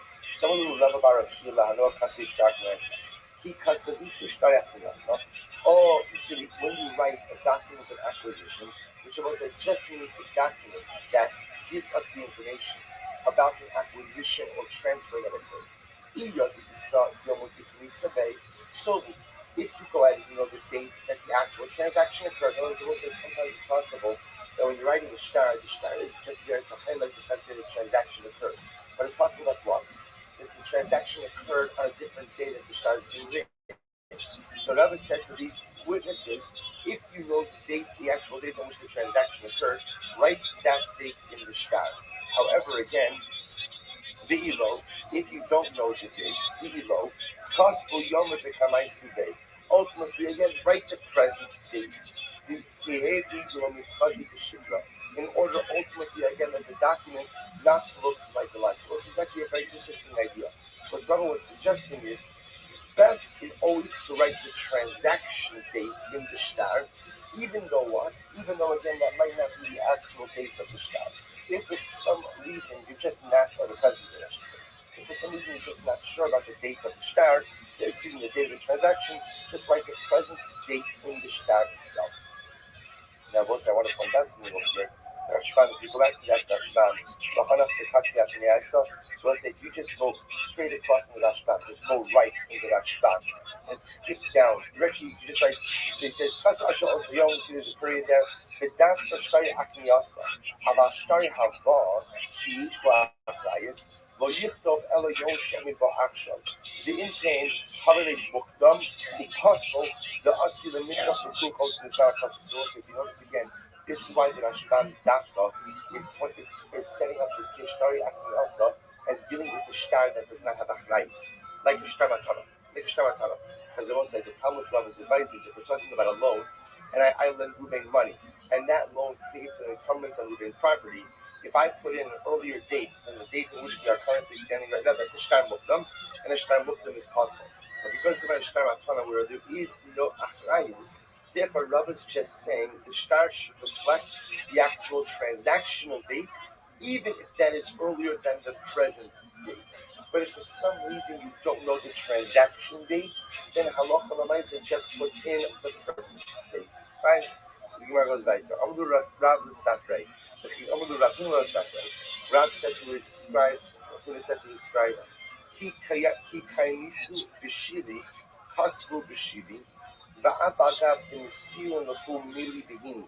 So they said to the scribes the following. Good morning, Mr. Choko. When you go ahead and you are in Shili, so write location of Shili in the document, even though you witnessed the transaction itself, or you were given the instructions in Hini. Take a look at the Rashba for just a moment. So say this is 2, 4, 6 lines down in the Y lines of the Rashba. Kia savisu b'shili, vatin osvim sham, o sahir b'shtari mechira, o shtari hava, o shtari matana, o zitron edus, kisvu b'sot ashtar, makom shatan yoshin sham b'shas ksiva. Klomar, the makom ploni kasab nuhach, mashrahinu the makom ploni. We'll say, so the case over here is the following. The case over here is where the witnesses, or the sofer, whoever it is, witnessed the transaction, or saw the transaction in what we call City A. But the shtar itself is being written in City G. So we'll say, so these are abundant Rav and the telling the scribes that when that happens, you need to record the names of both cities. You need to say, this document being written here in the city of Kini records the events that we saw in the city of Shili. The idea is you need both locations recorded in the document itself. So the Gemara says, Ki kaimisu b'hini, kasvu b'hini. So too again, if you're in the city of Hini, right? We are writing this document while we are in the city of Hini. Even though what? You actually saw the actual transaction, or were given your instructions while you were in the city of Shili. Okay? So the Amar Rav said this is all just teaching us about the halachos of shtaros. So the idea is, the idea to say is there are two important locations where the shtar is being written and where the actual transaction is being occurred. Where it actually occurred. And in the event that those are two separate locations, they both need to be mentioned in the shtar. Amar Rav said the following. Haiman. Listen to this case. Haiman did not get shtar of Barnea. I have a shtar. I love giving $100. And what happens? All right, let's make it $1,000. I love giving $1,000. So what happens? I go to Biz and I say, basically, do me a favor, break this down for me to $500 stars. They both say, now why do I want $500 stars? Because they both say, I know that we make the agreement that people need to take things for $500 piece. So therefore, I both say, remember again, we're in this whole discussion over here because we still have partial payment of the debt. And what do you do with the original loan document where you have partial payment? So we still have to remember focus. Decide what we need some. My answer is, go ahead, basically, write me two $500 documents. That's when Reuben pays me back $500. I give him one document. The other document is still there. So I say, what's that? We do not do it. We do not do it. Now, take a look at the Rashban for just a moment. Haiman Dinakit, it's just 2, 4, 6, 7 lines down in the wide lines. Haiman Dinakit, Malva Dinakit Shtar Malva Barnei Ozuzi. Va'amalahem Kislu Yisrei B'nei Chamishin, Kishay Parli Alova Chamishin, Zos Akra Shtarasha Chamishin, V'lo Yetrak Liptov Shover, Lo Kasvino Shlomi Das Halova. What we're going to see is now a series of cases where one of the parties to the shtar wanted to change the shtar. Now let's say, but essentially, I'm going to give you the conclusion even before we start the Gemara, which is you can never adjust or change anything to do in a document unless, of course, what? You have the explicit consent of both parties. Even if it looks like something is objectively beneficial to both of them, you still cannot change it without the explicit consent of both parties. So here, both says, piece number 1, I lent you $1,000. I guess I says $1,000. I shut the basin. Do me a favor. Give me 2 $500 stars. Right? Give me 2 $500 stars for this $1,000 star. At first glance, the logic seems to be pretty solid because this year was going to pay back $500 at a time. I'll give him 1 star at a time, and we'll be done. We don't have to start to redraft each stars. So the Gemara says the following right time, so we don't do it. Why? Meaning, when we say we don't do it without the express consent of the loader, of the borrower. Right time, I'll try one of those with the Nechalei Lamam, the Nechalei Loader, because we will say ultimately again, the rabbis like to do things in a way that benefits both the borrower and the lender. So the Gemara says, Nechalei Lamam, Kadesh Yaakov Lepara. So we'll say the idea over here is the truth is it's in the Malva's best interest not to get two $500 stars. Why? Because if it's just $1,000 star, then what happens? When the borrower pays back 500, so what does the borrower get when he pays back 500? A receipt, a shoulder. We'll see, we discussed yesterday that what happens when you're a borrower and you get the shoulder. It's in your best interest to what? Pay off the remainder of it as quickly as possible. Why? Because you're responsible for watching that shoulder. So when you have this that shoulder, you're going to be on the hook for another 500 for the same 500 again. Therefore, again, it's in the lender's best interest not to have two documents because that forces the borrower to pay that faster. And I will say it's in the lover's best interest for it to be $1,000 document. Why? Because when the borrower does go ahead and pay back 500, the star becomes puggled. So we'll say the halacha is when you see a puggled star, the Rashbam brings down over here that whenever you hold a document that says I only made $5,000, excuse me, Ruben owes me $1,000, and then we know that Ruben paid back $500. In order for me to collect the rest of the star, I have to take a shvua. I have to take an oath. I don't have to take an oath. We'll say because why? Because the star itself is puggled. The star is compromised because the amount written in the star is not the amount that's owed. We'll say it's considered to be in the best interest of the borrower that the lender has to take a shvua before getting repaid. Why? Because that ensures the honesty of the lender. So you see the Gemara's coming out over here is that it's not in the best interest of both of them to get two $500 stars. So the Gemara goes by Bamarava. I'm on the not which they started in Kamshin. Was listening to this. I have two documents of $500 each against Ruben. So I lent Ruben $1,000 in total. And I have two documents of $500 each. And I go to Bezin, Ba'amar, Shavinu Mihuli Chad Bar Meya. I say, Bezin, do me a favor. Write to me one document of $1,000. One document of $1,000. So what's the halacha? We'll say, Lo Mishavin Alei. Bezin will not do it. Why? Because Avos Rabbanah Milsa Denecha Lelu Lamalva, Denecha Lelu Lova. We'll say because Bezin will only do something that is objectively beneficial for the Malva and the Lova. And the reality is, what we have said, that it is in the best interest of the Malva and the Lova that things remain as is. How so?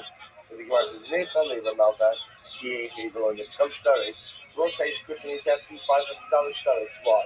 Because when I say this way again, when the borrower repays part of this debt, I still have a fully intact star, the other $500 star, which is not problem in any way, and therefore I'll take a shvua to collect the rest. And I've always said the Lova's best interest. Why? Because the Lova doesn't have to worry about a shoulder, he doesn't have to worry about a receipt, and therefore he doesn't have to feel the lachats to repay. Amar Avashi, Haiman Dilakik Shtara Karne Azuze, Farmer Shadehu Nihili Chad Parkamshin. Well, listen to this also. This is the third case. I lent Ruben $1,000. And what happens? I go ahead and come to this Basin. Do me a favor. Just write me one star for 500. I will say, now why would I be asking for one star for 500? So I will say, ultimately, again, I say that essentially I'm claiming that Ruben already paid me back 500. So all I need is $500 for the outstanding part of the If you look at the Rashbam for just a moment, so it's about 2, 4, 6, 8, 10, 12, 14, about 14, 15 lines up in the bottom. I'm going to actually Haiman Dinakit Shtar, Milva Bar Meazuzi, Va'amulu Safri, Sobu Krad Bar Kamshin, Me'ahuz Manishon, Sharat Parali Hamosar, the Koresh Tarzeh, Lo Kasvina Leshtar Akrina Lomus Manishon, the Hoshkin is Manshal Zayom Ksiva Ve'ila, Shema, Shtar Parua Uzeh, the Yesh Vashobra Velova Alov, the Yotzi HaMilva Al Shtar Shal Kamishin, Yomer Kol Akahu, Shavesi the Kavalachas. Listen to this. I show up in Bezin, I have a star for $1,000 against Ruben. I say, Bezin, do me a favor, just write me a star for 500, right? And that's it, because the assumption is I'm claiming that Ruben already paid back 500. So Rashi says, we do not do this. The Gemara says, my time I'm Rinon, it's possible again that Ruben paid back the entire debt. But if Ruben paid back the entire debt to both sides, then why do I still have the star? Why do I have one the stars? So here's what happens. So what happens? When Ruben repaid the debt, Ruben said, give me back the star. So that's what happens. When you borrow money, and then you pay back your debt, the borrower has the right to demand the star in return. I said, I said, I'm so sorry, I lost the shtar, but he has good news. Because of a tabla, I'll go ahead and I'll write you a receipt. I will say, what's the concern? The concern over here is that I will produce this $500 shtar, and when Reuven produces his receipt, I can claim that what? This shtar reflects a different debt. That shover was for $1,000. This was for $500. This shtar is for $500. Therefore, I will say, again, as I said to you before we started these cases, the bottom line is, even in situations where someone shows up in Beis Din and says, I would like a shtar modification, and the shtar modification appears to be innocuous and does not appear to really negatively impact anyone, or even better, appears to positively impact both parties. Halacha l'maaseh Gemara teaches me no shtar modifications without both parties present and with their express consent. Sorry, it's good. So we'll say that's the sugya. Mishnah. Shnei Achim, we'll say this is a great case. Shnei Achim, two brothers. Echad ani ve'echad ashir. One is rich and one is poor. This is not talking about spirituality over here. This is talking about, right? One is rich, one is poor. Now we'll say, now watch this. And what happens? Father dies and leaves behind Yerusha. What's the Yerusha? The Yerusha is a merchatz, a bathhouse, and a beis habad, or a press, an olive press. So I'll say, so what's the halacha? Now remember, just to understand the tension over here, the poor brother now sees in this use an opportunity for what? For revenue, to make money. Now remember again, to own a bathhouse is a big thing. You can open that up and charge money. Olive press is a big thing. You can allow people to use it for money. The younger brother is going to have an invested interest in monetizing this Yerusha, whereas the older brother, they all call me older brother, who's rich, has absolutely no need to monetize this Yerusha. So the Gemara says, so what do we do? Watch this. So the Gemara says, a son is haskar le'emsa. If the father used them as revenue drivers, right? Meaning if the father operated them as a business, so the halachas are also that the sons continue to operate it as a business, and they split the profits. A son small. Well, so what happens if the father did not operate the bathhouse or the beis habad as a business, but rather again he just used it for his own needs? So it says, now what happens? So the rich brother is happy with the status quo. The younger brother wants to monetize these items. So what happens? The rich brother says to the poor brother, it's okay, just buy for yourself some slaves and they'll use the bathhouse. In other words, you can use the bathhouse also, just buy some servants. Here goes that. Under normal circumstances, an individual does not have the need to own his bathhouse. If you use the bathhouse, I don't have a need to own it. It's a large entity for individual use. So the older brother, the rich brother, says, no problem, just buy yourself some slaves and they'll use it also. Because the poor brother doesn't have money to buy slaves. Or he says, or just buy for yourself some olives and you could use the olive press yourself. Which I will say is another way of saying, so what happens? Another way of saying, Mishnah telling us that the older brother can say to the younger brother, tough luck, we're not monetizing, we're not turning this into a business. Father used it for his private needs, we're going to use it for our private needs as well, and you can't force me to monetize this asset. So in other words, telling the rich brother telling the poor brother, go buy some fish, go buy some olives, is like the Talmudic way, the snake and say, go buy a punch. In other words, I'm not changing this, we're not turning this into a business, because that's not the nature of asset. Therefore, even though you need the money from this asset, I am under no obligation to go ahead and monetize this asset. Fine. Let's say now we're switching back to Shabbos. This is a great case also. Listen to this. So two guys who live in a city. Shem Echad Yosef Ben Shimon. Shem Echad Yosef Ben Shimon. So amazingly enough, right? Guy number one is from Yosef Ben Shimon. Guy number two is from Yosef Ben Shimon. So we'll say, so the issue number one is they are not allowed to lend each other the money. We'll say, so why can't they lend each other money? So this person will say, because Yosef Ben Shimon lends money to Yosef Ben Shimon, and then comes to collect money from Yosef Ben Shimon. To which Yosef Ben Shimon says, I'm the lender. To which Yosef Ben Shimon says, no, I'm the lender. Therefore, again, the Mishnah says, we'll discuss how they can lend money. But in order to avoid this, they don't lend money to each other. Look at the Rashbam. Actually, אין יכולים להוציא שטר זל זה, שיכול הלא לטעון שטר זה שביודך אני החזרתי לך, וכשהחזרתי לי ממון של הדיסי לא ילך. Remember again, under normal circumstances, he who possesses the shtar is the presumed developer, the presumed lender. In this case, over here, what they could claim is, no, you lent me the money, and I repaid the debt, and you gave me back the shtar, or I gave you back the shtar. So because there's the same name, there's the ability to conclusively prove who is the Malvi, who is the Loba. Furthermore, again, the other townspeople are also prohibited from lending either of them money. Why are they prohibited from lending either of them money? Because the Most again, if you lend Yosef and Shimon A money, Yosef and Shimon A can easily say what? It was him, it wasn't me. Nimsa. Le'echad bein shtaros of shal Yosef and Shimon Haruach. Let's say again, halacha l'maisa, someone had lent Yosef and Shimon money. And it says, and the document is stamped, paid, shtaros shneihem haruach.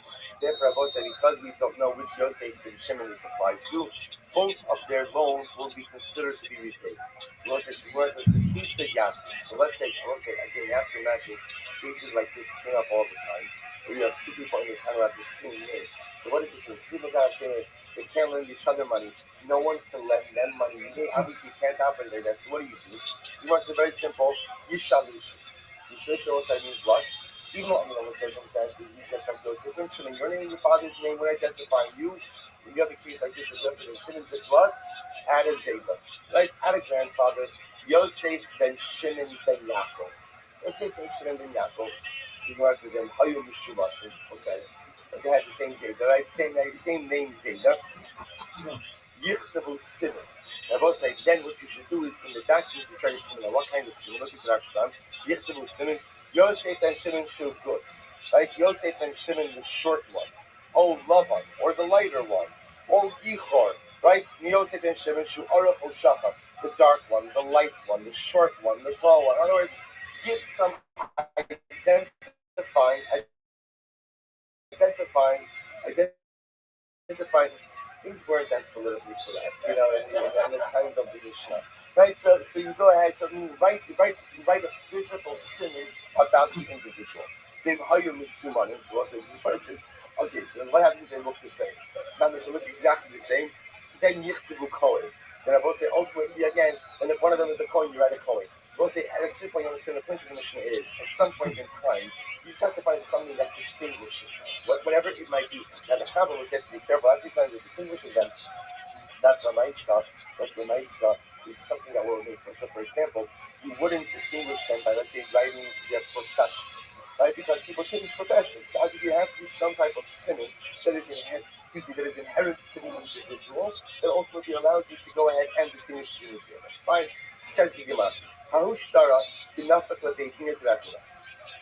listen to this. There was a shtar. This is very interesting. There was a shtar that showed up in front of the Beijing of Rabbi. Obviously, somebody showed up with this shtar. And what happens? David Sidvei, Ani Ploni Bar Ploni Levisi Money Nimcha. Also, listen to the way the shtar was written. The shtar was written like this. I, Reuven, the son of Yaakov, Reuven ben Yaakov, borrowed money from you. Now let's say, what's the chaf in this case? The name of the lender is not written in the shtar. It just says Mincha, from you. Now before you turn the page, look at the Rashbam, last Rashbam on the page, go find it in $1. Who started nothing to be being a draguna. Now the Mukhsur for Adam Echad, Shaya Tony Ben Ploni, Akasava Zashtar, Kasu Bakasu Masuri, but you shall be sit Kakak Momaki, some as is a American, but still upset. So this case over here is a guy who's showing up in Bezdin. And he's saying, I am the guy. I'm you. You understand? I'm the you in the shtar. I'm Mincha in the shtar. So we'll say, we'll call him, we're just going to call him Ploni. Ploni shows up in Bezdin, and he's holding the shtar.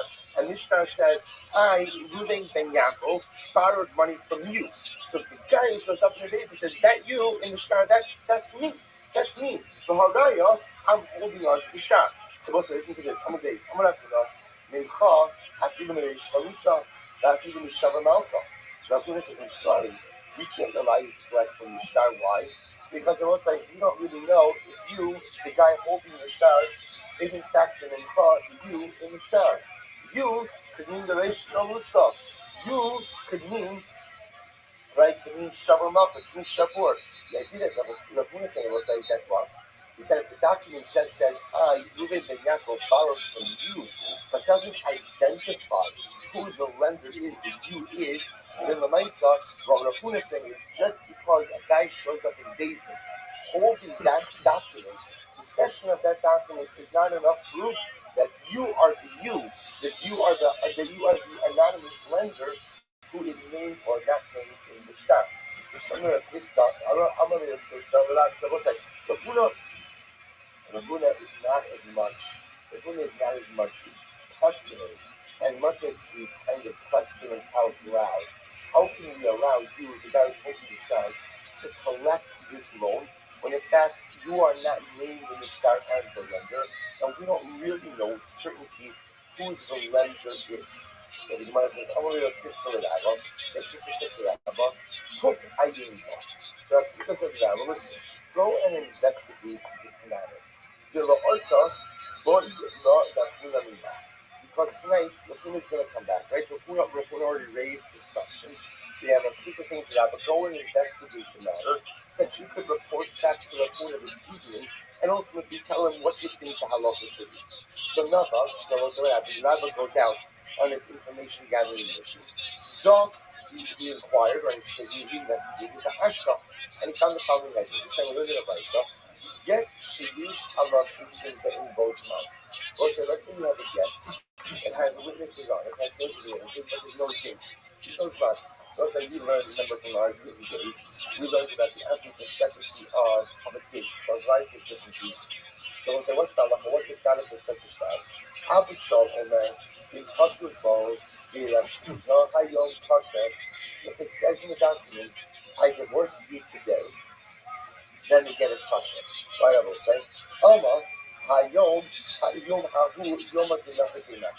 So we'll say the type of the following. If the get does not have a date to it, but it says that what?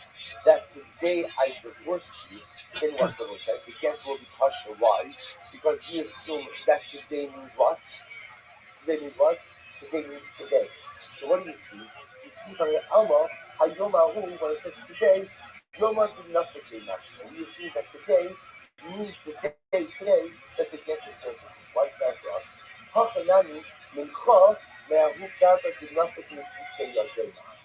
Therefore, again, I will say Rafuna said, Rabbi said, that Halot and when you have documents, and the document says, I borrowed money from you, we assume that who is the you? The you is the person who is holding on to the stock. In other words, what Rabbi essentially is saying is the following. When you have certain ambiguity and shtar, we go ahead and we resolve and we dispel that ambiguity through circumstantial reality. We dispel ambiguity through circumstantial reality. So if that says, I don't have that today, and there's no date in the shtar, we assume today means what? Means what? Today, the actual date in which I'm standing. So if we have a presence, when the document says, I didn't mention borrowed from you, we assume that who is the you? Who is the you? The person who is holding the shtar. So we'll say we dispel ambiguity through circumstantial reality. Someone should write that down. I think it's a good formulation. Right? So this is quite good. So only Rabbi, so that's the following.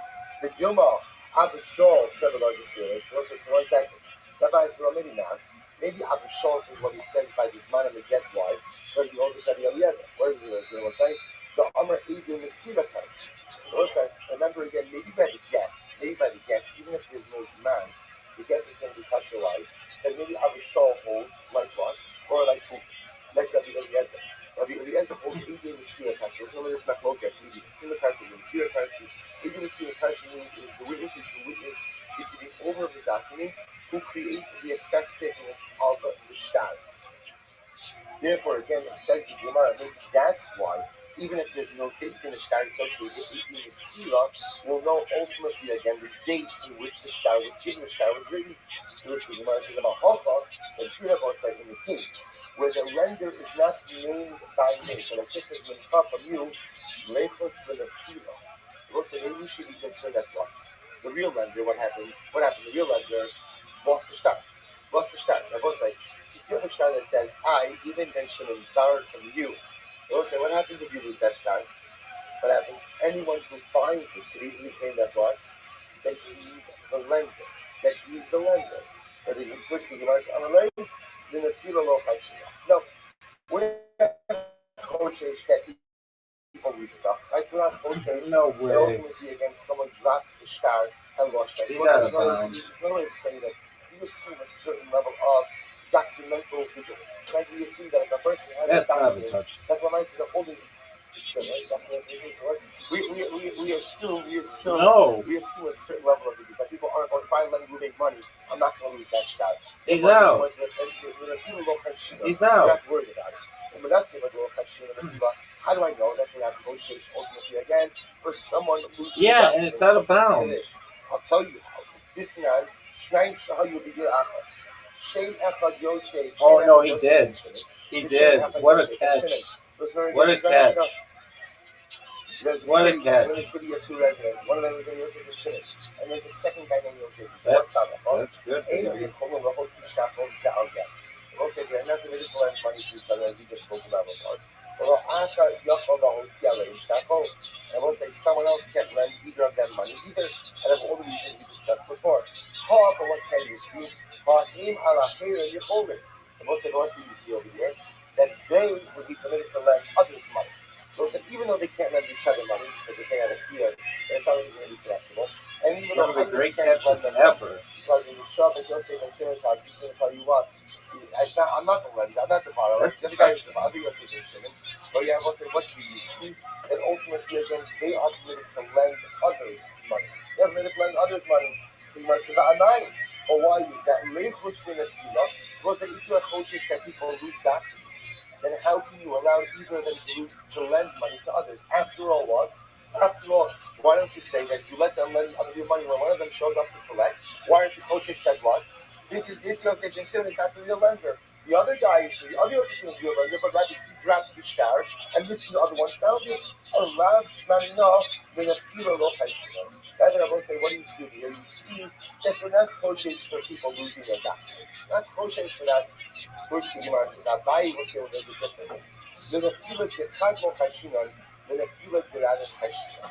I will say, to which Rabbi says, there's a real fundamental difference in those cases. What's the fundamental difference? We'll say, in the case, ultimately, again, of Shnei Yosef ben Shimon. So, when you say that Koshesh and Akira, because there are only two people who could potentially take advantage of the star. Who are the two people who could potentially take advantage of the star? Yosef ben Shimon 1, Yosef ben Shimon 2. In that case, that's a lot of time. We're not going to let them lend money to each other again. We're not going to let others lend money to them again. But they can lend money to others. Are you not? So, well, what about the fact that I should be Koshesh? That's what? That maybe Yosef and Shimon shows up with the shtar to collect is not the real lender. The real Yosef and Shimon was the one who lost the shtar, and the second Yosef and Shimon. That's like the best catch. I'm not worried about that. There was a says that I different than the case over here. What's our case? Our case, I will say, is where a guy shows up and things. And what does the shtar say? He's coming to collect his debt. What does the shtar say? The shtar says, I, Yehudim ben Yaakov, borrowed money, love knows, mincha, from you. Or says, I will say that even if under normal circumstances, you don't say Kashimon in the Tila, in this case, you have to be cautious for the fact that maybe the real owner of this shtar wasn't liable, right? Because this shtar is so ambiguous. This shtar is so open-ended. This shtar could have belonged to anyone. And because it could have belonged to anyone, therefore what? A guy showing up with lazy holding that shtar ultimately is not enough proof that he is the true Malda, that he is the true lender. So we'll say, Gemara ends up, we'll stop over here for today, but we'll say, Gemara effectively ends up with this really incredible fundamental case. So here's what we have. Remember, we begin ultimately with the case of Shnei Yosef ben Shimon. The Gemara then ends off with a real fundamental shiloh. We'll say, what's the fundamental shiloh here? The fundamental shiloh is, if when you show up in the basin with the shtar, are you, and let's say again, you are not named in that shtar, do we assume that he who possesses the shtar is the rightful owner of that star, or do we say if it's so ambiguous, that the Choshish that perhaps again the real owner of the star lost it, and because we can never ascertain who the real owner is, therefore the star is uncollectible. So do we say that possession is what establishes the fact that you are the Malva, or do we need some additional inherent proof in the star, and that's Hashem to be continued tomorrow?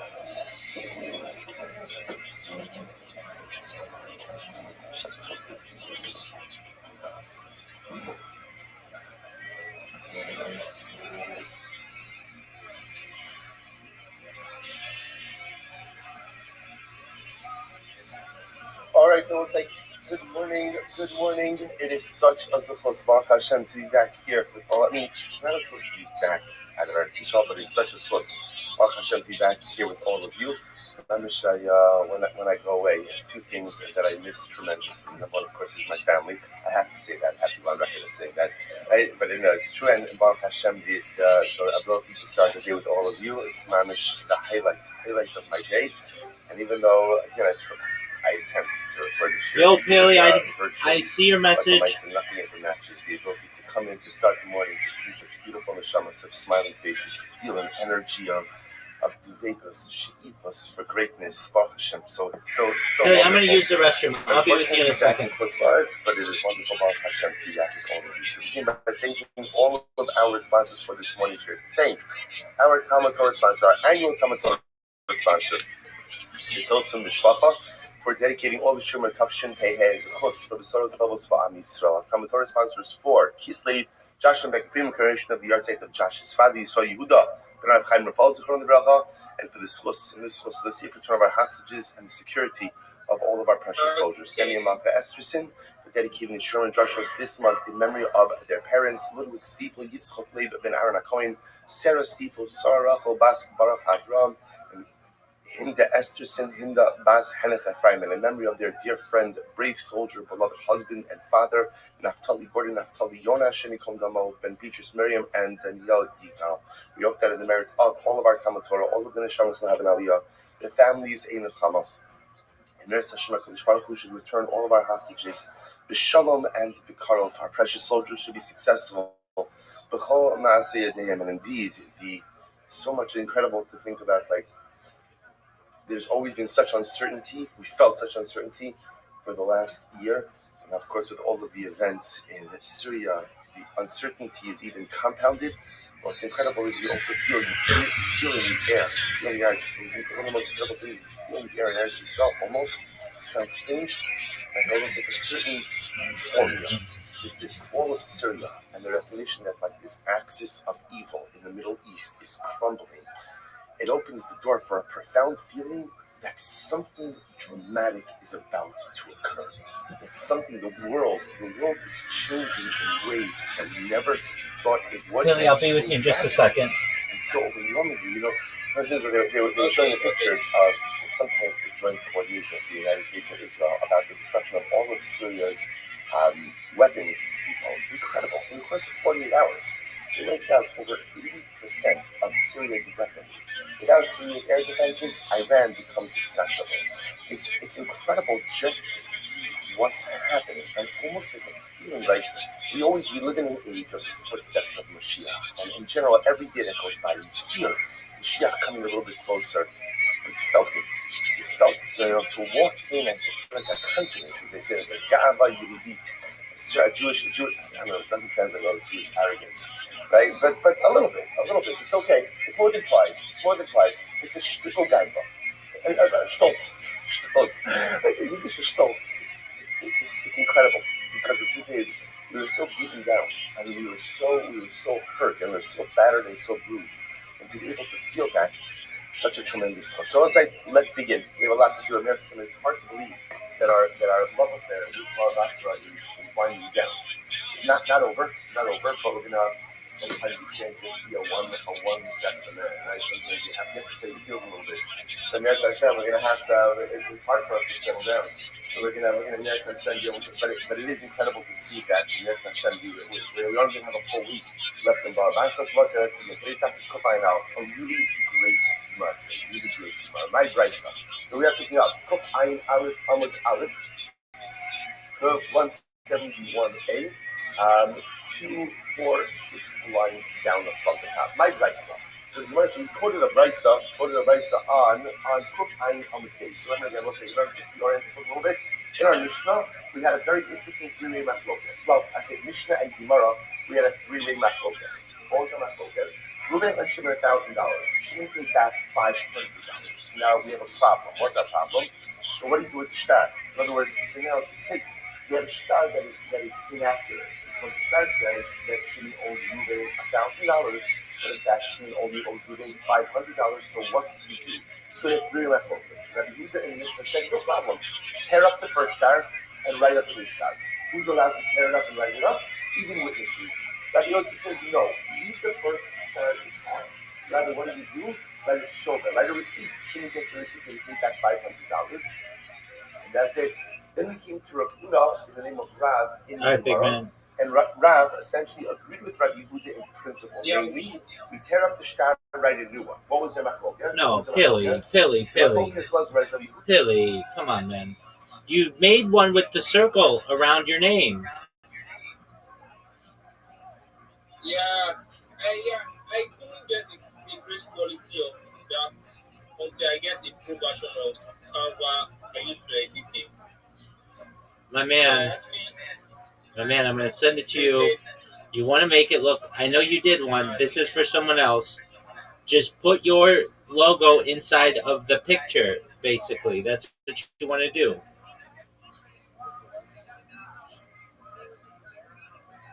Okay. All right. You already did it. You already did it. So copy that and upload it into that website. Listen to me. Copy your logo. Put it into that website that allows you to make the circular text. And then come back.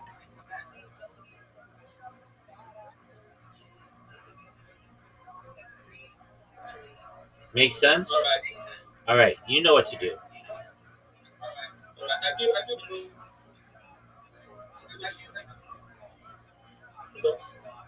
What did you say, big man? What?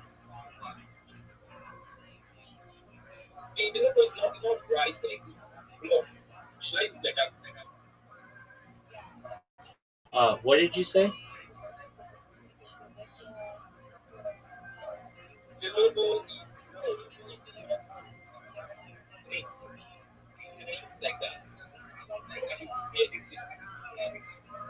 Look, you want to take your logo, upload it to that website, put the text around it in a circle. If you have to change the color of the text, then change the color of the text.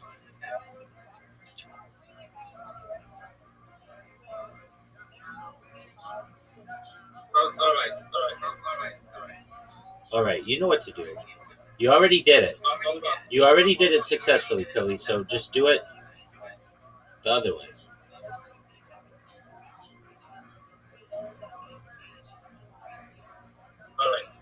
And hold on a second. Pilly, you should know that your username is I am Pilly.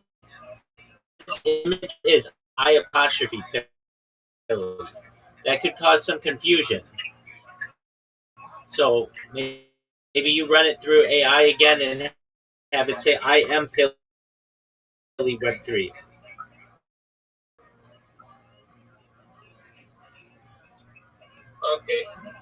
Okay.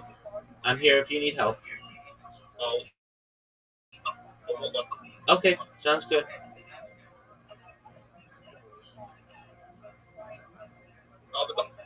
Sounds good.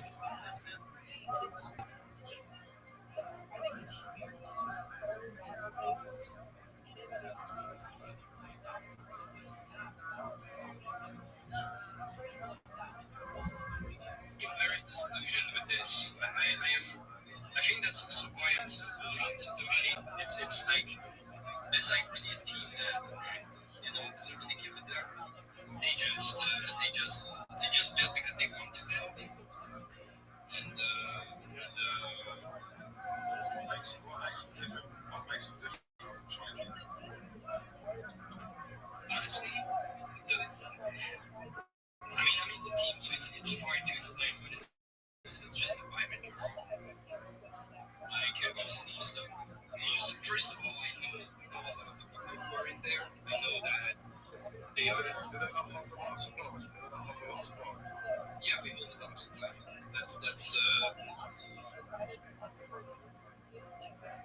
multiple. It's basically the whole team. Well, except for me, because of course I got cocked with the must time to buy, so I basically bought higher than even the community member who had the highest price. I'll tell you what the best thing you can possibly do for that if you own a lot of supply. It's just for everybody's peace of mind. That's team members, and that's what it is. You obviously while in between 3 or 4 or 5 years, whatever. Yeah, not sadly, I obviously keep some for your personal selves, like that's fair, like to not be, but nobody needs 70% or 60%, whatever it is that you put hold between yourselves. Just give yourself, a good size chunk. So, because the thing is, what I've noticed is that you can be the best people in the world, these people do weird things, and that's no disrespect to anybody, but what I've noticed is like, as soon as market caps start to climb, people start seeing big fat bags, this and that, they just can't help themselves. Yeah, well, listen, maybe only me, because I barely know anything since I even come to my entry. So, I only give names. I think happens maybe, but I highly doubt it because it's people that have been around for years now. People like 15, who I've known for a very long time. He seems a nice bloke, man. He does seem a nice man to me. Yeah, well, 15 is also one of those rare people that I do trust in the space. I know it's a mistake because I've been fucked by people I've trusted so many times, but 15 has genuinely a different, I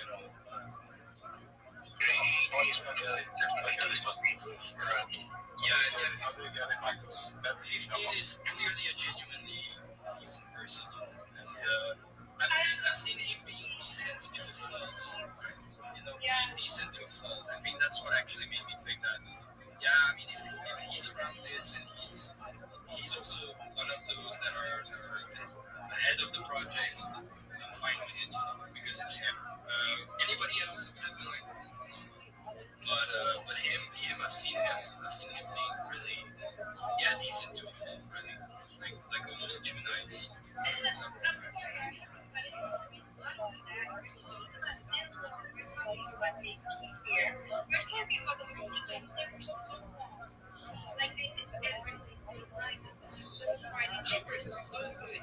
Yes.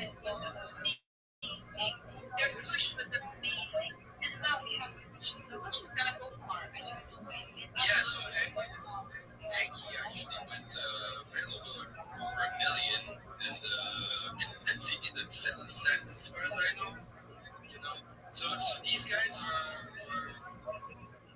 I think they're in it for the love of the crypto, the project, doing this stuff.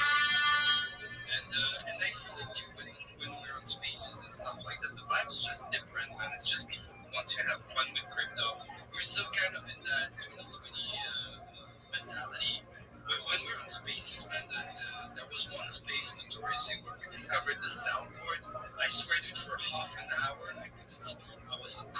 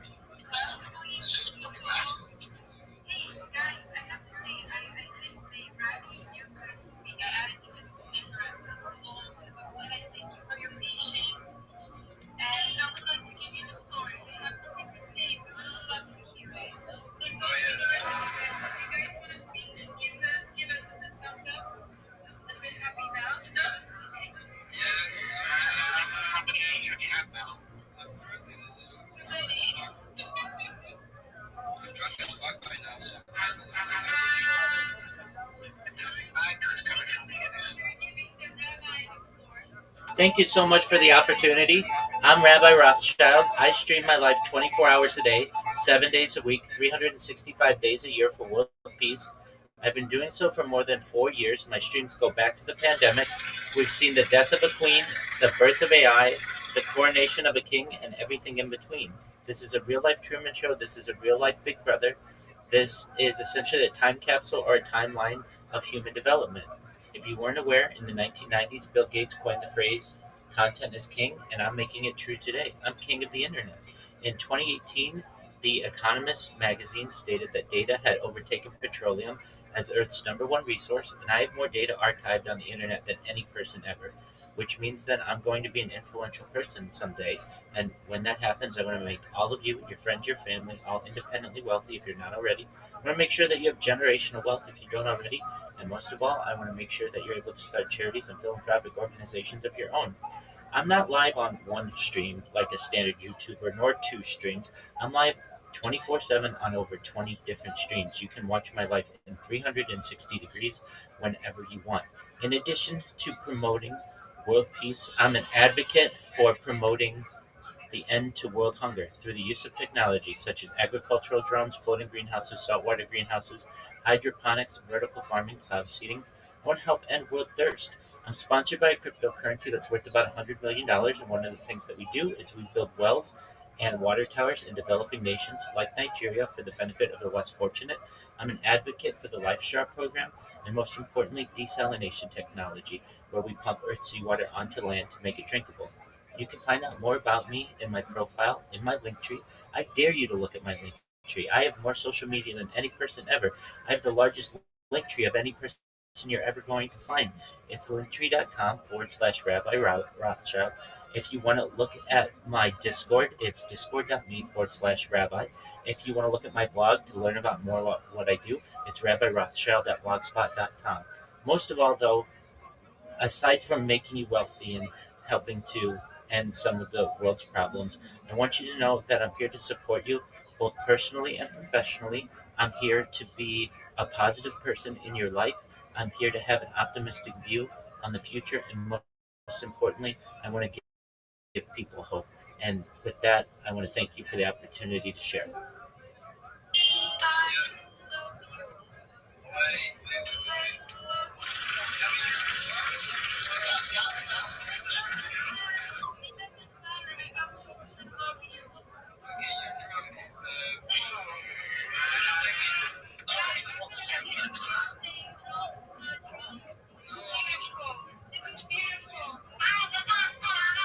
Shut up, Marty, please. Rabbi, what are you doing? No, no, no, I'm serious. I'm actually genuinely curious. Like, what are we actually talking about? I'm confused because you mentioned cryptocurrency and world peace and I think world hunger and a lot of things. He's the king of the, yeah. What are we actually talking about? Sorry, I'm confused. Most certainly, I stream my life 24 hours a day, 7 days a week for world peace. If possible, could we please stop with the soundboard? I'd appreciate that. Thank you. So I've been live streaming my life 24 hours a day, 7 days a week, 365 days a year for more than 4 years since the pandemic on multiple streams. So you can literally go back to any day of my life over the course of the last 4 years and see not only what I was doing, but what was going on in world history. This is essentially a time capsule or a timeline of human development. It's very exciting for the world to be able to have this much data to be able to study. And when people find out about who I am and what I do, It is going to be perhaps the biggest event in global history. And what I do at that time is I talk about ending world hunger and ending world thirst, in addition to other topics, futurism topics, things like anti gravity, antimatter, faster than light travel, things like space elevators, space tourism, terraforming of other planets, things like invisibility cloaks, artificial narrow intelligence, artificial general intelligence, artificial superintelligence, to name a few.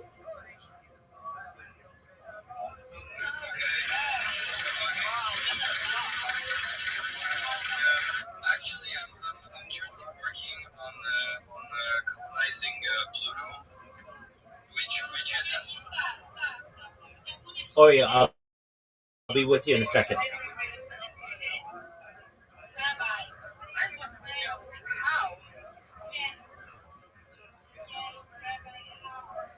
Absolutely. Well, if you weren't aware, data overtook petroleum as Earth's number one resource, and I have more human data archived on the internet than any person ever. Not only will I be able to monetize my live streams, not only will I be able to monetize my social media, I'm a promoter of cryptocurrency and have been for years. Specifically, one of the OG meme coins, it's known as Harry Potter Obama Sonic 10 Inu. It's worth about $100 million today, but that doesn't mean in the future, with all the promotion, it can perhaps be the global world currency. You should know as well that through endorsement deals of my 24/7 stream, I'll be able to make millions, if not billions of dollars annually. And I want to give that money back to the less fortunate. I want to give that money back to the people who helped me along the way. And every single person in the stream is included in that.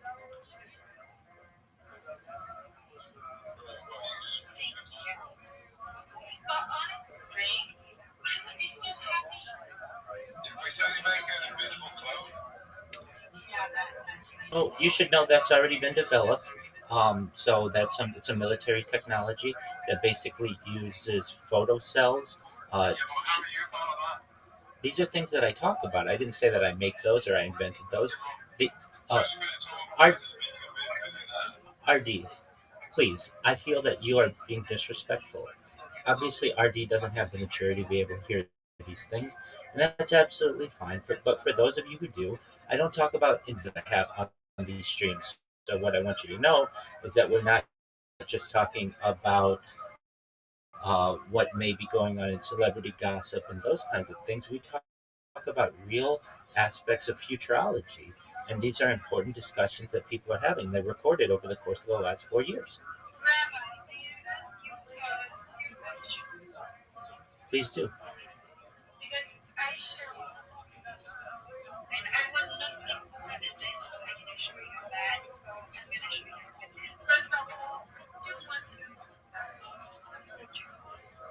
I am.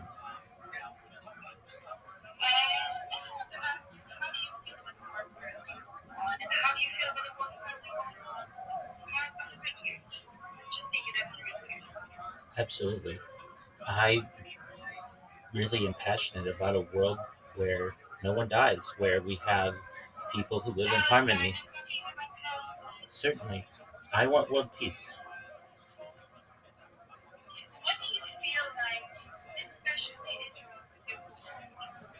I feel that all sides everywhere in any conflict can put down their arms and have diplomatic relations in a situation that we may have in the Middle East or perhaps in Ukraine. If I were given the opportunity, I would want to sit down both sides at a table, live stream it. People don't know that they're not, when these diplomatic relations take place, they're usually not in the same room, and they're certainly not publicized to the world. I would give each side a crayon on a map, and I'd say draw your borders, and we will reevaluate these in a year or 5 years or 10 years, and make sure that we're still happy.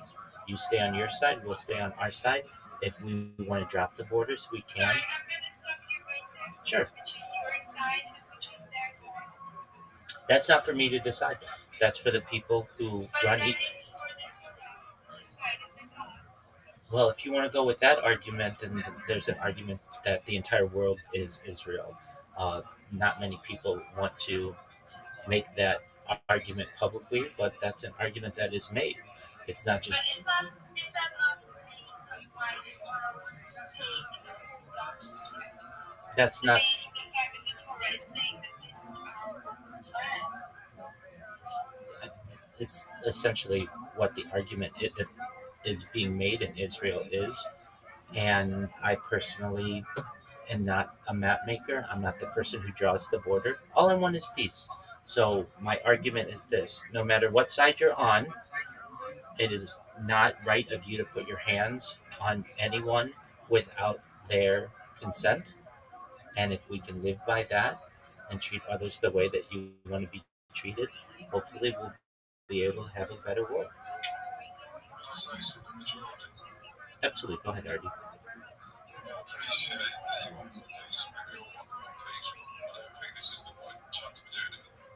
Yeah, we're drunk.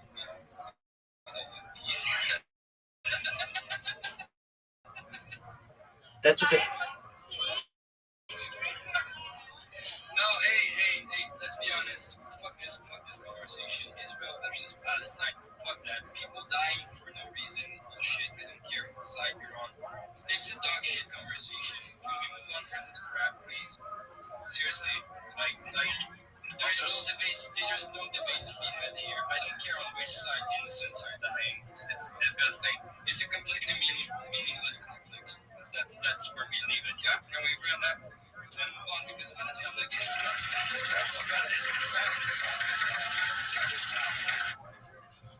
I agree, and I feel as if we're 99.9% the same DNA. There's a lot more as humans, no matter what your customs, culture, religion, creed, color is, that unites us. And that's why I like to focus on the subjects that I mentioned regarding futurology and peace and moving into the 22nd century better than we moved into the 21st century. all right. So I'm clear. So what you came here to share with us is that basically you have a live show, right? Correct? Yeah, well, what I want you to know is that I have more data archived on the internet than any person ever. You could go back for the last 4 years of my life, see what I was doing on a day to day basis, also know what was going on in world events. It's essentially a timeline or a time capsule of human development. 100 years ago, I would have been a diarist, someone who writes in a diary, or a journalist, someone who writes in a journal.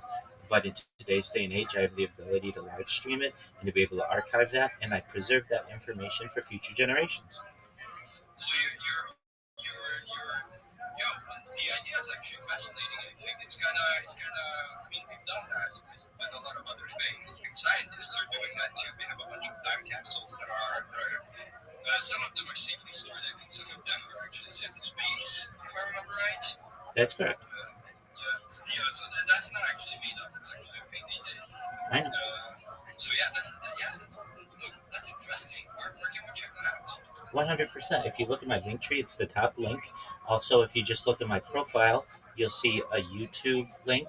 Click that YouTube link, and you'll see me having this conversation live on more than a dozen simultaneous YouTube streams. So you can actually go back and likely hear yourself on the stream. You all are a part of history, so say hello to the future. Look, man, I am genuinely curious. I want to check you out. Excellent. I appreciate it, and I appreciate the opportunity to share. And Madam and everyone, I want to thank you for the opportunity for me to be able to introduce myself to you. If I can ever do anything for anybody, feel free to hop into my Discord. I'm live 24/7. You can always connect with me. And I hope you all have a good day. Thank you. Thank you, Rabbi. I wish you the same thing. Thank you for coming up and speaking and answering questions. I appreciate it. My I pleasure. appreciate you doing it. My pleasure. Thank you. I was just lost. How are you? Thank you for coming up and speaking and answering questions. I appreciate it. Yeah, I appreciate you doing it. Thank you. I was just lost. How are you? We kind of got about he would have shot some random shit. Of course, that party. Where's Artie?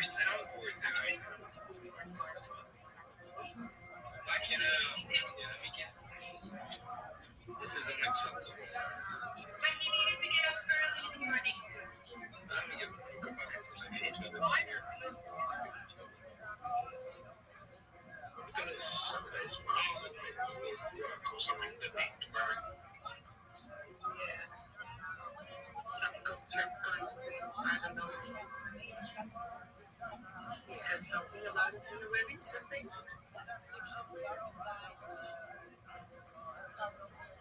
Wait, he did? He did? Yeah, I'm gonna talk about it in you.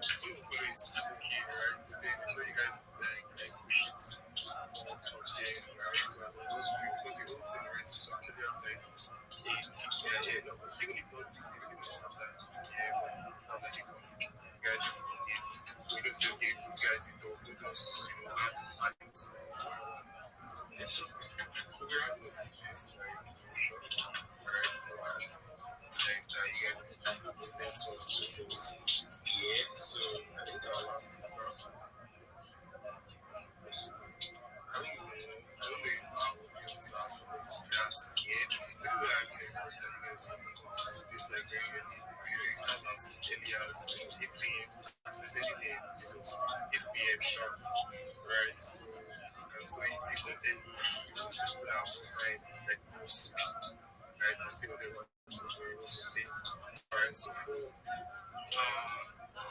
I think our next one will be on Saturday, like Saturday, right? Like that's the like where you guys are doing, right? So where you come yeah, the foundation, the foundation, yes, so based on the discussion of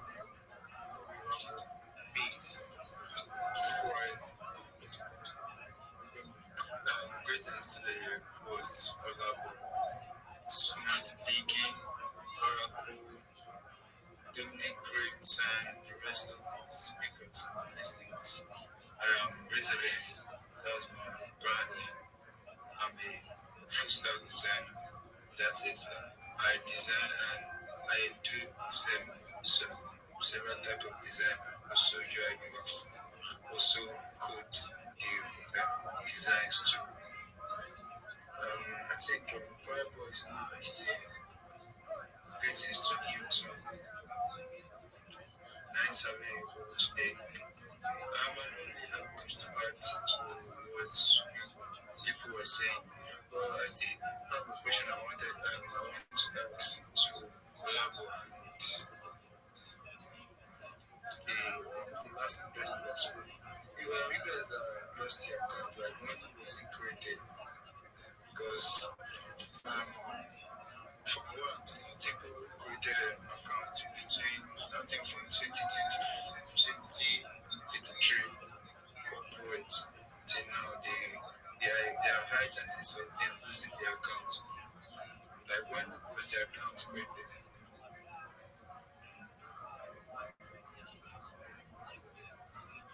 What about like are you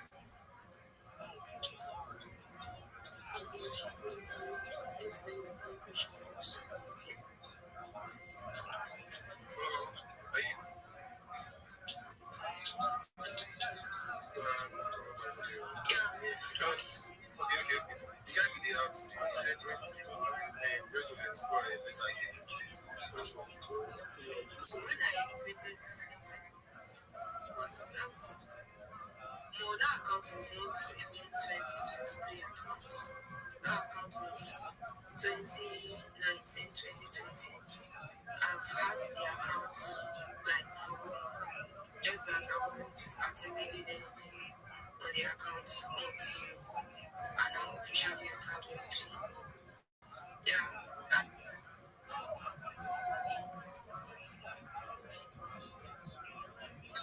Hey, what about the assets because now you want for the assets because yeah.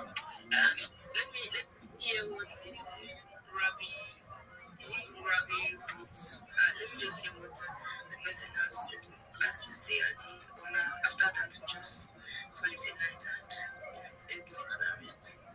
Thank you for the opportunity, Oloba. Do you mind if I tell you about my project? The space is for creatives, but for acting politely, I just put it for a minute. Absolutely, I am a creative. My name is Rabbi Rothschild. I stream my life 24 hours a day, 7 days a week, 365 days a year for world peace. I've been doing so since the pandemic. We've seen the death of a queen, the birth of AI, the coronation of a king, and everything in between. If you aren't aware, in 2018, The Economist magazine stated that data had overtaken petroleum as Earth's #1 resource, and I have more data archived on the internet than any person ever. And with that influence, I want to be able to make every single person in here financially independent if you're not already. I want to make sure that you have generational wealth if you don't already, and I want you to be able to start charities and philanthropic organizations of your own. If you weren't aware, we can perhaps end world hunger or help to with the use of technology such as agricultural drones, floating greenhouses, saltwater greenhouses, hydroponics, vertical farming, cloud seeding. I want to help end world thirst. I'm sponsored by a cryptocurrency that's worth about $100 million. One of the things that we do is we build wells in developing nations like Nigeria for the benefit of the less fortunate. Additionally, I'm an advocate for the Lifestraw program and most importantly, desalination, where we pump earth seawater onto land to make it drinkable. If you're in here and you're creative and you want help marketing yourself, please feel free to join my Discord. All of my services are free. I'll never ask you for any money. I just want to make you money. I just want to give you money. My Discord address is discord.me/Rabbi me/Rabbi. You can also find all the information that you need about me in my profile. But most of all, I want to make sure that you know that I'm here to support you both personally and professionally. I'm here to be a positive person in your life. I want you to know that that I have an optimistic view on the future. Rabbi, And I have a question. absolutely, go ahead. Have you thought of branding your page? I'm seeing a lot of posts. I'm seeing a lot of, I guess you attend spaces a lot, which is good. But from your profile, from your PFP to your banner, to have you thought of, branding it? I saw the video you made when you added your social links, your Discord and all of that. We have creatives here that make it look very good, very professional.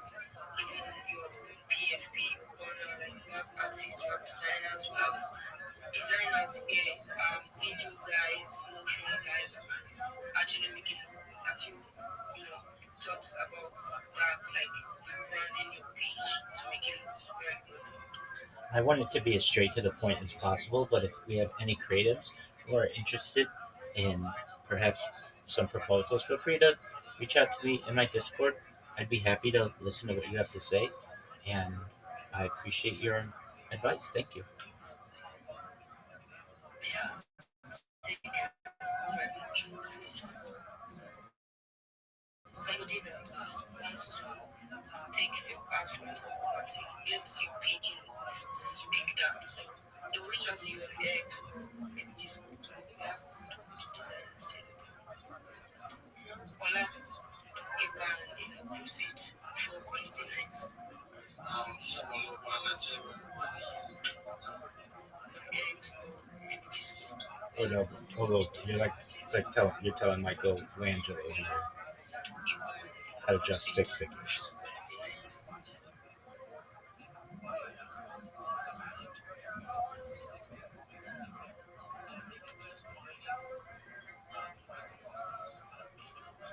This is for creatives out there. Lady, where do you think I am?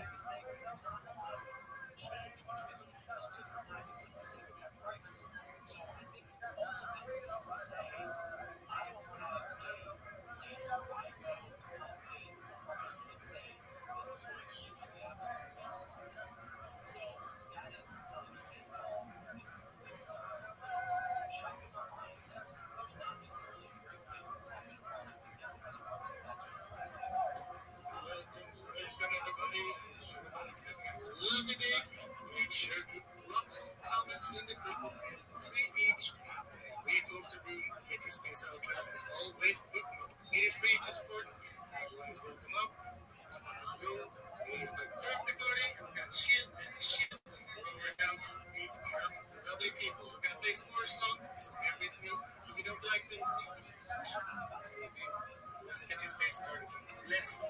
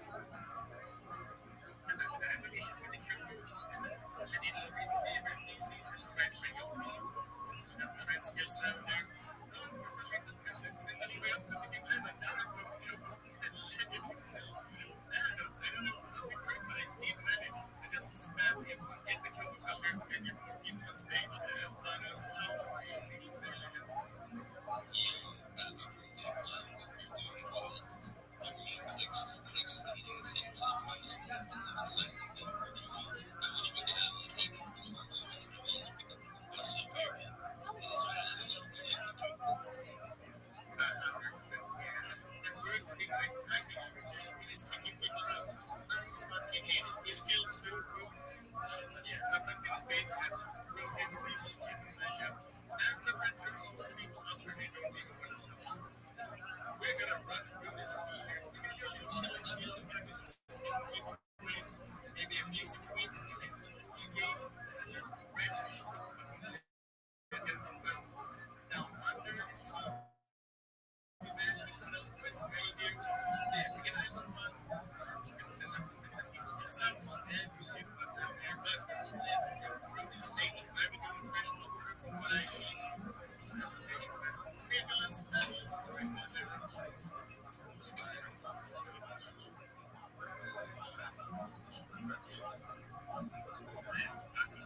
Joints are cracking, that's for sure. My back is cracking. I think most movements are taking some kind of direction. This is not correct.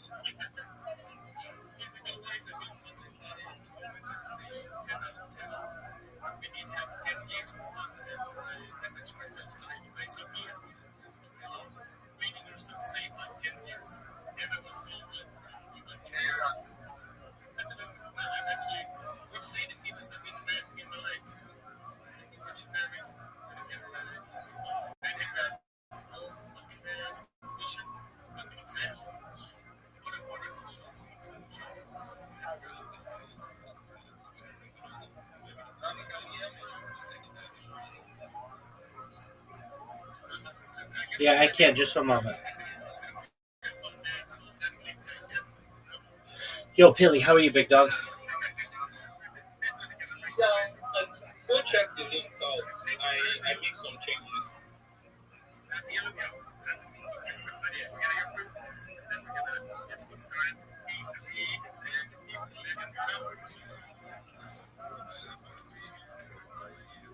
Pilly, I don't see anything, man.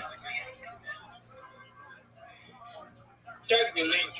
Click on Oh, the link. the link. Apologies.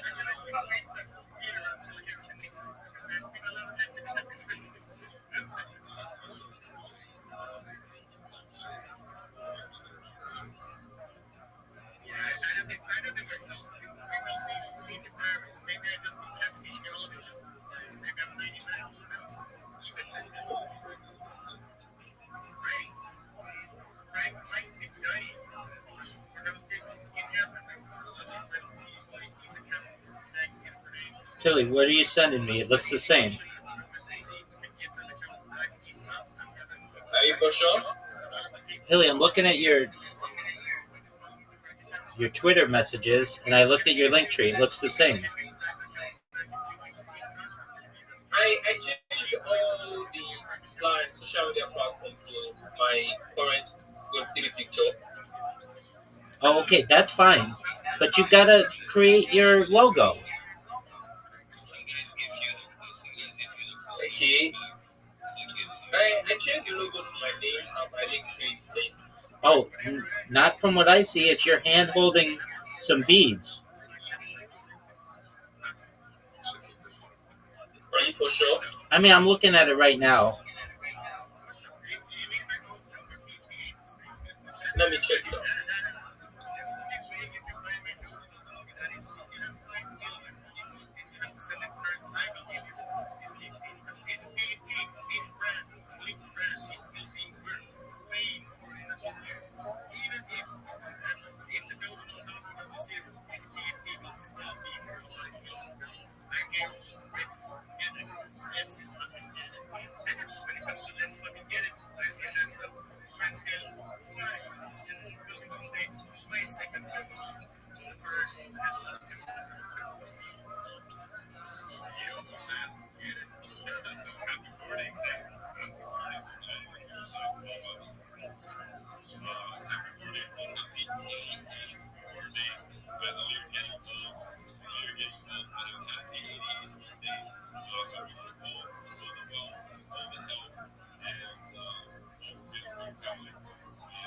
Rabbi, Yes. you have give me some time to work on it. Is that clear? Okay, go for it, man. All right. We'll see you in a bit. Later. Absolutely. Take care. And hey, one more thing. Yes, sir. You said you're gonna send me a link. You're not sure if my country is going to be have access to the application Yeah, to download it. yeah. So I sent you a different link. It's the Sora link I sent you. Okay. I'm unable to download it.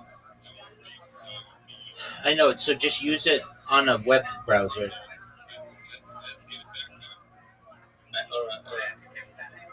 Okay.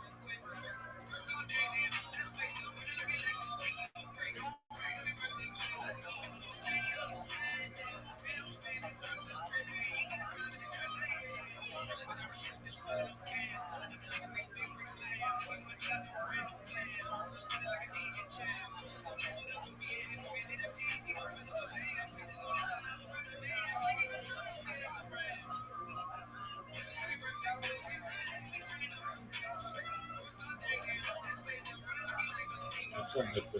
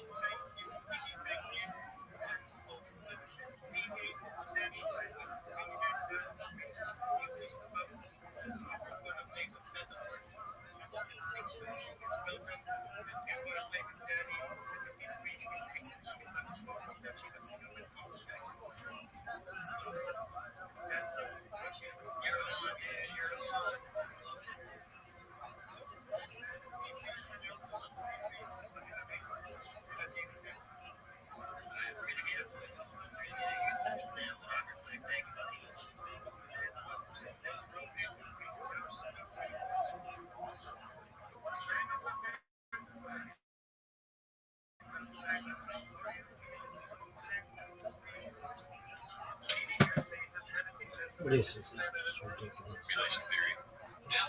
The Mishnah says it's legal to do it. Rav said this can only be done in days. Only be done in days. So the Gemara said if Rav had heard of Raisa, would he have still held this position? Now the Gemara says, what's the Raisa? My Raisa? Bisanya. Here we go. Bisanya. Harisha Hayu Noshim Bo Elev Zuz. We'll say this is exactly our case. Reuben lent Shimon $1,000. Reuben lent Shimon $1,000. I'll also just mention we had a beautiful explanation here. just know one of the beautiful things. You guys don't get to see it because you don't have the Zoom screen in front of you, but I get to see it ahead of the compliment. So every day, and a beautiful shir. You shall have that moment and recap the last week in the city. It's perfect. It's actually warm. You shall have it's like 65 degrees. It's absolutely beautiful. You just know you don't see them, but we have a beautiful cover from Israel. We talk about shir every single day and are dedicated. Of course, I'm not gonna lie, it's not easy to be dedicated at 1 o'clock in the afternoon. No offense, guys. I'm just saying, 1 o'clock in the afternoon and 5:45 in the morning, right? But when I say it's beautiful, like we're part of something so much bigger that managed expands the world, and it goes into Eretz Yisrael as well. Great supposed. Okay, anyway, the Mishnah says, the Rabbi says as well. Reuben lent Shimon $1,000, right? And what happens? Shimon paid back 500 Harman Hamishmael Shishus. So what do you do? So now what do you do with the shtar? So even the Karanas Hashtar, the close star, Akram is man Rishon Rabbi. The reader says, no problem. Witnesses, tear up the first star and write a brand new star. Now, we'll say, now, there's a very important point. I made this point earlier as well, but it's important to reinforce it again. What do? You date. What's the date of the new document? What's the date of the new document? It's the original date of the transaction. And this is very important, right? Why? Because remember, again, the date of the document creates what? Creates the lien and encumbrance on the properties of the borrower. So you don't want to redate that based on today because then you just effectively move the lien to the present day. So we'll rewrite a new document. Now, what does the new document say? What does the new document say? Reuben lent Shimon what? $500. But the date of that transaction, the date of that document is the original date of the $1,000 loan. That's what he would do. But Yossi says no. Because you show that. Yossi says no. Don't touch the original star. Don't touch the star. So what do? You write a receipt. Write a receipt that says that Reuben paid back. Sorry, that Shimon paid back Reuben $500. So what you're going to essentially have over here, according to Rabbi Yossi, is two documents. What are the two documents? Number one is the original loan document. Who's holding the original loan document? Who's holding that? Reuben the lender. So Reuben the lender is holding the document. Now, what does the document say? The document says that Reuben lent Shimon $1,000. Okay, but that's not true. I mean, it is true, but Shimon paid back $500. There's another document. What's the second document? A shoulder, a receipt. Who's holding the receipt? Shimon.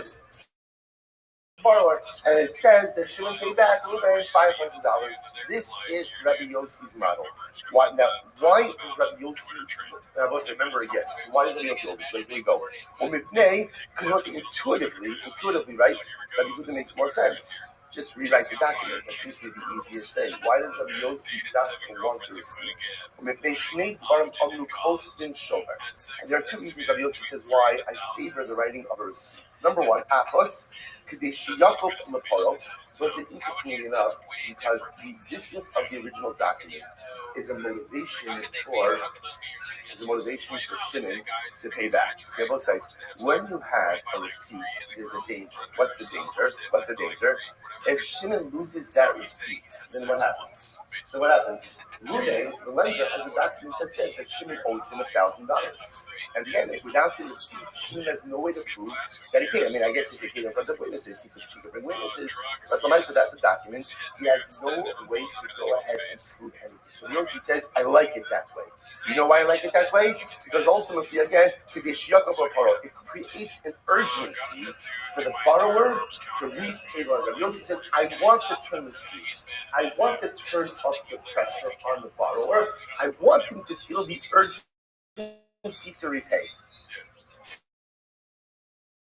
The other thing Yossi says is, I want the original date to remain on the document. All right, so Yossi says, I want the original date because that original date, we start rewriting the document, there's a concern about date confusion. I want the original date of the transaction to remain. This way, the encumbrance date remains as it originally was. One second. Rabbi Yehuda, Yossi, calm down. Rabbi Yehuda, right, what does Rabbi Yehuda hold? Rabbi Yehuda holds that, well, for the nice one, Shimon pays back $500. What do? tear up the original document, rewrite a new document. Rabbi Yehuda also agrees that you use the first date, the initial transaction date. So Yossi makes it sound like he's the only one who wants to come on Rabbi Yossi. This is what Rabbi Yossi is saying to Rabbi Yehuda. He's saying the following. He says, listen, in his man Rishon comment, Rabbi Yehuda, if you agree with me that in your replacement document you will use the first date, then ultimately again we only argue about one thing. And Rabbi Yossi says we write the receipt. The Gemara says, in this man Rishon comment, paligna alaka b'chado. In this man Shin comment, when you guys you hold that in the new document you use the second date, the new date, then ultimately again, paligna alaka b'chado.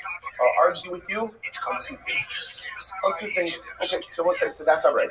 That's our right. So we'll say, no, again, so this is really, to me, I don't know why, I'm very excited. If you think about this is really interesting because this happens all the time. Right? When someone owes, right, we mentioned $1,000, she pays back part of the debt. He's paying in installments, let's say. Not after that it was an installment plan, but he has money now. He decides to pay back part of his debt. So what do you do with the document? And with the loan document? So again, just keep on remembering this. Fundamental focus, Rabbi Yehuda, Rabbi Yossi. Rabbi Yehuda, tear up the old document, write up a new document. The new document says that Shimon owes Ruben $500. We use the original date of the transaction so as not to mess up the lien that was created on the borrower's possession. Rabbi Yossi, absolutely not. Those are new dates. But rather, write a receipt. But 1 second. Isn't the receipt really dangerous for the borrower? Since Rabbi Yossi says, yeah. We want the borrower to feel the urgency of paying back the money. So turn up the heat on the envelope. Let him know that moving the lender has a document that says that Shimon still owes him $1,000. And that's the key to urgency and repayment. Beautiful. So like, so we'll say shtar. Now we're not finished yet. So the Gemara is going to go in a little bit of a detail. Shtar shezman kas b'shtaris o ba'asara b'tishrei. Shtar also is the kasher ready document. So let's say this is fascinating. Let's say you have a document, right? And the document was dated not in accordance with the Jewish calendar, but rather with the secular calendar, right? Or some other secular dating system. And it turns out that when you look up, so I'll give you a great example of this, right? Next week, you find the shtar. Shtar says that Reuben lent Shimon money on December 14th. Now, there's only one problem with having a date December 14th, and that's what? It's Shabbos. Or you find the document that says Reuben lent Shimon money on October 2nd. What was the problem with that? October 2nd was Rosh Hashanah. So now you have a date. Ultimately, again, I think it was, right? And ultimately, Bobby buying this year. That's what you see. So again, the point is, somebody's using an alternative dating system, and when you look back at the date, it doesn't make sense. Because the date is a date in which a transaction would not have occurred. No one's lending money on Shabbos. Right? No one's lending money on Shabbos, and no one's lending money on Rosh Hashanah. So now, what the dilemma is, what do you do with a transaction? So Rabbi Yehuda says it's not a problem. How do we understand it? It's a shtar mo'ofer. So I will say this is very interesting. Shtar mo'ofer means a post-dated document. So this is very exciting because now we're going to talk about two different types of documents: a post-dated document and a pre-dated document. Now, as we're going to see, the whole issue with pre-dated and post-dated has to do with the creation of a lien on properties, right? Whenever you lend someone money, or for that matter, you sell property, there is an encumbrance that comes upon, if you're selling property, there's an encumbrance that comes upon the seller's property, right? I'm starting with Achrayas. That's the assumption, right? So we pass Achrayas tell us so far that every real estate transaction comes with a guarantee. That's essentially how we pass it out to myself. Or when Ruben lends money to Shimon, the Shimon is guaranteeing the debt with its property. So what we're going to see is as follows. So halakha l'maisa, when does the encumbrance start from? So the kashtos, the encumbrance, it begins on the date mentioned in the shtar. Here's the problem. Well, if you post-date a shtar,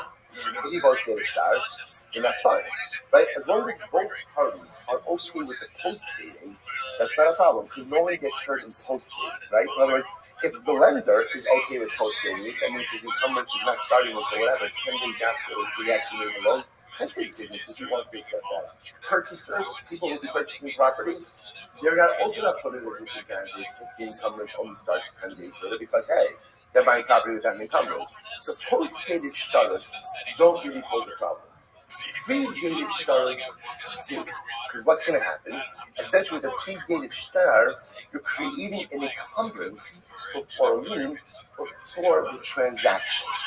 And that's problematic because you can't create a lien which predates the transaction. The lien or the encumbrance ultimately is the result of the transaction itself. So a predated shtar we're going to see is going to be puzzle. Post-dated shtar is going to be we're going to see, by the way, that this actually has certain contemporary applications as well. Take a look at the Rashbam for just a moment. The Rashbam is the second of the intermediate wide lines.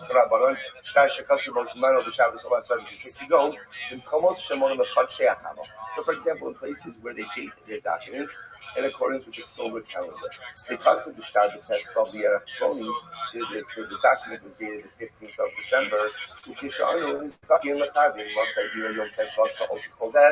And then when we check up, when we line up the secular date against the date, it turns out that it was Shabbos, or the Rosh Hashanah, that Yom Kippurim, or Yom Kippur. Kol Yom Shlo Nechtav Lo B'Shabbos Yom Kippurim, V'Nimtza Shlo Nechtav Ba'os Yom HaMofiach B'Shtar, Ela O Muktamu O Pasol O B'Kasha. So again, whenever you find some document, ultimately again, that does not line up with the date that's used, does not line up with a feasible date that this document would have actually been done, there's one of two possibilities. Either predated or post-dated. So interestingly enough, Rabbi Yehuda says, I choose to understand that it's a post-dated document in the first question. Rabbi Yossi post-out. Rabbi Yossi says, no, it's puzzle. Why? Because apparently Rabbi Yossi assumes that it is a predated shot. And therefore, Allah is going to be puzzle. So let's analyze this. Rabbi Yehuda says, Rabbi Yossi, hello, Maisa Balafanecha B'tzipar Dech Sharta. So this case came up before you in Tzipori. It was a case like this. A Reuben lent him $1,000. The document said the 14th of December. The document said the 14th of December was a Shabbos. And they could not transaction definitely did not happen on a Shabbos. And yet Rabbi Yossi asking that the shtar was kasha, which obviously meant Rabbi Yossi understood it to be a shtar mu'ochar, opposed to sharti bazeh sharti. Sharti bazeh sharti. He says, no. At the end of the day, so look at the Rashbam says, I'm looking at sharti bazeh. It's about 7 lines up in the bottom. Because of the bottom of the shtar, before with sharti, shemikoko mofia, so nichtav bizmano, shari Yisrael kosim shtar b'shabbos and kippurim. All you have shum or no nothing in the public will come on. However, Mocha Ba'alma says Mano Kasi Yom Lai with Steve of Loyal Game Mocha who says like this. There are two cases I will say. It's very interesting. The Yossi says there's two cases of date ambiguity. There's when the star has a date that we know before the star did not happen on this date. It did not happen on this date. Yossi says, in that kind of case, I'm okay with saying that the star was a post-dated star. So that makes sense. People are doing the transaction now. They want to post-date it. So what do? They choose a date without recognizing that the date, let's say the secular date that they're choosing, lines up with the Shabbos or lines up with the Yom Kippur. So again, when it's clear that the date used in the star is not the date on which the transaction could have occurred, Rabbi Yossi holds, I hold that is kosher. But when it is a regular post-dated document, Rabbi Yossi says I hold that it's kosher. Now, we're going to see, Rabbi Yossi clearly has a concern about a post-dated document, which is not fully articulated, which we're going to see in the Gemara to come. Okay, so I can actually just finish up the Rashbam. The Rashbam says as follows. He says, the Divra called the dummy, you should custom is one of the Dinan, the Casino Lab is married to Casino. Ella Anna Sadi, all right, actually, you know what it's going to be. Fine. So it's like, so now again, so we don't know, all we know is that Rabbi Yossi has an objection to a post-dated document. We don't know what is post-dated document. We don't know what is objection. But we do know as follows. That when it's post-dated in a way that's clear that it's post-dated, Even Rabbi Yossi will say that it's kosher. What's an example of a shtar that was supposed to be used is a date in which the transaction can occur. It was a Shabbos. It was a shtar. It was a kipper. Rabbi Yossi would agree that such a shtar is going to be kosher. Again, we don't understand why yet. That's just the shita. So let's go back to that. Bahal. Rabbi Yehuda Nami Barzak Amar. I believe there's a whole that even in that kind of case, right? Allah for my son kosher. So I'm like, that's Hakomo. Here we go. She was kakluba or no so shashta. So we'll see everybody reading the following dates. So right here we go. We're going to $1,000. The date of the shtar is December 14th. Now, by the way, this is the date of the shtar is December 14th. And when we go ahead and we look at the date, we take out our Jewish calendar and we line it up with December 14th. Right? And what happens? The name says Onas Onis Shabbos Obasar. Right? And it turns out that December 14th was a Shabbos. Right? So it's clear that the date that was recorded in the shtar is not the actual date of the transaction. Everyone agrees, everyone agrees that it's supposed to be the document, the kosher. But let's say, remember, let's just play this out. A post-dated document, in reality, doesn't sell like it hurts anything. Right? Because remember again, if it's right, if you didn't lend Shimon money, so what happens when you didn't lend Shimon's money? What occurs in those times? First of all, Shimon is obligated to pay it back. What else happens? Shimon's property becomes encumbered. Now again, what does post-dating do? What does post-dating do? It delays the encumbrance. Who does that hurt? Who does that hurt? Right? Really, the only person that hurts is the lender. And if the lender is willing to do that, that's his choice. So because, right, because there's no foul, right? No one's hurt. No one's hurt. Therefore, I love from the nice as long as it's clear that it was posted. How do you have the case that's clear that it's posted? The date that was used is clearly not the date in which the transaction occurred. Everyone will agree that it's kosher. Okay, on the base. Okay, here we go. So we'll say, where does the problem come up? The problem comes up when we call it shtar me'ofer ba'am, which means posted document where it's not clear from the document that it was posted. What's that?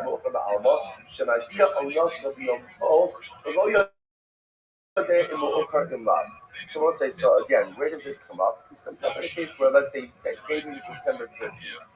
So I don't know, because December 13th is a Friday. Yeah, it's a Friday. Right? So the nice, again, here, I don't know, did the transaction happen on December 13th? Didn't it happen on December 13th? I don't know, it's possible that it didn't. That's where the machloket between Rabbi Yossi and Rabbi Yehuda is going to come up. Right? So let's say, here we go, let's get into it. So it's saying, Rabbi Yehuda, here we go, get ready. And then let's say, you're going to see how all of this comes together. Rabbi Yehuda Kamei. Rabbi Yehuda goes to his reason. What does the reason say? The Amar Ein Postin Shoga. Rabbi Yehuda holds, we do not write receipts. We do not write receipts. Rabbi is saying, now, why don't you write receipts? You don't write receipts. So many of us, we've seen this before the last couple of days. Rabbi Yehuda goes, why don't we write receipts? Because receipts create an unfair burden upon the borrower. Right? Because at the end of the day, what's going to happen? The borrower now has to hold on to this document. So the whole don't write receipts. Right? There's a loan document that was drafted. That's the document that we pay attention to, and we do not write receipts. Therefore, what? The loan document you for bucks. Therefore, again, there's no concern. So let's say, now watch this. Play this out. If you don't write receipts, then what happens when you go ahead and you repay your loan? What happens? Right? We're going to $100,000. Right? Now, who wants to pay back? Shimon's not paying back until what? Till he gets that document. Right? In other words, if I'm Shimon, I'm not paying anything back until Ruben gives me back that loan document. What happens if Shimon wants to pay half? Rabbi wants to pay half? The tax is not going to pay half, right? Why? Because paying half usually exposed. Because if he pays half, he's not getting a receipt. The document is still there, so it's not just in his best interest to go ahead and pay half. Therefore, again, Rabbi Yehuda essentially says, there's no trickery, right? There's no trickery because at the end of the day, even if the document is translated, so what? What are we concerned to have the document? It means that Shimon hasn't paid him back.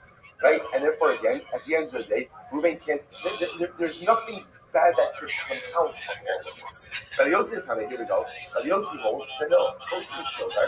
Rabbi Yossi says, no, we do write receipts, but nothing in a full. I know this could be excluded. This could absolutely be excluded. I want you to get ready for this. Now, we don't yet know, so I don't understand what could be excluded and how could a star mo'ofer be excluded. Just wait, because it is about to get crazy. We'll say, so again, so now what the Gemara is doing is, this is where the Gemara emphasizes over here something that on one hand is very doubtful, but on the other hand a little bit mystifying. Meaning what? The Gemara is outlining positions, telling us that everyone holds their respective positions, but we don't understand why they hold their respective positions. Here's what I know. So let's just go through what I know. What I know is everyone agrees that a post-dated document that has a date that is clearly a date in which the transaction that occurs, everyone agrees is kosher, nothing bad is going to happen as a result of that. What happens, but the date could have been a date in which the transaction occurred. It was dated Friday, December 13th. So what could maybe could have happened today? So the Yuta says it's not a problem. Why? Because we don't write receipts, therefore Shtar Mo'ofer cannot cause a problem. Rabbi Yossi says we do write receipts, and therefore Shtar Mo'ofer can cause a problem. Now, again, I said the connection between receipts and Shtar Mo'ofer, the Gemara still has not explained. Hold on. I'm going to bring down the two off. Here we go. I feel I'm close to Shover, even according to the opinion that says that we write in Shover, that we write receipt, kind of maybe a halva. Furthermore, again, that's only a problem if you write receipts. If you write receipts on part of the that's not true. We write receipts even for the entire amount of receipts. So apparently, in all the receipts, this is my focus. Do you write receipts only for partial payments, or do you write receipts for entire payments? That's apparently another not focus. There's a bunch of things that says you write receipts, you write receipts for the entire payment. Okay, hold on. The husband is stuck by your face. Have a message to the apple. Listen to this, but he's stuck by your face. Lent money to the apple. Also, when they're depending about coffee, you give a friend depending about coffee. Amalei, have you to say, you stuck by apple, said to the apple, give me my money. Amalei, have you stuck with his up. So again, what happened? So Rabbi Apple was the shark. I'll pay you. Give me the loan documents. In other words, you give me the documents, I'll give you payments. Without the documents, ultimately again, the borrower is exposed. So I'm going to start up your question. Says the Yitzchak said, I lost the star. After look like Kappa. But don't worry, I'll write to your receipt. Amalei, Arab Yishmol Dami Tarvayu, 8 close to the shoulder. So I said, 1 second. So Rabbi Yitzchak said that. Sorry, Rabbi Abba said that. But there's Rabbi Shmuel, and Rabbi Shmuel both hold that we do not write receipts. We don't write receipts. Those are the three incredible. So Yitzchak responded and he said, Amar, man yoheble, first white line, man yoheble me after to Rabbi Shmuel, Ramina Sa'in. If only I would have of the dust in Rabbi Shmuel to put in my eyes. I was saying, that's very beautiful. That's very beautiful. But ultimately, again, so what's happening, what's going to happen over here? The idea of putting the dust of Rabbi Shmuel is obviously a sign of incredible power. Like, imagine the dust beneath the feet of Rabbi Shmuel. If I would only have some of their dust to put in my eyes, I could see with such incredible clarity. But, it's like that, part of Yochanan Bahari Shlakish, the Ami Tarvayu Kosi Shola. But as great as Rabbi Shmuel were, Rabbi Shmuel says you don't write a receipt. So Yochanan and the Shlakish said, you do write a receipt. So Yitzchak is telling that Rabbi Abba. I will say, there's a tremendous Musaf. What was Rabbi Yitzchak doing? You see, Rabbi Abba quoted Rabbi Shmuel that we don't write a receipt. Rabbi Yitzchak held differently. He held like Rabbi Yochanan and the Sharkish who said, you do write a receipt. So what did Rabbi Yitzchak do? Before he disagreed with the positions of Rabbi Shmuel, what did he do? He built them up. In other words, he respected them. So it was such profound insight into the way, into the mechanism of disagreement. It's a disagreement deepness. It's the ability to hold opposing views without diminishing the person who is disagreeing with. It's like all the views one of the greatest things that we have lost as a contemporary society is the ability to disagree agreeably or to disagree with dignity. Humanity has always had different opinions. Always had different opinions. And that's beautiful. Let's say, what Gemara, right? We learn Gemara every single day. And what is Gemara? So can you imagine Gemara without disagreement? Oh, Gemara without disagreement. Keep yourself alive. Like that's whatever. Whatever. Okay, it's 3 minutes. That's enough, right? I mean, it's interesting. Again, we'll say. All of us learning things fantastic, exactly this. The excitement of it is to see a variety of different opinions, but yet everyone lives on the same dot. And Daled Ham is the same flat Gemara. Because one of the most important things in Yiddishkeit is the ability to disagree with dignity and here. It's incredible. Rabbi Yitzchak, this is money, things tend to get paid around money. Rabbi Yitzchak is disagreeing with his borrower, with Rabbi Abba, right? And Rabbi Yitzchak is saying, I want to write you a receipt. Rabbi Abba says, no, Rabbi Shmuel says you can't write a receipt. So again, when someone disputes someone, they such a Sahara to attack their principles. Rabbi Shmuel, who Rabbi Shmuel? I got the Yochanan Shlokish. So what says, no, Rabbi Shmuel. Such people. If only I could dust up your feet in my eyes, I'd live like you. But the Yochanan Shlokish told me, he says, that's how you disagree. That's how you live to disagree. Covered with the recognition of the other person is entitled to their point of view, even if they are actually evil. Hey, the men's always is a dignity. Incredible. The he used to that the Omra goes to shoulder. We write the seat in the stablo, it goes to the shoulder. We'll say with a peer that the men's we write the seat. The Isa right in goes to the shoulder. Because look, here's the problem. If you don't write the seats, then Abba Shtaro Shodah, Yoko Halor Hadi. So let's say here's the issue, right? Imagine if you don't write the seat. So I don't understand. So you don't write the seat. Then halacha l'maisa again. So what should happen? So the lender should go ahead and use the loan document, and that means the borrower never has to read anything. So the Gemara says, 1 second. Sorry, just the opposite. That if the borrower goes ahead, right? If the borrower goes ahead and loses his shoulder, so that's it. The lender should be able to recollect again. So the Gemara says, 1 second. No, my close to shoulder. So now you should write a receipt. All but shoulder shows that. What happens?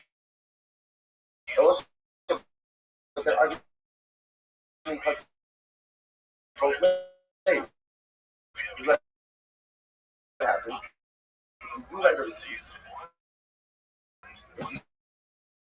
You write a receipt.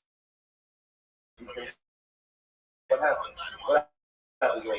What happens if the borrower loses his receipt? What happens then?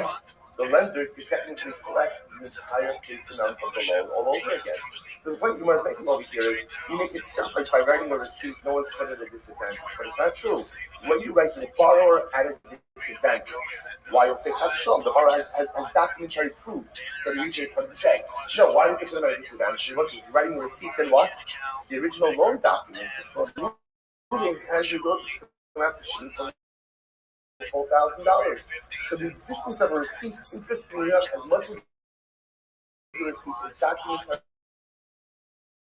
proof that the borrower paid that part of his debt, the existence of that document does put the borrower at risk. Should he lose that document, the lender has to go to the entire case of the yield of the loan. Well, so here to this. Amalei Rabba? Yes. In the Ish Malva. Closer to the Pasuk, Mr. Shlomo says another incredible piece of Solomonic wisdom. The borrower is a slave to the lender. That's the way it works. The borrower is a slave. We want the borrower to feel the heat. Why? Because if you borrow money from someone, It is your right. You feel the pressure. But someone else is saying it a little bit differently. Someone else is saying, you know, Evid Lo Ishmael, that means that literally when you borrow money from someone, you absolutely are to hold it. That's literally what Shlomo is saying, to borrow, to feel an urgency. We want the borrower to feel the pressure. We want him to feel the pressure. And we want him to go ahead and ultimately feel compelled that he's going to pay this back no matter what. So we're going to write a receipt. All right, but 1 second. When he has a receipt, never, the borrower has to be careful not to lose it. Yeah, that's called being legal. Be careful not to lose your stuff. Be careful not to lose your stuff. And if you do lose your stuff, suffer the repercussions. That's it. So I'll say such profoundness are hostile things also. Also that halacha, this is very important.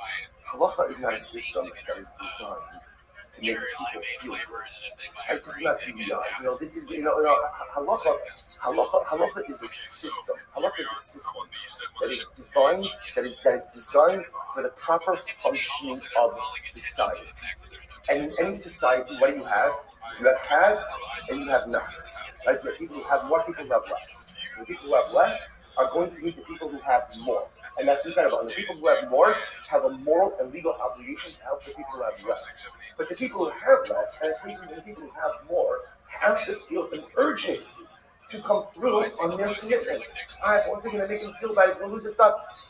That's not the goal here, right? The goal is to create a functional society. Think about this, especially in the Jewish loan market. Remember, in the Jewish loan market in general, you're not going to see operating in a society because Hashem created this, right? But you're not charging interest, right? You're not charging interest. It's your ribbon. You're inside a hedge of discount. You're not charging ribbons. So if you're not charging ribbons, the least that the borrower can do is ensure that the lender is going to get it back. And so if the borrower feels a greater urgency to give, Hashem says, yeah, that's what we want.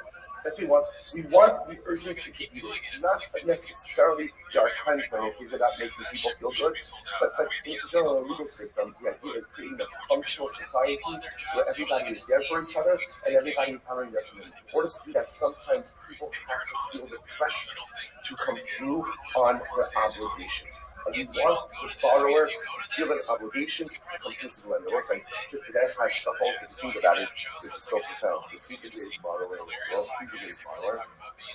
It's every one of us. Every day I wake up and I borrow. Everything I have is unknown somebody when they show up. I open my eyes, my eyesight, my function, my legs working, my arms working, my heart is pumping, and all of these things. These aren't mine. I don't own these things. It's not like I did something to somehow acquire all of these disruptive sparkles.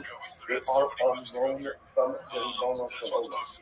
And said to Gemara, what is the relationship between the borrower and the lender? Turn out to be very simple. The borrower is slave to the lender. Because the borrower owes everything. Without the lender, right? Without the lender, I wouldn't have my house, right? And without the lender, without a borrow through the lender, I would not have my life. It's such an important step. We want us to consider when we look at everything we have as a loan. Everything is on loan. And just like in any loan situation, there are going to be stipulations about how you use the borrowed money. Everything we have is on loan. And Moshe says, I'm happy to loan it to you. Use it wisely. Use it responsibly. Don't make foolish investments with the gifts I have given you. Because one day, the loan gets called. The loan gets called. After 100 days money, the loan gets called. And the difference with this loan is that when I come up with a business from Allah, I have to give an account for how to use my investment. We both is interested in one thing. What's the ROI? Right? What's my return on investment? I lent you, I gave you all of this stuff. I gave you all of these abilities. Show me what I got for it. And as long as we can demonstrate the proper spiritual ROI, then that is a life. But understand, everything you have is a loan. The lender is always in sugar. Sorry, this borrower is always in sugar. It's a slave managed. Let's go back to Tzan Hassan. So what's the back to Shkamuk to Moshe? Incredible. Tzan Hassan. Start your Kohamuk coming. Remember again, I know you're wondering that one thing we never explained the positions of Rabbi and Rabbi Yossi. I started looking earlier. It's like 10 years in that. Right? We're better than that. Let's just, but we have to back to this. What happened to the respective secrets like Stan Mukdam? So here we go. Starting from Hamukdam and so we'll say if you predate loan documents, it's possible. We explain this. Why? Because remember again, if you predate, then what are you doing? You're backing up the encumbrance date early in the transaction. That's illegal. But post-dated documents are possible. Look, here we go. Let's try how far. So when do we say that predated documents are possible, post-dated documents are possible? That's only by loan documents. About starting mekas in mentar, afilu current namitzi. I will say sale documents. So if you show me something, not only when I'm selling something, even post-dated documents are problematic. My time, what's the reason for this? Zimmin, Arab, and these are what this was. So here's the concern. Here we go. Now we're getting to tissues of this. What's going to happen? I'm selling you a piece of land in Nissan. But we post now it's Nissan, and ultimately again I'm selling the date I'm putting in the document is Tishrei. So what happens? You might calculate the Tishrei. Now what happens? Now in between, what ends up happening is I run into somebody, or I should say, so I'm sorry. I sold the property in Nissan, but he dated Tishrei. There was, and I remember again, from the Gemara's perspective, there's only one reason you're selling the land, and that's why. Why do they sell you the same time as the Gemara? You're poor. You need cash. So I'm selling land to Ruvain in Nissan because I need money. But we dated the documentation. Fine, so it's on the land. Meanwhile, in Av, called this Av, I go ahead and I run into somebody, and I go back and I repurchase my land from Ruvain. He doesn't have to sell it back to me, but he does sell it back to me. Right, so what happens? When Mishami leaves with and I go back and call this Av, and I buy back the property from Ruvain. If you look at Tishrei, so what happens? In Tishrei, Ruvain takes out a document. And what does the document say? That silver sold me property in Tishrei. So see what's happened over here? I sold him the property in Nissan. So we dated the document in Tishrei. Meanwhile, in Chodesh Av, I ran into some money. I bought back my property. Fine, property's mine. But now, Ruvain's behind the shtar. And what does the shtar say? The shtar says that he bought property from me in Tishrei. He pulls out that shtar, and suddenly again, he could claim ownership of the property. So you see from here, you could exploit a post-dated document. Yeah, if that's the case. Sorry, how about Nami? There should be a problem with loan documents as well. Because lucky after the loan documents, watch this. The Yazit, Sigmar says, the Yazit, I lent Ruvain $1,000 in Nissan. And what happened? Because of the shtar of the Tishrei, we posted his document for Tishrei, so now what happens in between, right? The Chodesh Av, Ruvain runs into some money, and he pays me back for that, the parallel. But I'm not a Habu Shtarai. And then in Av, Ruvain says, okay, see if I paid you back. Give me back the document. But I'm like, I'm so sorry I lost the document. I lose that. Because of like Tava. So what happens? I write him a receipt.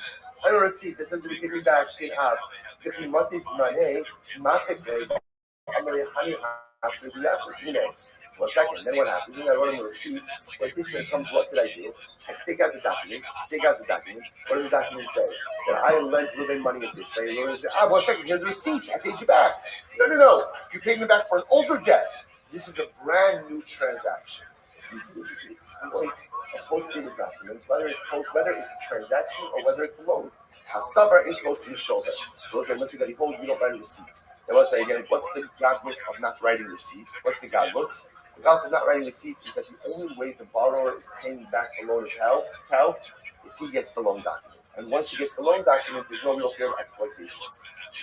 Amar lei, Rav Yemel Rav Khan, Rav Yemel the gift Rav Khan.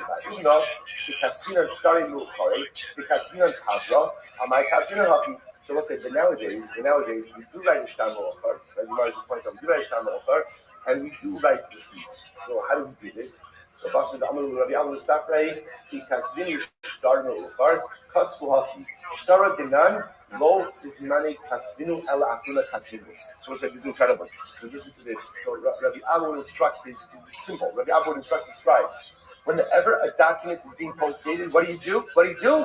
Write that in the document. Just write it. Write in the document. This is a post-dated document. That's all. I'm going to have Ashraf China. Someone says, do this. But now we don't write that. For some reason, people don't write that into their spells. They don't write that line. Right? Mikra writes is expecting his post. There's another Eitzah. What's the other Eitzah? Like Rav Tzach would say to his scribes, Kikas Visu Hanitav. Right? When you write receipts for people, Iya the Ismizuna the Shtar Kasvula Kasvu, Ilo Kasvu Stama. The Imas Pinafik Laraye. Let's listen to this. So if that's the case, so what do you do with the receipt? If you know the date of the document, write the date of the document in the receipt. If you don't know the date of the document, then what? Leave the receipt undated. What's the great chap of leaving an undated receipt? That can be shown as proof of payment for whenever. One more piece, one thing, and we'll stop. I'm going to review Ravashi, but I'm going to Ravashi in Kana. Top of Kokain days. Baha Ibna, the low of Dinar Hockey. But even temporarily, so let's say, so what happens? We don't end up writing the documents, and we don't leave the date off. We don't leave the date off the receipts so that it can be used whenever. So the Gemara says, so look at the hockey. Amali Rabbanan, Takuni Takine, Man da Avid, Man da Lo Avid, Ihu da Afsida Nafshe. So essentially, the Gemara says, but we don't avail ourselves of these opportunities now. So what should we do about Shkama Ofer? The Gemara says, listen, the system can help you to a certain point, but you also have to help yourself. If you take advantage of the opportunities or the remedies offered by Chazal, shloya. If you don't take advantage of those opportunities, we are not here to baby you. We are not here to do the work for you. We're giving you the possibilities. Write to the document that is supposed to be the document. Leave the date off the receipt. Do what you need to do to protect yourself. If you don't do that, then you leave yourself open to exploitation. That's not the system's fault, but instead that it's going to be used. All right, so stop for today. All right, have a great day, everyone. Have a good Shabbos. Jerry was a great supposed to be sitting in that spot. Have a wonderful floor with everyone there. Good Shabbos. I just want to knock this all out at once.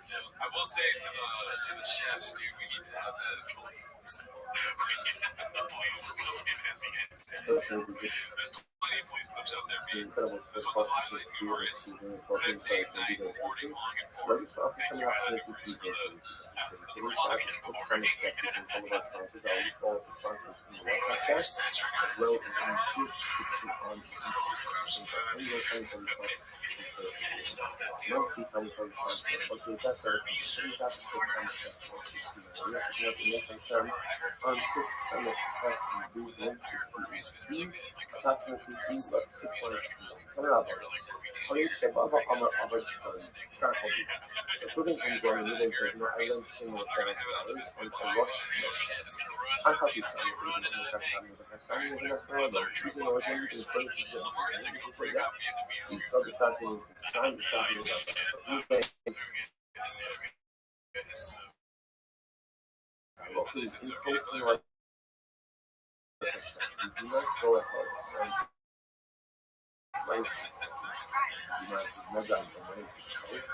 for the long and boring.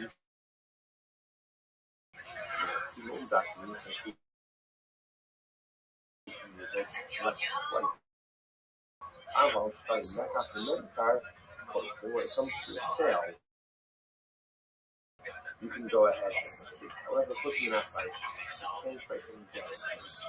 In other words, a lot for an answer, you can write the document. Topic books on the text, once it's finished. Says, after an America info. Those is many of even sales documents also training. He says, most of my phone like I do know, that's kind of close enough. So we're going to see this data on days.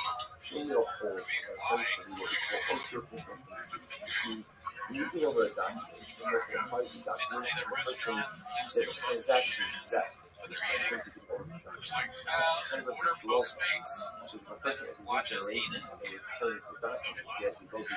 was gonna say from earlier, like we always ask like, why don't they do that? Why don't they do this?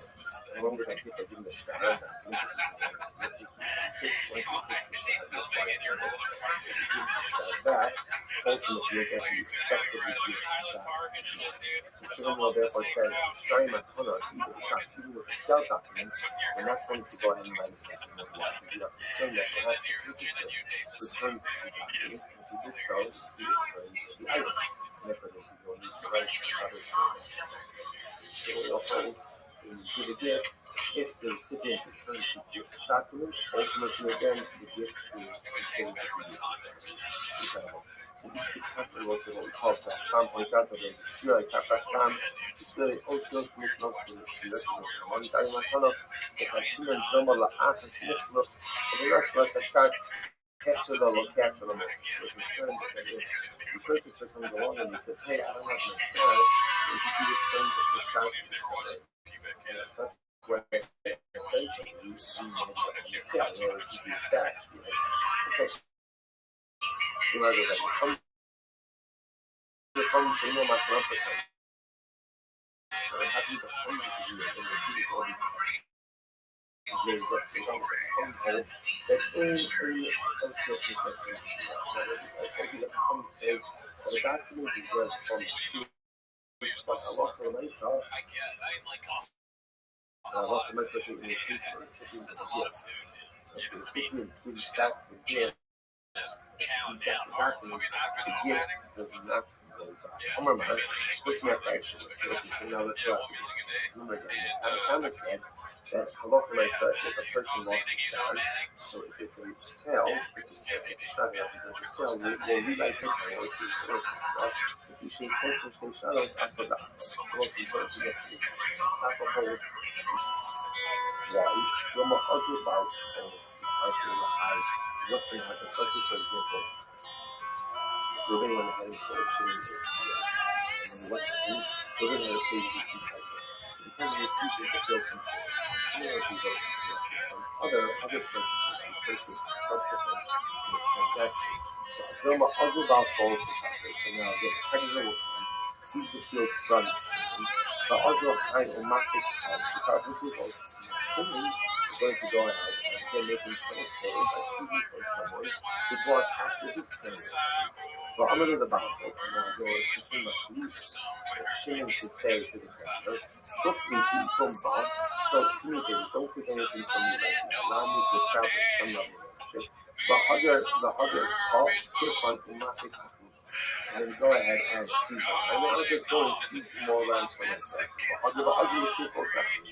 And the other part of the people section. So you can come ahead and go ahead and seize from a section. Essentially, you're concerned. But if you write two documents for the same person as well, it's easily lead to inappropriate. Abraham, much more. Even the car, even the starting to know from my other you have a house that certainly again when I wonder. So it's an impression. That means the time. How do you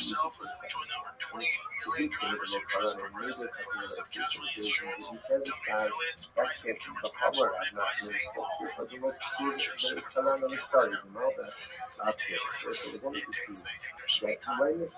when someone so the first process ultimately is what we call it this document that says that this person is entitled to collect from the property. Now, the difference is in the care fund, it has to say that the original loan document or first document is being enforced. That in order to can't be inappropriate to use the second one. It's called a title, the requested date has no restriction. But after the care fund, which is the document that says that the existing active party to collect from the common properties, you write what's called a title. Title is the piece that identifies the piece of property that is going to be seized by the affected party. So that title has to say that we call up the field. It has to say we call up the field. And then the title is not good. So called Shuma to Lokasa de Kalinola. After the title, we identify that this property is supposed to be seized with the Shuma, which is evaluation. Now, the Shuma has to have written in it that ultimately, again, that the title was correct.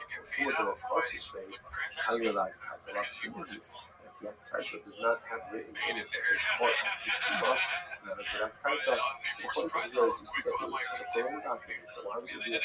somebody with police. But she's a good person as well. Maybe they just the tactical part of it. Maybe they're something open or driving or anything. I really have a hamid feel. Around the name of about Shoki Bakai in the case of policing, why did you pick up this part of the interesting don't you think being able to that's people open enough to chase by the car well again Alright, so here we go. This was by haphazard tells his huge friend Joseph, so he's not like every other psychophant, was it? the predator Like his probably famous person of Joe Rogan. So Joe Rogan decided to Josie what they're doing, so before it was just 6 months one for but now they're paying Joseph, but truck kind of money. But yeah, Joseph Rogan, the baby was like money, but now they're getting money back off the fans. So ultimately now, Joe pregnant Jack. and like the following receipts to the center of it started the output of high of draw Susan in the bad money the focus is manner any time they go ahead and write the news any time and with it's also accepted first of the starting date of the They're about to get into numbers too. Yeah, higher stat. That's like countless. Kind of your stat about that.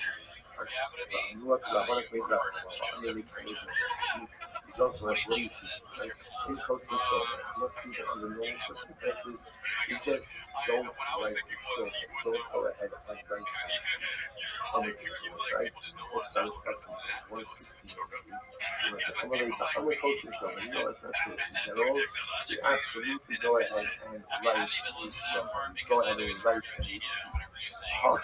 I know what the issue is Joseph also about all the part of the nation that they have concerned that the creditors will come with these problems but also easy to talk with people and ultimately again then the purchaser will come and see other purchasers to show that God will receive those that thought and is not received by the other purchasers I so for people love and money down again the purchaser I don't know, he did Joseph, it just sounds so weird. He's not doing it to be like funny. Yeah, sometimes I'll do it to people I'm friends with, like if everybody calls somebody wrong. Again, someone else's voice in the phone. You know, you can go crash the robot price. Or go do something like this. Purchase without the game. It's probably just something You he made the decision. try how hard.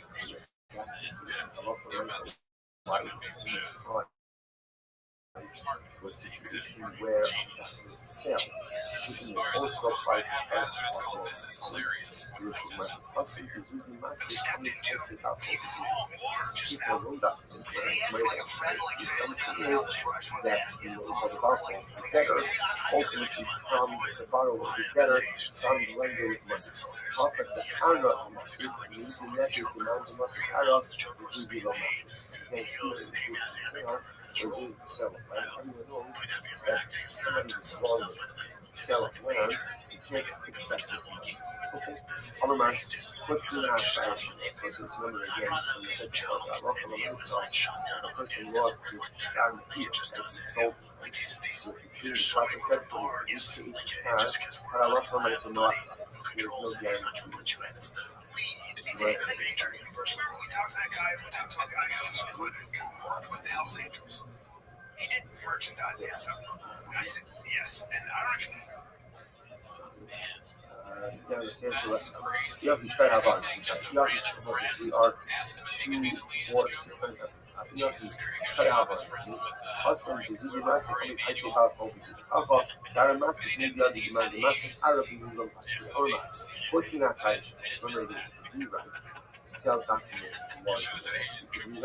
right? But not to be applied now. Agent 3C.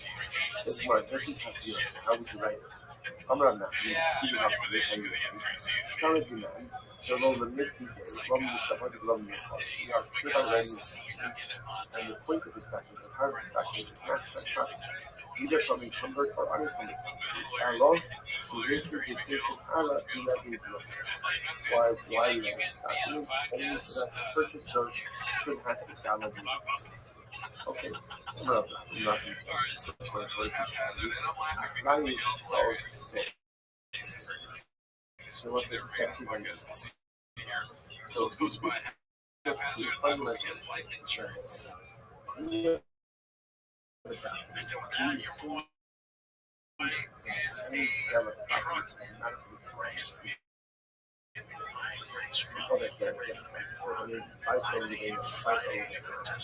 is it almost understood that about the way Should be interesting. I can tell my friend I commit myself to this.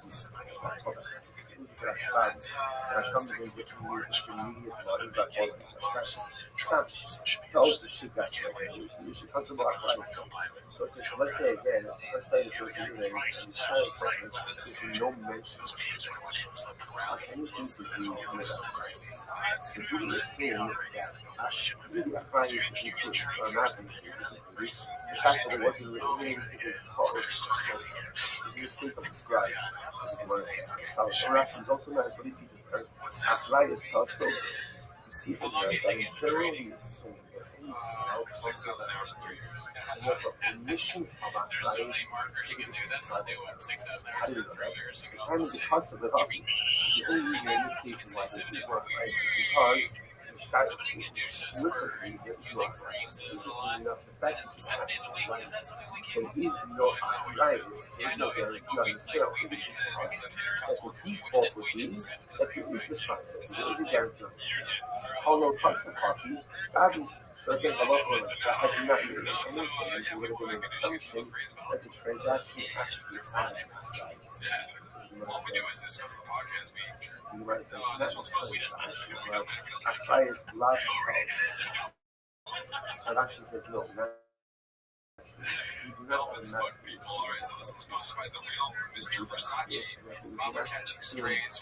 Your mission about highest responsibility or guarantee a document is considered to be Despite spread having a out. girlfriend, I have a weird fear of dying in a Seller gay is not way. intended to give the buyer any type of guarantee. You might Not put so me much at like jumping on a well, clock, but so like what comes to that choking house? it The down nice on says gluten-free that popcorn. ultimately again that the document can give personal advice Relaxing job. without There you go, Bobby. but that just means is there was no mention of a guarantee. My kids as a So legacy. it's like this happens I to do have a be bunch of kids in this I final know bit time for frame their that own. we're going to come back to for tomorrow's topic as well. About this concept of we say that every sale by definition is we make that assumption. When you start someone talking, of course you're going to get a guarantee. And therefore, even if it's not explicitly mentioned in the term, you describe that well, no, you say in general again, ain't not price. Because our price is not special. That it means the person is not making a guarantee. So this is a fundamental.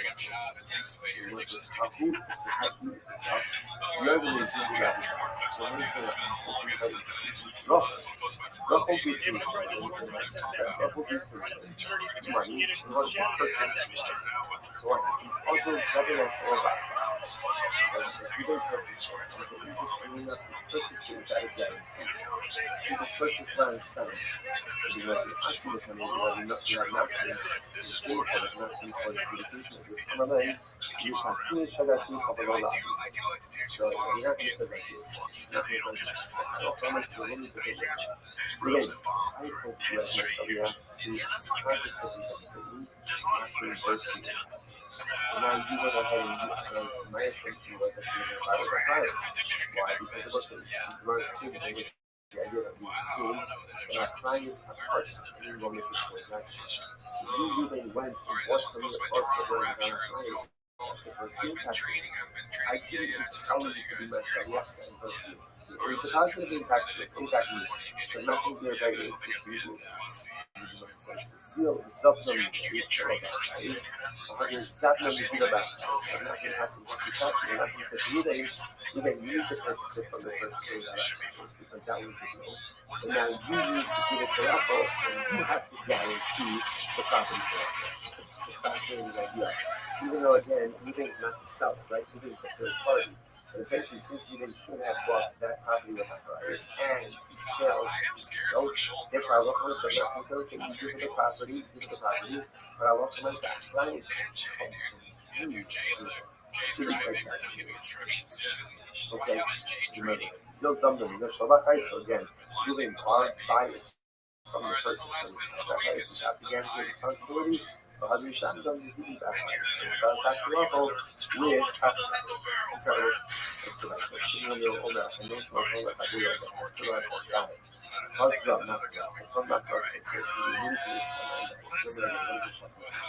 if I give you any gifts, give me out with me, document so that it's he holds that hello for myself. Once I give you the document, ultimately again, Ruben requires the document, early that even gives me back the document, then hello for myself, that is tantamount to returning the gift in the becomes so again, that's the Lashon of it. So we'll Omer, and also that's what I'm saying. Gives you gift the next two last start, and then again, so you don't have to Ruben gives me back the document.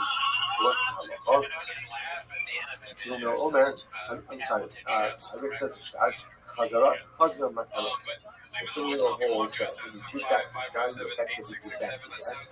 The Chama Megan, so Matalas, not true. Not true. The Matalas stands, even though you didn't return it.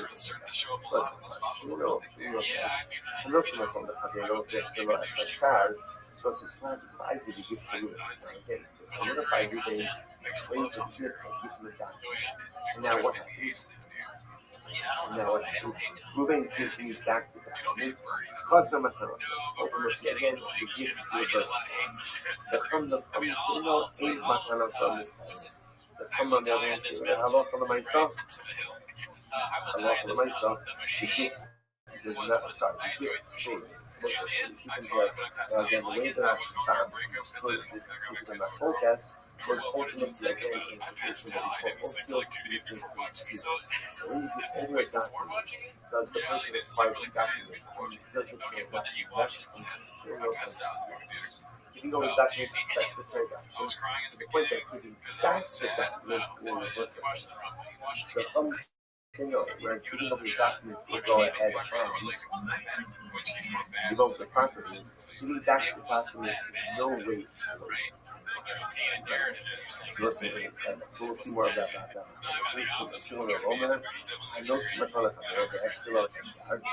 the Matalas. From the Pomsa Matalas, if I give it to you, I give it to you, and you can give me back the document, ultimately I get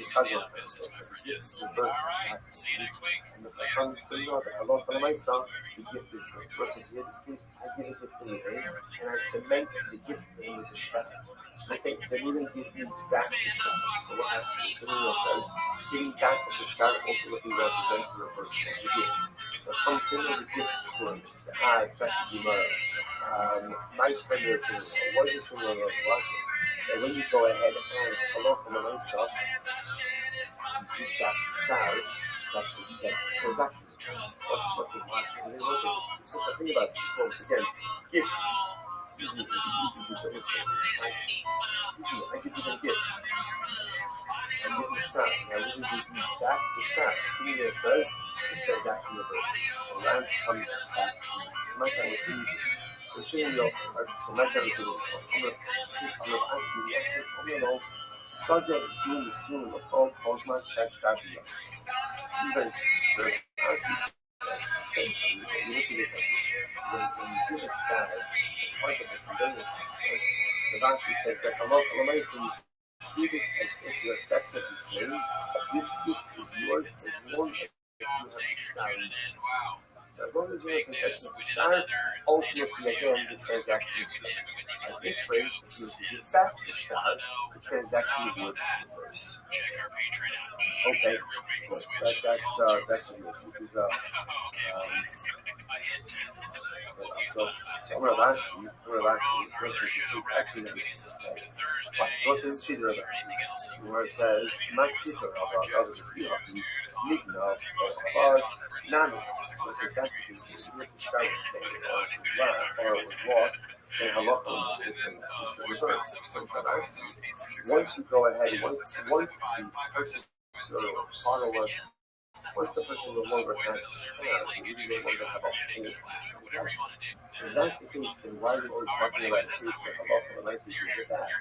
Because even in a case where you didn't solve someone, Shimon lost the document, halacha l'maaseh, and if you see the document, what's going on? This was Allah about Osios because there's a much way, so to speak, my quotes, where I said that Osios Nikias literally means can you acquire property and also further benefits just through the giving over a document. That means OCOs, Nikias, and ultimately, again, when you do over a gift document or sell document to another, the transaction is entirety is handed over to that individual.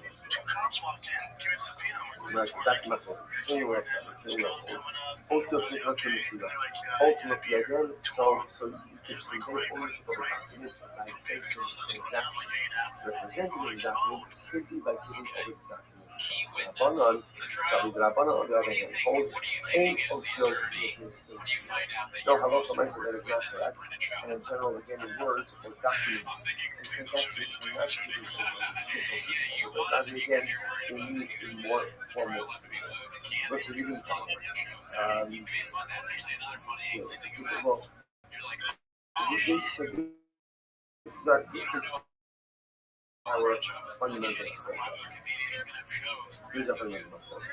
And ultimately, again, these things will see up on the older document. And that's the thing. It's like the thing not actually as the ownership of the property. As if they do the form of does the Rabbanon say does. Really quite strange. But I found it in the widest lines of church that I find started to start the back. They in Masana, weakness in Kalamakawa kept in the Sirasa. Okay, so whether we're talking about a loan or we're talking about a sell of property, once the seller gives all the documents to the buyer, ultimately again the buyer acquires. I thought you said funds in the nucleus, even though I didn't use our words. And words can actually be acquired people to the sky, nucleus, Kabbalah Saklam. Since the details are written, therefore again essentially the transaction yes, seems like it is but they get to hit still or such God, husband Mahanosa. And therefore again it says so if you seek the God that you have to power. Therefore in the same way that halacha l'maaseh means you over the shot. So ultimately the recipient receives the shot and also the ownership of it. So when you get back to shot, What's up, Tree? Yo, let's get it. I just wanted to ask you if you give away one of those because I asked for the floor. 100%. How do you want to do it? You want to do a restriction between someone up, do the glory game, do you want to do the song game, what kind of game do you want to do? Well, up to you. I've got 3 small church clubs. I got many church clubs, so we can do it to 3 different people, 3 different types, 3 different ways. But one of the ways I already have it figured out. Let's ask everybody in the space when was Soul Chain founded? When did Soul Chain start? And obviously, Soul Chain, I cannot answer this, but you guys know the right answer. So who is gonna answer first? In the I don't know if Thomas or C3 know themselves because this was a journey. It's been built on the ways. I don't think there is an exact date. C3, the founder himself, is up there. C3, is there a date when you founded Soul Chain? Thumbs up, thumbs down. He's walking at you. Thumbs up, there is a date. Okay, no, thumbs down, there is no date. There is a close date, there is a date where we actually officially started everything. Yeah, but the band was already before. Let's go. You can see that as a start for you guys. We've been talking about building Soul Chain already started before that. Everybody are different time zones. I think some of us are in different galaxies altogether. I think there are some type wormhole situations, so it's really tough to say. I mean, listen,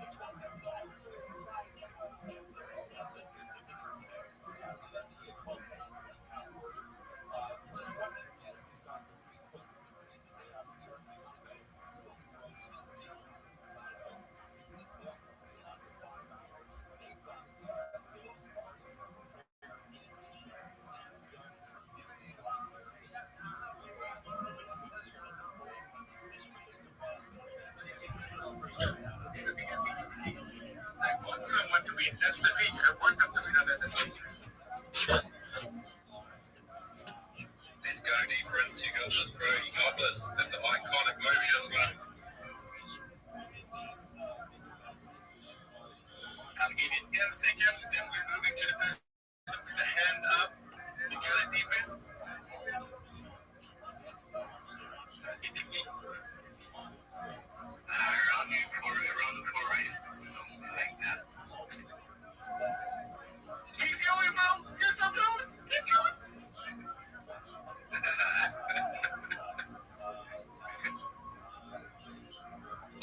Be smart. Take the first part of what you just said and add at the end.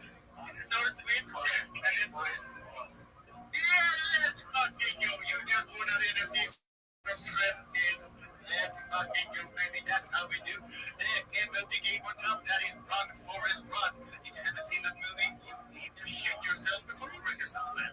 Let's go. Prince Cancer had his up was bro. Yo, congrats, fam. You just won trophy, fam. Let's get Sachi these lists. We have 2 more NFTs, 2 more Trustful Club NFTs that we're gonna do here specifically for Trump's birthday on the Space Fam. So, how do you want to give them out, Click? It's up to you, fam. I think this is kind of nice. But either you or let's see, D-Print, since you won, pick someone who's gonna do the next competition. And in the meantime, I will go down and I'll make a new emoji. So you pick someone that is gonna go for the emoji game.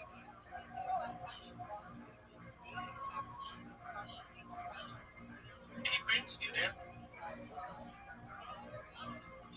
I guess not. That's it. There we go. Yeah, you say what? I say you pick someone on the bigger panel or in the listeners that can compete for the next NFT. Okay, there we go.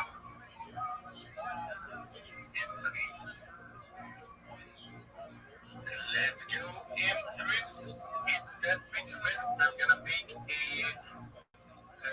what's it called a Rebus. Is there an English word for this shit? I have no idea. I'm just saying in Swedish what we call it. What is the English word? It's the game. Like when you put words together, so that doesn't fit, and then it comes to words in emojis, like we got the games. Emoji trivia. Yeah, that's not the fucking word I was searching for, yeah? I'm thinking of like a middle word puzzle. Yeah, okay, yeah. Yeah, of course, riddle puzzle we have that, but there's a special word in Swedish when it comes to like a word and emoji and something else, like it's a word. Maybe it's a word that you only have in Swedish. That's what I mean. It's Rebus, or who's presents called Rebus, but maybe that's a Swedish thing. You say born, bro. Hey, let's go for Swedish. Let's go. Did you meet my mom last week, bro?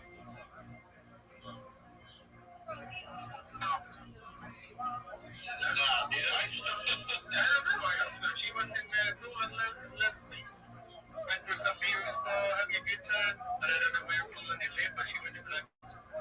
Oh, wow. So she was like 80 kilometers from the Polish Roman. Because, she invented some oil there, so, you know what? She got golden Googles. Polish. Talking Polish. Okay, let's see. Did we get the person up? Apparently, they are not requested. Can you give me the next movie? Do you want to give me the next movie? Yeah, I do. So then I need to refigure that movie into emoji thing. Let's go. Send me a DM. But then we need someone to take over, and I will figure out how to make that movie in emojis. I already have it in emojis now. Let's go. Pin it on top. And we need to choose a competitor because we need to choose a competitor because the one I see a hand up. So let's go to Emily Creed. I saw you back with stage. It is your competition. How is it, bro? You. Good morning, everybody.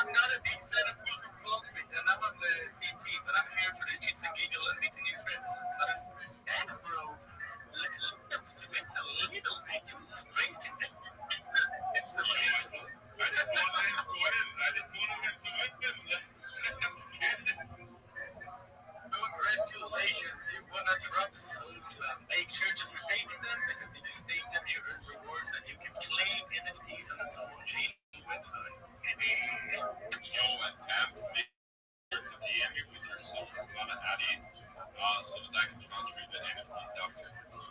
We have one more to go, Click. We have one more to go. Do you want to give it to Paul so that we know, like, he picks the movies and, I think he's going to come up with something hard. I can make a movie, but I do want to say, because Danny is new to the community, welcoming him a little bit, so I'm going to make a movie or a movie thing for Danny. So take over for a while, talk a little bit about millionaires. We do have a lot of new people in here, and in the meantime, I'm going to make it hard work for Danny. Let's get it. My idea was to maybe do the movie because he's come up with some movie from Europe, some Polish movie, I don't know. What do you think, fam? Some Polish mafia movie there, bro. No one look at that, bro. No one look at Polish fucking movie, bro. Yo, I know some Polish movies, by the way. I've seen some Polish movies. Shoot it, bro. Shoot it. I don't want to spill the beans. Maybe you're going to do something like next song. That'll be too hard. That'll be too hard, I guess. Are you drinking Rakiet like that? Are you? Maybe. Who knows? Gotta put that test then.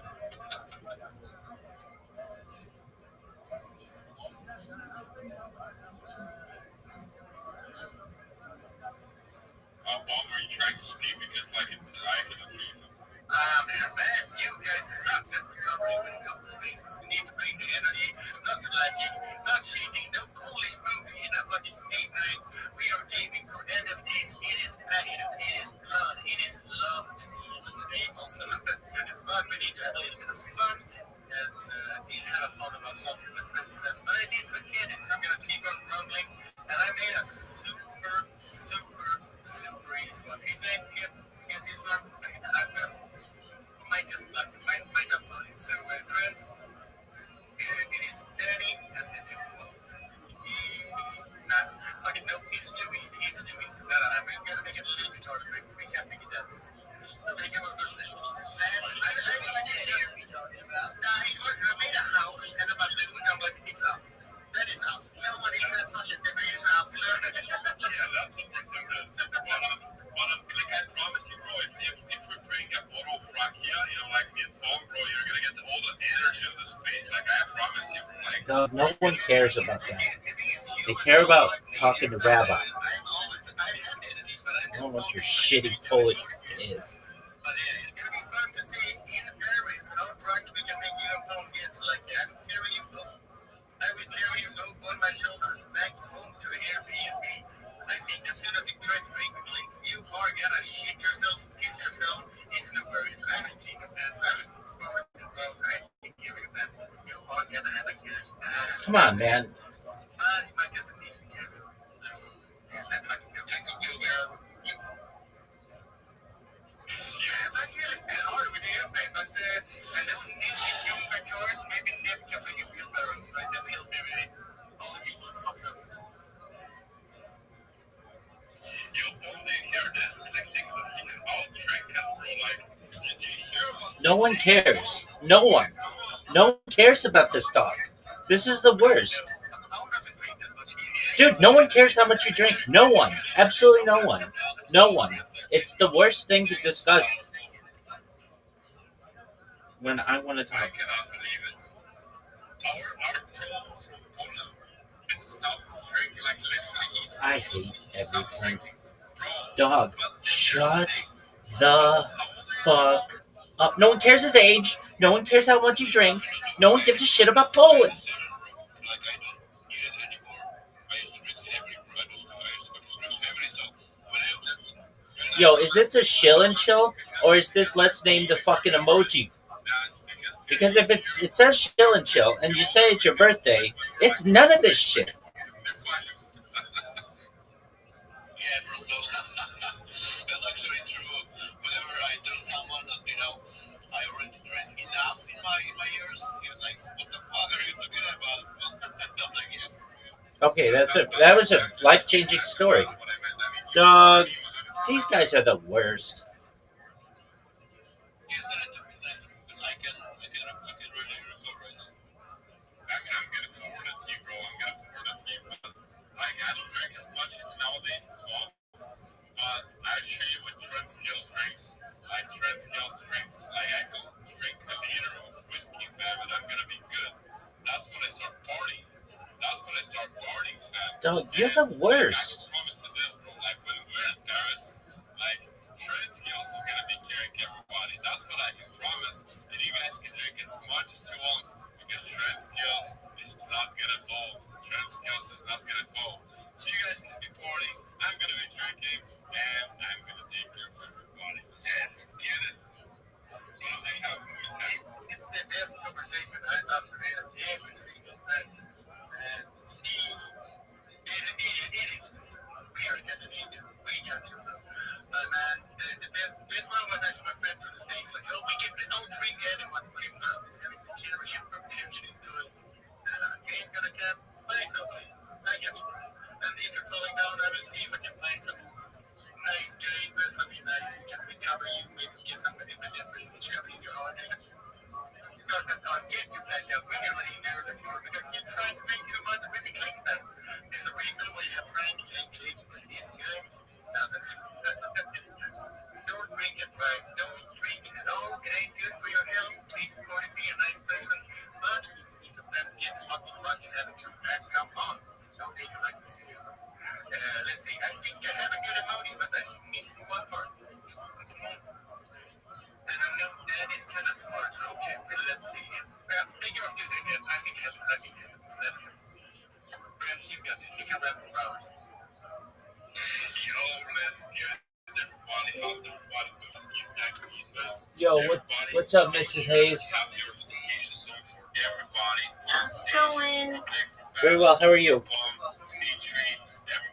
What are you up to? I am just about to speak in a Twitter space, so if you don't mind, I've got to focus on this. There are a bunch of people in here. Then I'd love to talk with you. Is that okay? Excellent. You're good. Aggressive towards standing because he's gonna kiss him. Yeah, what the heck? You gotta be a man. You need to learn. Come on, baby. It's gonna be yours. Like, can I take this over a little bit while you? I can guys real quick masterclass in the art of filibustering. Filibustering, by definition, just means you talk with nothing to say until your host is finished doing what they need to do. So what you saw Trent do, which he was doing really good, I gotta give him credit. You know, he brought the hype, but what Click really needs is for everybody to click on the purple pill. You need to go down and you need to start liking every single comment that's in the blue pill. Why are you gonna do that? Because it's Click's birthday. You're gonna do that. You're gonna like every comment in here because every person that you like is gonna go and they're gonna like your comments, and then you're gonna connect with them, and then you're gonna become best friends, like me and Click will one day be. And this is still a filibuster. You know, I didn't go to school for this. I just got really good at bullshitting, and we're just gonna keep going until Click tells me to shut up and answer his question. Not that smart of a guy, actually. I just seem intelligent because the internet is dumb, which I appreciate. And if anybody didn't know, Click's birthday ended, so we gotta stop saying happy birthday. There's no more birthday. No more birthday. You don't have to come here and kiss my ass. Exactly. We're done kissing Click's ass. So Click, we're done kissing your ass. But thank you very much, man. There's nothing worse and best at the same time than when I actually get what's called some kind of recognition. Like I really did a really nice post the other day. Like I don't know, I get like heartbroken. Like what the fuck do I mean anything for anyone? So I'm gonna tell you because you know you do need people's things. I'll tell you what you mean to me, Click. You inspired me to build a business on X in 30 days. So that's what you mean to me. But when you meet all these people, I'm sure they can put in a comment what they mean. What you mean. I don't do that. You don't want to see do that. No, I'm a crier. And I don't want to see that clicky cry. Man, he's coming in. Whenever I reach a certain amount, you gotta start live streaming. So let's see if you can cut it up. Here we go. Let's see. If you want to hit, we start with 0, what's called hits. But if you want to hit, then you guys hit. But It's the emoji game. If Danny doesn't make it and you make it in the comments, I pick the first comment that gets it right. So it's a free, but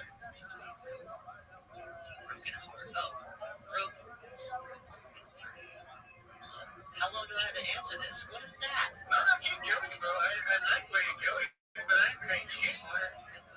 Broken heart with a point to the mountain. Broken heart? Broken heart mountains? I see a lot of people here knowing. I see hundreds. I see some. Do you see it? I know it. What is it? Brokeback Mountain? I'm locking it in. Brokeback Mountain. There you go. Let's go. Cowboy, baby. Let's go. I love me some Brokeback Mountain, bro. There's nothing manlier than two dudes camping out in a tent, keeping warm, dude. Let's send your address to Translate. We have one more. Let's fucking go. So we're gonna do the same way. Or C3, what do you wanna do? How should we do the last giveaway? Not like this. You like it? Yeah, I like it too. They're fucking funny. I fucking love it. And big shout out again to Riz. Bringing these conventions like these are very easy, they're fun. Patrons, you ever had that one? I want to send you the name of the fucking movie. Yep, you send me a movie name, and then patrons fill us up with them. Yeah, thanks. Yeah, I'm able to send a message.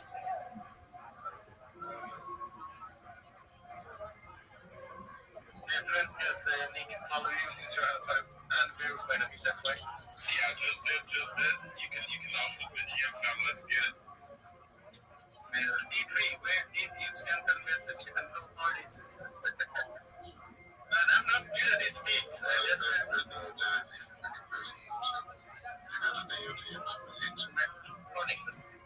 no, I don't want to leave my stage, bro. No.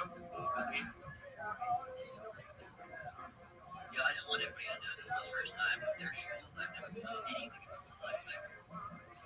The third time, but not the last. Hopefully it's the last time. Oh man, the things are born of its education and stuff like that, man. Usually I just pass it on to the next one. But when you start a podcast, when do you want to be on Spotify? A podcast platform, you guys have. Isn't this a podcast in Lance? Well, yeah, but send me the recording so I can put you up on like Apple Podcasts and Spotify. The recordings are all recorded. I don't know how to send them by, put them in a Google Drive. Dude, you do that. Whatever you guys do, send me the get your podcast. But how the fuck do you send them in that? Like, record them on hits and then they're here. Yes. Like, I'll figure that part out, but if you can figure out how to record it as an MP3, I can throw MP3s on Spotify for you. I'll make your RSS. We got this.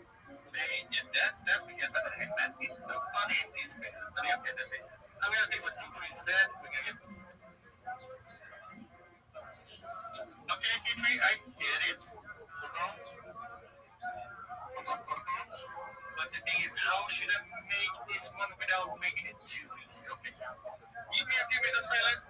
C3 and everyone else take over the stage. I'm gonna try to make a rebus out of what C3 shows. So I think C3 choose the player.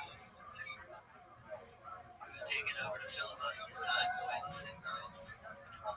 You just filibustered like yesterday. You were fucking good at it. That was yesterday. Yeah, I got it. I'll keep it. Yesterday.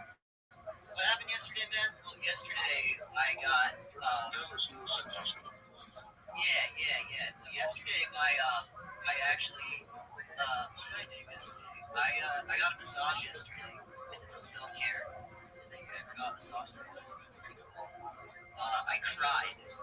Yeah, I cried because apparently you can hold emotions in your body, and if you don't release them, and somebody rubs you hard enough, you can release them in tears. So I cried yesterday, and then I won an NFT.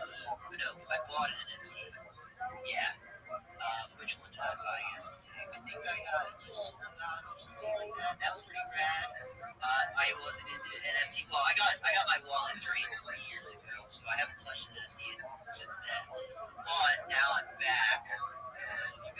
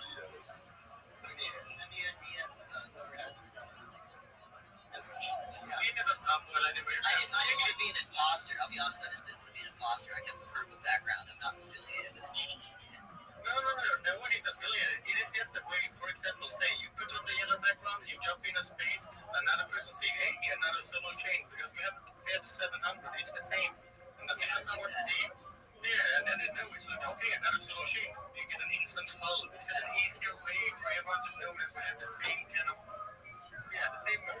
goals in this application. So sometimes we jump into space and then the host of the show is like, what is going on with all these yellows? And this is because we come in with force. And you can have whatever PFD, whatever NFT collection.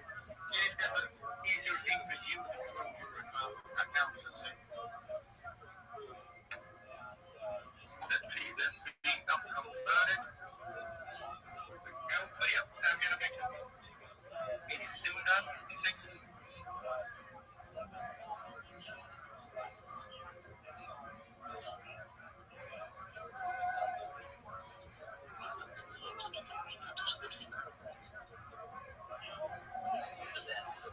I don't know if anybody on X just keep following us here. Click does this. I want everybody to know that before I met Click, Discord communities, I've been building them for like Discord but the fact that you had a Discord Click was like really, really smart. Really, I just want everybody to know if you're not in a Discord, you don't have a Discord yet, I highly recommend you get a Discord and you start joining these communities.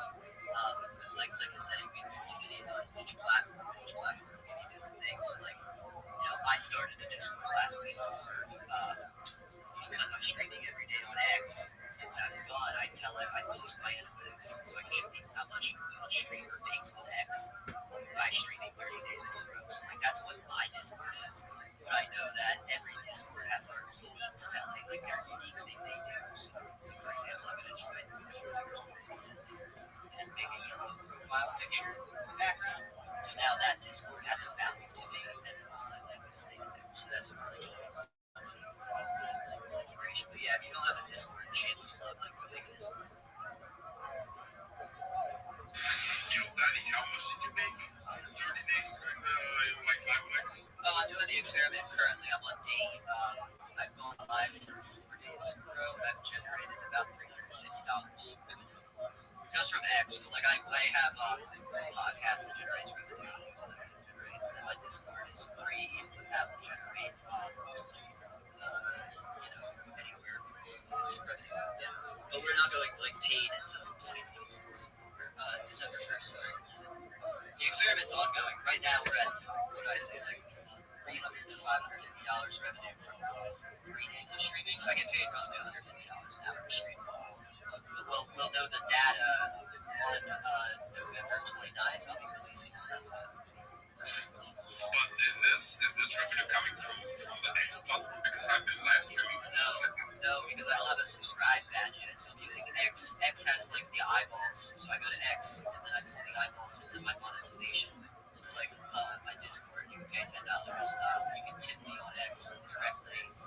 Click is helping, obviously, like you showed me how to get the subscribe button. So once I get the subscribe button, I can put like, I'm just going to charge 99 cents, right? And if whoever wants to pay can pay. But my thesis is that you stream every day on one platform for Monday to Friday, 1 hour a day, with 1 hour of content. I created like a tech stack or a Google for anybody who doesn't know. You can take 1 hour of content and generate 1 million impressions per month, and then it's all math and analytics. So my hypothesis is at the end of 30 days, I should have about 1,000 that's free. My goal is to convert 50 new paid members by December 1st, which would be $500 monthly in revenue, and then it'll compound. So by 90 days, my Discord should be generating about $1,100 to $1,500 a month in subscriptions. So the monetization, you don't have to spend the partnership here. Because there's ways to monetize outside of the platform, just using the platform.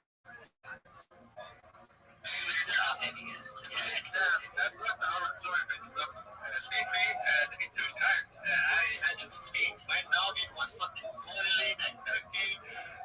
It's not the best one I did today. I think the other ones I have made today is actually a little bit better. But it's good. I got you. Yes, I mean, we'll chat, man. We'll offline it. But look at I said up top for the LFP. Oh, hell yeah. For the Discord, everybody. No, okay, this is for NFC. The Discord we can send at the end. Let's see. So this is for the rebus, and who was competing for it? Because I have spent so much time in the fucking rebus, I forgot who's competing. Friends, don't raise your hand. You're going to cut it. I'm gonna have. I wanted to ask something about the videos afterwards because you're gonna do this. So yeah, I'm gonna wait. It's good. It's been up for you, Danny, and the Rebus is done. Everyone is allowed to enter. I think it's Danny competing for NFT. You're not allowed to open the post. Just look at it. But everyone else, if he gets it wrong, and the first person who gets it right, you will get it. And the clue is another movie.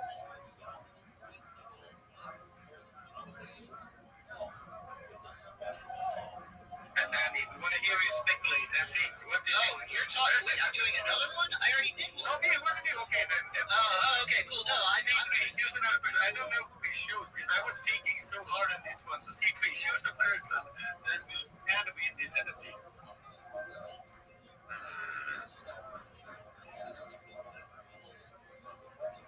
Let's see.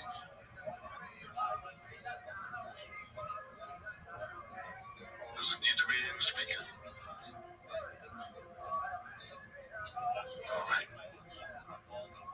I brought a competitor. I did see a few speakers who did it by Compass Peace. We did bring up Comrade. Let's see if Comrade can win this one.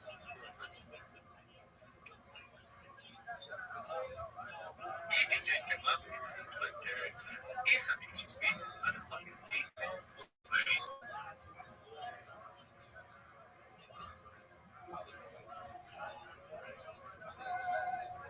No, doesn't work apparently.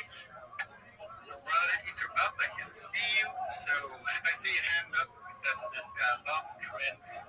Take your hand up without well, take each one is yours. So if you guess it right, you can win the NFT. Let's go. Were you asking me to go? Okay. Okay. Take with landing. Man, you don't want to win your own NFT. You're the one giving them out, bro.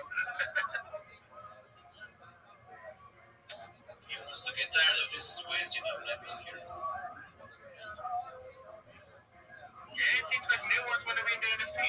Yes, this hand up is our farming. Let's see, we have Gideon. I don't think if I follow Gideon, but we're gonna bring him up. Let's see. Does he know the answer? Welcome to the stage, Gideon. At this point, we're just giving away free NFTs.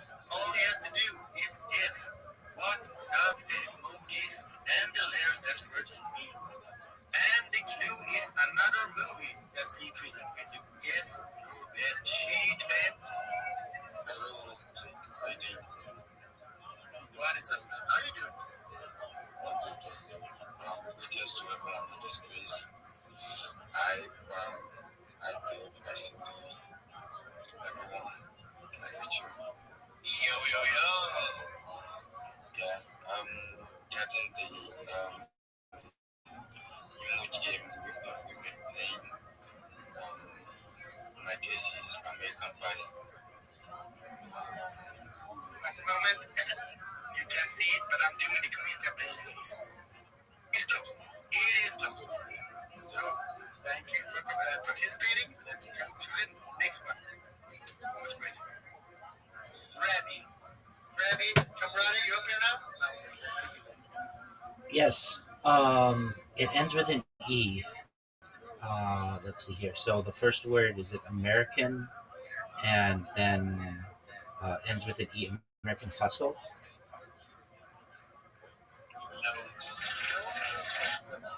Everyone is close. Everyone. Let me see if someone in the comments got it. Otherwise, we can go to this one.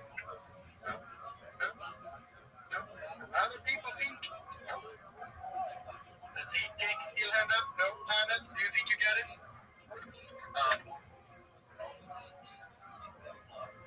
Adrian, you got it because you sent me the fucking movie. This was my best interpretation of the movie. Let's see. Right now. So is it American made? That's right, Bob. We need an American movie, and this is the title. The emojis is making the title. So I'm saying American made. I don't know. I would say I don't know. I don't watch movies. But doesn't matter because the title is what Guinness. I'm saying the fucking title. Oh, okay. So the title is American Made. Yeah, that's my guess here. Yeah, no, that's fucking wrong. I thought you were asking if the movie was American Made. That is wrong. Get out of here. Shit. Remember out of here. You're a big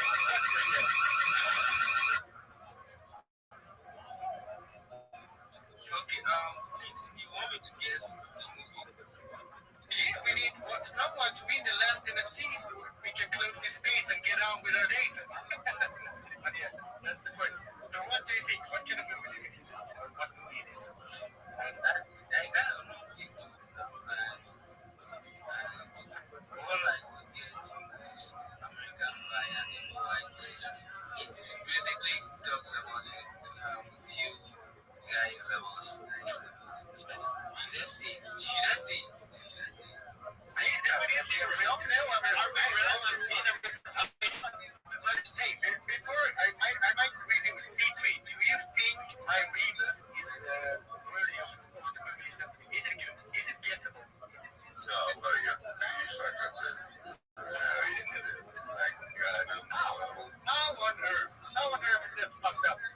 Because it's confusing. That's the point of a Rebus, man. For me, it's just super easy. Star ends with E.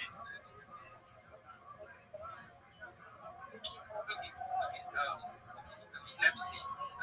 First, let me listen to so this is completely but I'm going to you. Yeah. I saw that I was like, yeah, I was I said to the point, but then I still forgot to say I'll be it to you. Yeah. So I want to what I get like during that case now is they said meaning yourself American Buyer from the 1999 movie. So it's the 90s movie. I can't imagine there is an issue. C3 pointed it out. I have stretch fingered. No, yeah, there shouldn't be an int. It should just be stored with E. It's American gangster. Nah, there shouldn't be an int. I didn't see that one coming up. But yeah. American gang. That's the name. So where's the E at? No, but you see these emojis. The E instead of star, because it's spelled star, S-T-O-R, but it replaces the E, but it should be ends with an E. It should just be star with E. No one would get that. I fucked up on that one, so let's move on. Let's move on. This that I did changed everything. You know that it changed everything. It absolutely changed everything because I actually go to the movie that and now I actually don't have to do that budget. I don't know why it's given to American Pie and it's for them. You see what you got? American Pie is a good movie. American Gangsters also is a good movie. I think what I have to say is that so I guess I don't know. I haven't seen that shit. What I have to say. What I have to say. You haven't seen American Gangster. What is that? Is it like these mafiosos eating pizza, shooting at each other with like guns and stuff, like atomic guns, like unbelievable why you call your I wanted to see if I could get a price of conversation. What I wanted to say. Hello, Dr. Bengala. How are you? We have one last NFT. So, C3 send me another movie and let's see if we can do a better one. Let's see if we can still play it. You think that maybe the emoji is in the keyboard because there was nothing at the end. So maybe something is. Let's see. In the meantime, bros, take a look. The stage is yours. And this week, the road account, we had to knock down the stage again.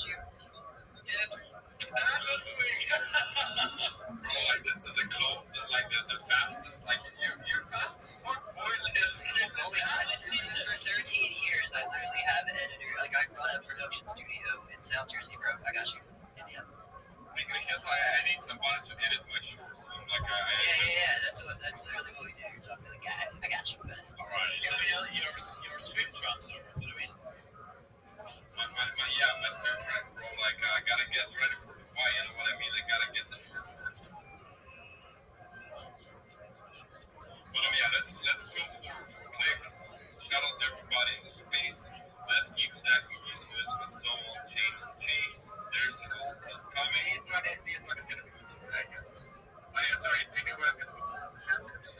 so everybody on here knows that the Baby Business Club is also promoting. There's gonna be the meet is gonna be live at the 25th at the end of this month, and it's gonna be ballistic. You're gonna be stacking the most of points, because all of that art that is coming with the Baby Business Club is fully custom. It's drawn up by Octane. We just started building up the Baby Band portfolio, so we're gonna have an NFT vault. We're gonna have a token vault. So the entire product is gonna be backed with a treasury, both NFTs and tokens. The first NFT purchase, as you guys can see, is the one that I'm rocking on my BFP. Is TransScale's Notional Dog, which we scooped up, and also I'm gonna be rocking it as my BFP. We haven't even launched it. We're already making buys. This dog costs like $3,000. I mean, that's being spoken by itself, and this is just the beginning. But we're gonna keep stacking these fists. We made a partnership with Solange. We partnered up with Wolf and the Centralized Exchange as well. The huge things coming, in my opinion. I think this speaks volume by itself. I haven't personally seen another NFT project on the list, one that is not launched yet, to partner up with centralized exchange, in the billions, such as Profit. And TransScale also trades with Profit. So if anybody wants to do those trades and take us to my diamond as well, make sure to sign up on Profit with my link. Let's get a GUINNESS show. But these days wasn't fucking called leaks that come up and say happy birthday. This is a Sheila Shield space. It is the flowers. It is giveaways. This is the fucking Sheila Shield space. And everyone has been too fucking candid, too fucking amazing, and blowing my heart away. Coming up saying happy birthday, that kind of bullshit. Man, you make it up. Man, shut up. And C3 didn't just make it very easy for the last competitor to win. I cannot say that. What the fuck is X doing this to me? Let's see. I'm gonna remove some people to bring back up the legends who just fell down by mistake. Are you fucking serious?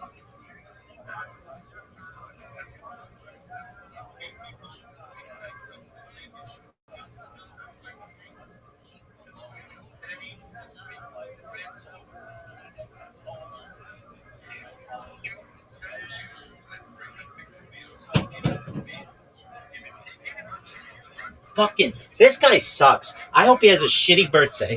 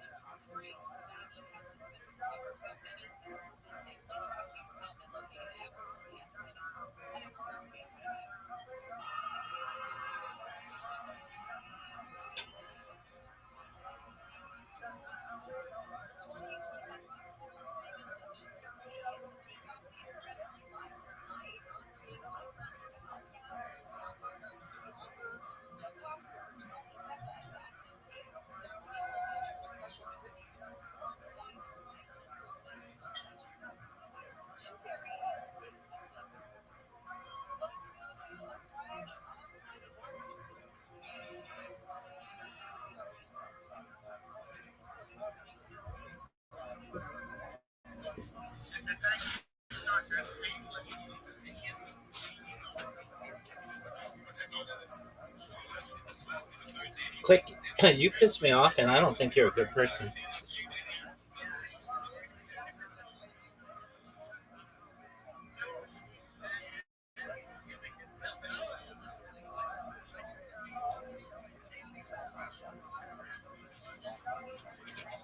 I think you suck.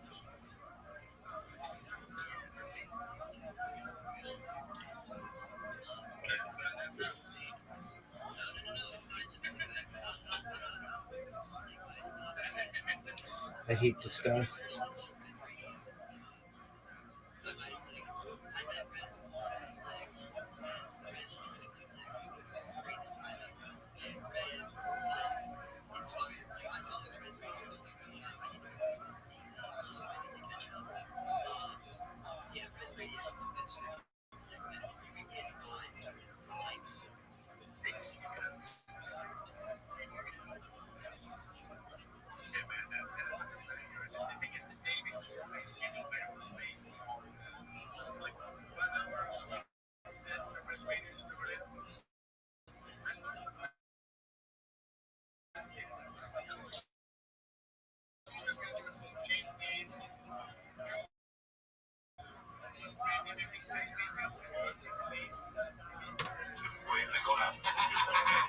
Don't get stuck in that gun.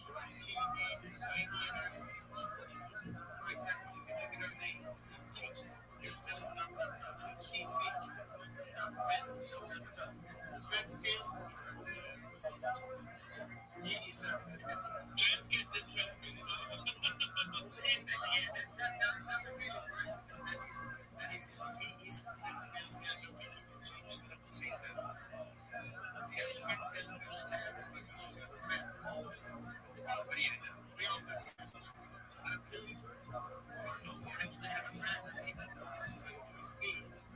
He will do anything he can do to let us know. I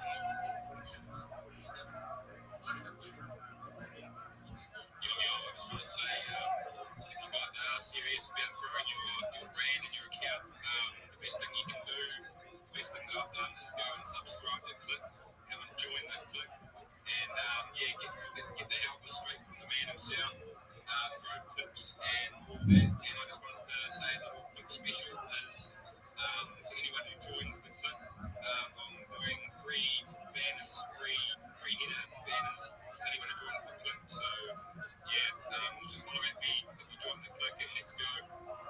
It's the best move you'll make in your ex-growth experience, man. Straight up, believe that.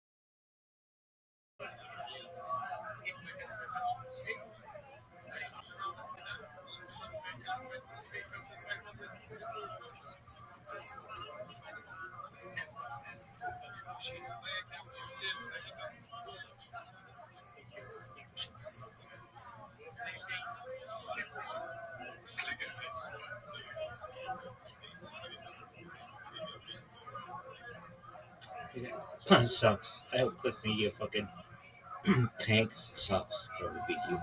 It sucks. Guys sucks.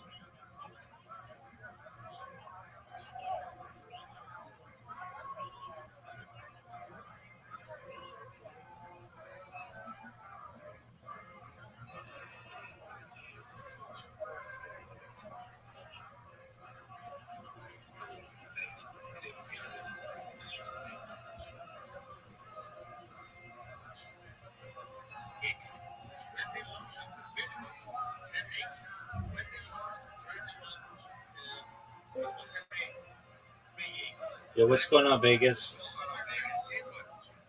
Hey, hey man, what's up, man? Hey, did you finish your link tree yet? Yeah, I did, and I've been up on Facebook like the last few days, and I'm gonna tell you what happened. Yesterday I hopped on this space, and I never knew this space was a space of builders. Like most of the guys there are builders of Bitcoin, blockchain. Bro, like I connected with these dudes, and right there I became part of the Bitcoin community. I made a post today, and I think that's the post that has gotten the biggest impression on my page in the last few months. That's great to hear. Like, and I've been getting followers from there. So I'm looking to building something that this is like a life changer. Okay, excellent. How many reposts or whatever did you get? Let me check it again.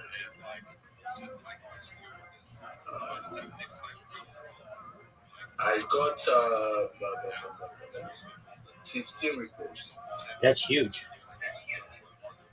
Yeah, man. Yeah. Thanks to you, man. Hey, we're You made it happen. We're making moves. All right. So when are you gonna finish your link tree?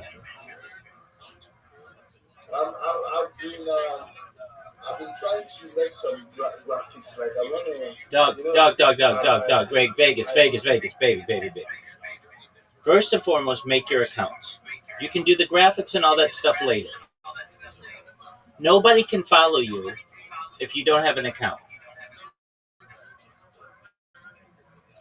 The earlier you get the account, the faster that you'll be able to get followers. You can then put all your graphics in there and your profile picture. You can do all that later, but you want to create the account as soon as you can. Actually, I don't know. Most of the time, this is why I don't say most things on here because I mean, right now you are live on YouTube, right? Correct.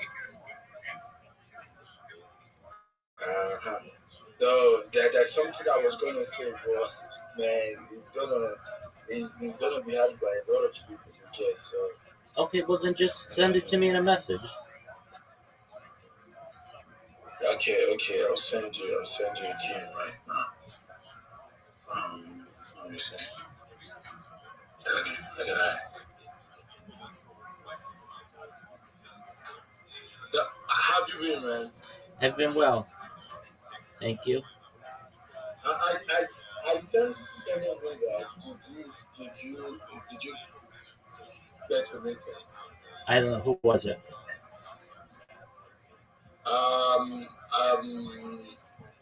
Aztec. Who? Aztec. Yeah, I think I did meet them yesterday. Oh, so did you guys have a conversation? We did. They're creating their link tree, which is what you need to do.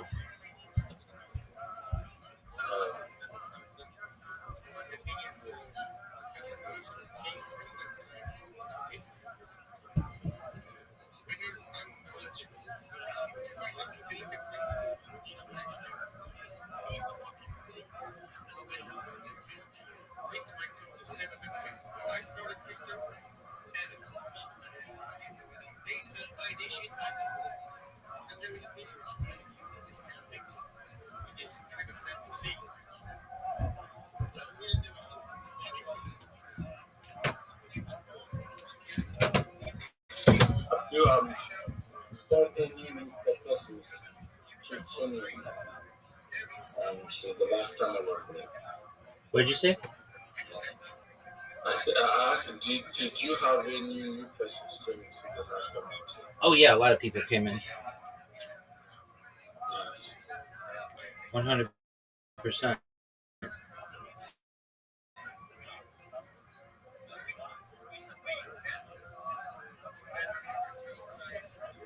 So are you going to fill out your link tree?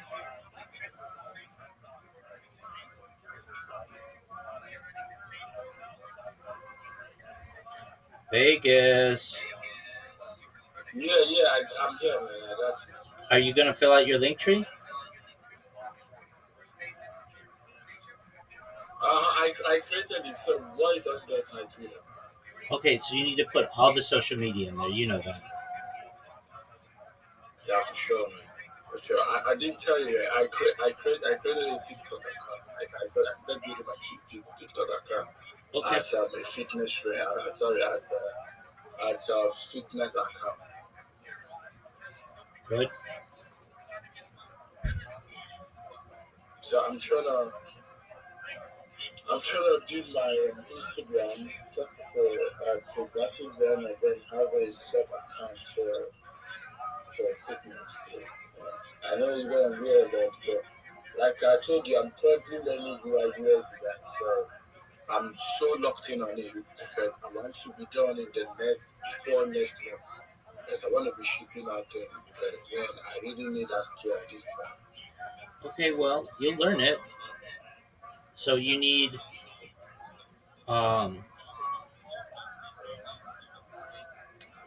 to complete your link tree.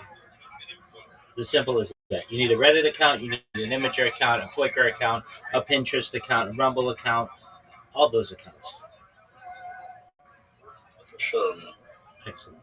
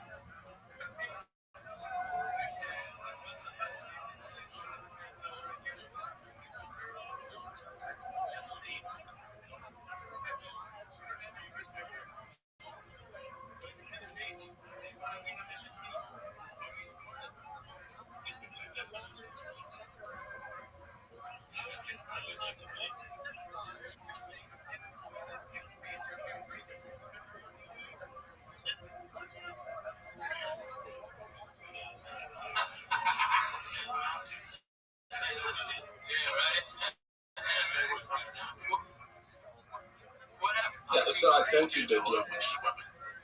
Toledo.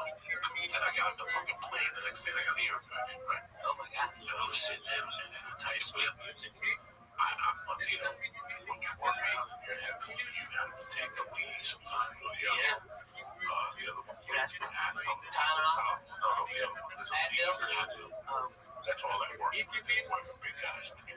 Okay, I can certainly do that, my friend. Yeah, man. Yeah, so just have patience. Absolutely. That's what I'm doing. Thank you. You get back, everything will be fine. Seriously, just get a link tree. Yeah. Sure. I will send it. I will create a Reddit account. That's what you. Okay, you got a bunch of them to do. Reddit, Rumble, Kick, Twitch. You don't have to tell me each one that you make, but just make them and then put them in your link tree. And when you're done, we'll move on to the next step.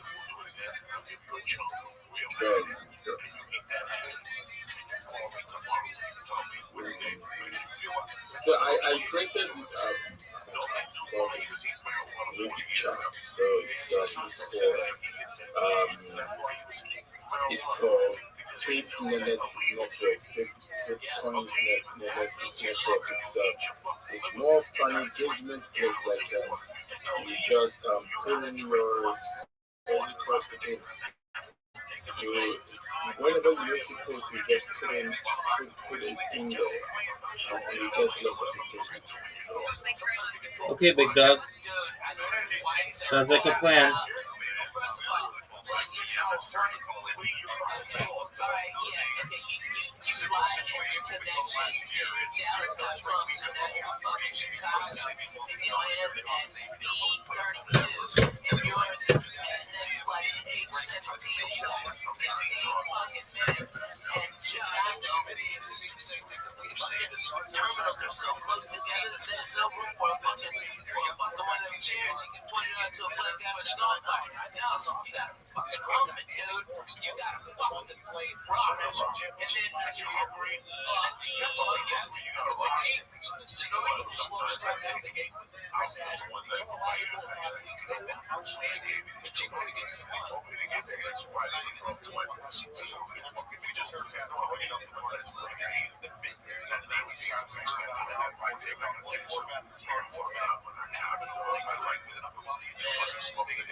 Yeah, because I was an activist of the market.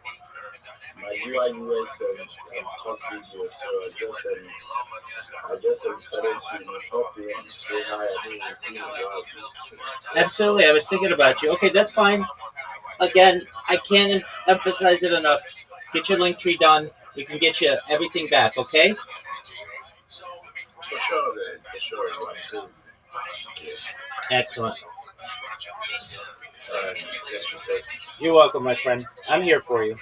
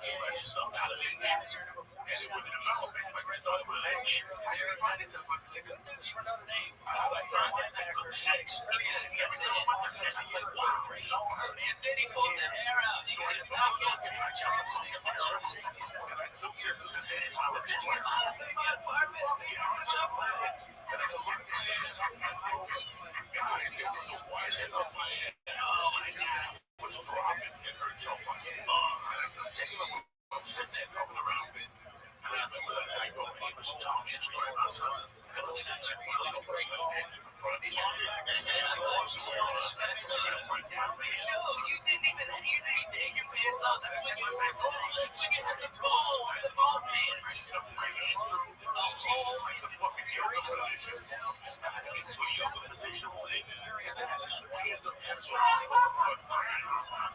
But I had time to sing it down. So you can hear it over the top. And there was just a yellow ball with positive this year. And it's really like this there. It's just get out like takes them out of the you throw those stuff like sit twisted on it's a sign that people sit down he's got the closer after that. Running into the short side, quarterback coverage. Oh my god, it's a big pass. Somebody just flipped the ball was down, stay away there. Yeah, so it's the same thing. This is one close, look up close. And then it was happening on the right on the cheek.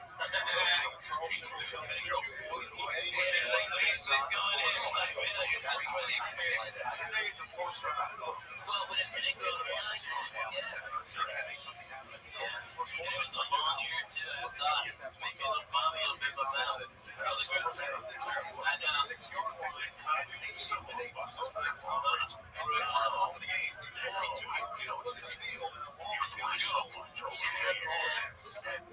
Southwest, I love Los Angeles. They're best. Southwest is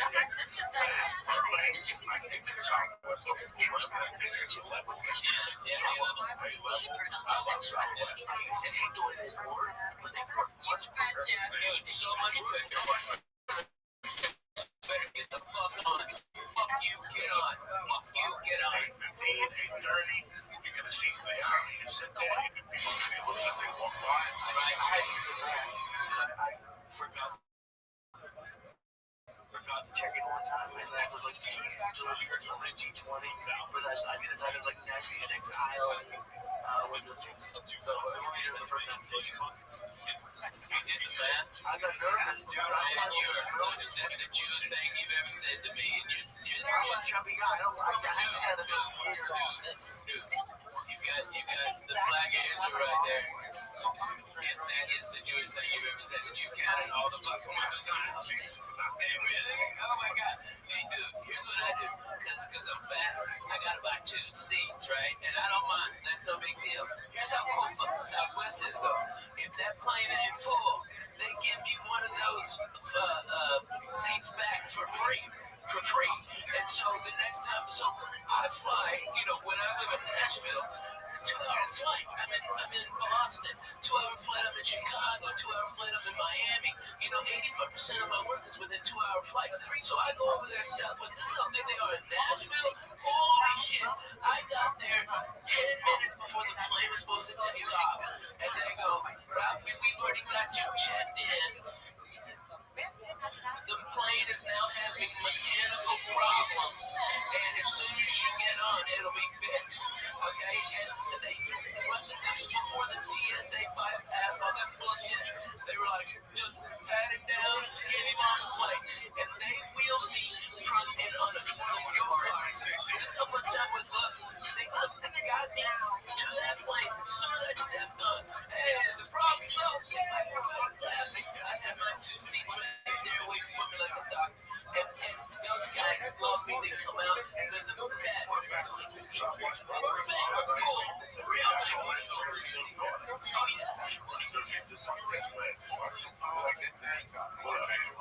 I know she's there. Yeah. One time she took me to the Southwest and I was eating sandwiches with the fucking lunch room. They have a party. I'm going to call some girl. You guys will call me and I wanted to look at the moment against me. Sandwiches cut up. But listen, they don't give me Southwest back there. She put me right there. She was on the phone. It was nice. I didn't say that was a lot of time. No, but it's not that good. It's not that good. I mean, it's a thing. It's not that good. It's played very well. It's not. It's fight each week. That runs around. Keep on my shoulder. Push back a little bit. Say, too. My God. He just showed the man on Southwest. I just don't take his hand on the stick. Straight one time to say, getting out of the show was the same. Accuracy, and flying the sun.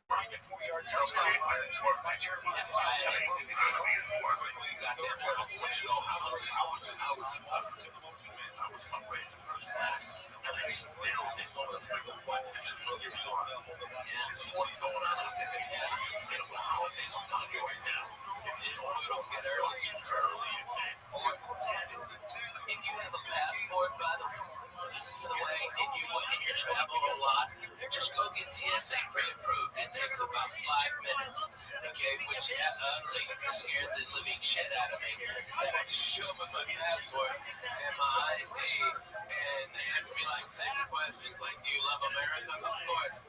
Are you allied with any of that terrorist group against the country? And I go, not only do I fucking hate them fucking cocksucking dirty sons of bitches, okay, they shot at me, fuck you, I ain't Russian, I'm bona fide, Jack, fuck that, they go, have a nice day, Mr. Man, raise my hand, sign, please, boom, had it then. And all you do is go up there. You don't have to take anything off. No shoes, no fucking belt. No,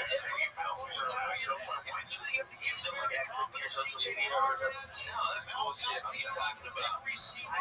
That's bullshit. But you know what? Though? It would be smart. And let me tell you, every business I'm doing it. I go down to the bus, a tower, a mobile cell phone tower, Wi-Fi rather, like the largest one you can get in a mobile unit.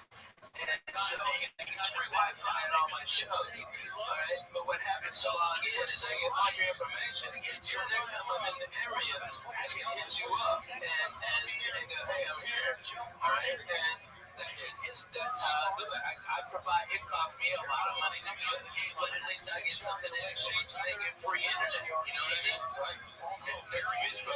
That's what you gotta do for me. But businesses all around are doing that. But you know what they do? It's not like on Southwest, you get your emails. If you got like an iPad or something, you can watch real TV, and they've got movies on there too. And you go flip channels and it's real time, and that's before you instead of like, what is it, Boeing or something like that? That's like fucking $22. Goddamn, forgetting shit. You can't work Twitters or nothing. But that's garbage. That's way too fucking much. I mean, like a month is worth. Yeah. Different kind of cheese than they were a year ago.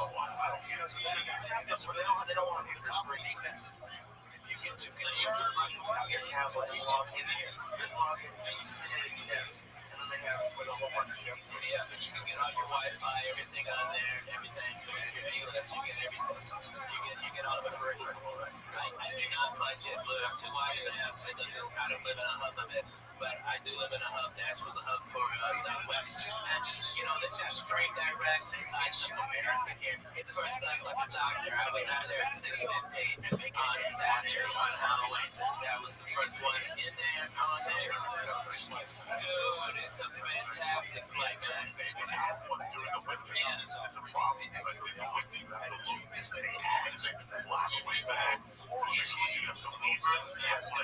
Yeah, they get nervous about Dallas and Chicago, so they add an extra direct to Nashville because Nashville's such a great hub there. They you can get out of the South and right there from there. Like, that's like their emergency one.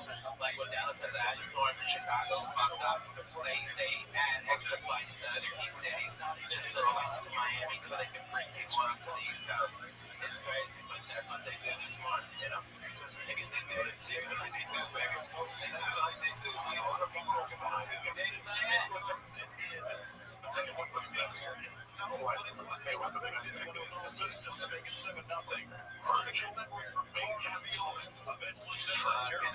tell you what, Virgin first class is bomb.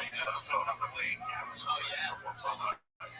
It's fantastic. For first class. Oh my God, it's first class. It's first class. It's first class. Like you. Like it's first class. It's first class. Have the price. It's first class. Have the price. And without a doubt, you've got more life space actually than you are the entire first class. I would work hard to push the entire semester in for the first class. Yeah. Options to keep you a local learning. I could actually plug in tires. Gorilla hair. Tires. It's got more space than first class does. Everything's on the shelf, so it's still first class. First class, and you still stay on the first class line. That fucking Prince. And if you want to fly first class, you spend 12 hours before the flight. Yeah, if it ain't full up, yeah. And that's the about the country. That's what about the only job that they do is go. All right, I'm only going to fucking Austin from LAX. Right. No. San Francisco. Yeah. That's the problem that I foresee in Chicago. I'd like to think very much of Chicago. You know what? Yeah, that's hard. It's a rough line. You know what? You can get anywhere at 5 a.m. if I walk back. That's the thing about Southern California. That's why I fucking fly American. They're 25 out of 10. They got a vampire type. They're fucking they got 5 a.m. in Chicago. That means you have to be in LAX at 4 a.m. What type of meeting would be to you when you're working without drugs? You know, it would be more if that's like if they ran like Southwest is almost a 24-hour a day airline, and especially with its all its international flights now. But I'm telling you, man, America is the smartest in the business. They lower the rates of what they could, but they run them all the fucking time, and they lower the rates of that so that more people go to the off times. Bargain hunting like the rest of us used to, and then many consumers can pay at an accelerated rate for the last immediate current flights that aren't as full because the cheap people got diverted to the other flights. It's a goddamn beautiful business model. That's how you fucking make money. It's very important to these companies treat the business like crap. There's no fucking reason why they, I mean, alright, if you were the worst person in the fucking world, go work at the airport. Because double will bitch about you because they don't have time to fill out a form. They don't have time to fucking do a gear manager. They just don't. They got a plane to catch, so they go, that guy was a dick, and they watch the next plane get there. It's free. It's awesome. You're an asshole. You really have to stay in this because I know it's your operation. I know what's coming. It's the end of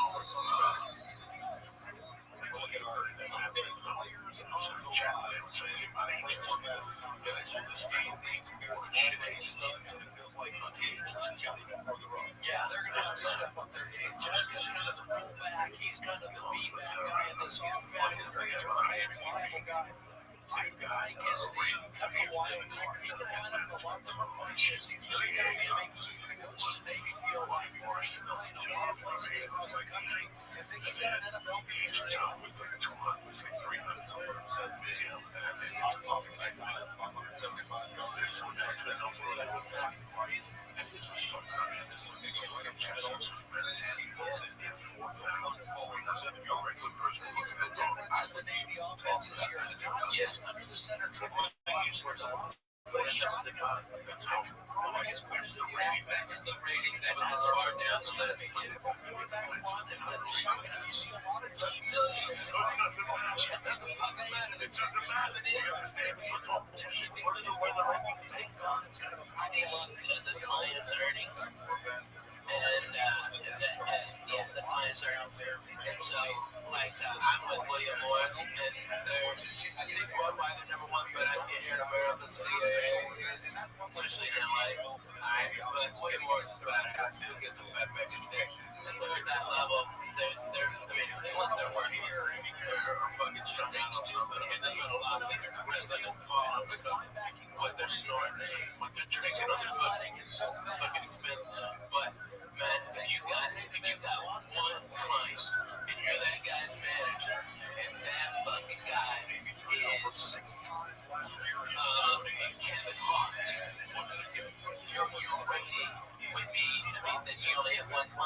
and you're so far down. Like Kevin worked hard to make a ton of money. This is what if he takes 2 years off? Just to relax and build up a new act. That's when your rating drops to 5,000. Like, I mean, but Steve Joe and Kevin Devin, this game is no more. It's just, he's still throwing people around in UFCs, right? Right, but that's it.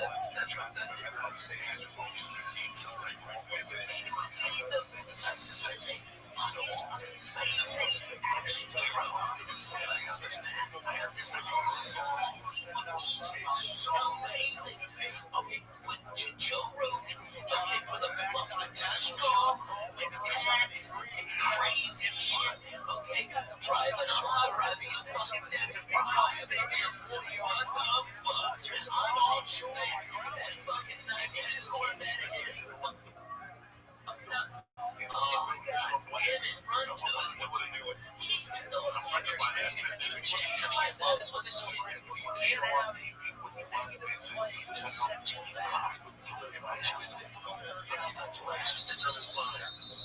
It's a lad, and if you understood his life, he does his craziest path to resistance. We were talking about work ethic a couple weeks ago. He got that job at the UFC as a volunteer. They get all the myself knowledge. Someone like him. You guys have an idea what the UFC pays when he's becoming that challenge and the voice of that shit. This thing comes in because he trained you with the right years of he stepped up. And that's what he's serious about. So with this job right now, this is how he looks at it. The same way. Right? You got this job that flies you in the face or whatever, and he wants to want to form a fight. They pay that shit a lot of money. It's residual. Show. It's residual. Show. And he said, well, I want you to try. Folks, what he sees, what's in life, he knows how hard it is to beat a rock.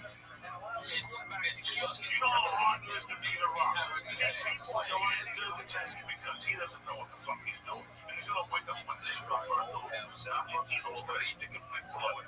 Now these needles going to stick in my neck. This might get me rolled up. Because that's how the public needs to see you all the time. When he's on show, he's going to say he's 20 pounds of Wednesday night. That's all great to have. Okay? But you just think he's going to find that fucking thing. Some sushi spots, we gotta go down. We gotta. So, I don't know how hard my nuts are. It's right now, he's a family. He doesn't make things. He doesn't make it. He don't want to. He doesn't extend his arms. He doesn't go try to knock it down. He's empty running like that for 30 fucking years. His job is to put so much back was there. Like the guys oh yeah. Those bitches are fucking kissing down to the ears. The whole point is got to tell them that you know look at your fucking way. So anyway, so who I really was from here, which makes a lot of sense. If I think you do this inside the door, I'm sure the director of the creative thought is prepared for a show for 5 years. It's my glory. Let's stick away from my kids. The kids are funny. He's funny. The UFC pays him great money. Those are the when he wants to. With the UFC, it's like so tall and negotiate. Oh yeah. People make me laugh like these guys like, so what's it going to take for Joe Rogan up to my boss? I don't want to say this. Thanks to God, so sending it the option out.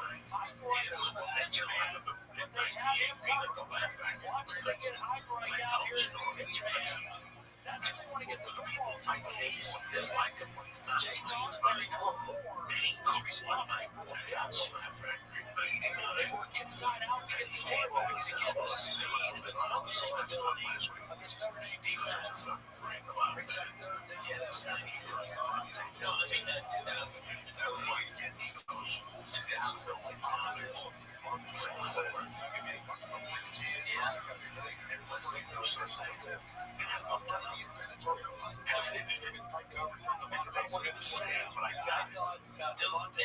That guy had a ton of money. And we had $2 to our name. And we would have loved it. Devontae Smith is a experience. And he kept one shot. He was not out there. I changed comedy with that motherfucker. And I saw it happen. I remember in the season. And he was the one who started. Everybody before. From Mitch Hedberg, everybody. Wednesday through Sunday. Maybe stay until Tuesday. The drugs are good. Every fucking body. Everybody. Dougie Stanhope. Everybody did it. Fucking Jane Cook was the first one that broke the fucking law. The clubs had no control the whole time because there wasn't in the after comedy died after the 80s and the 90s were fucking dead. There were no headliners that were selling tickets. Okay, so when comedy started to come back up, the clubs, there was less clubs, and so these comics, so they could fucking keep the money down.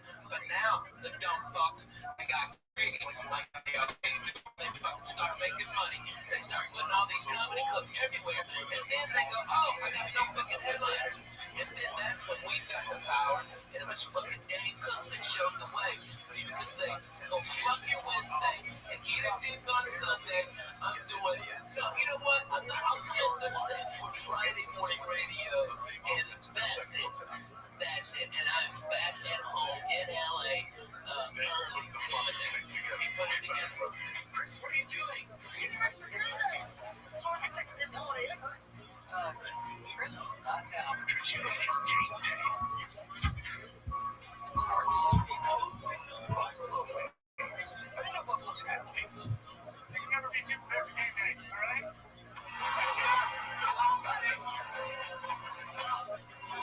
Sorry. Game day a holiday? That's okay. You're so strong.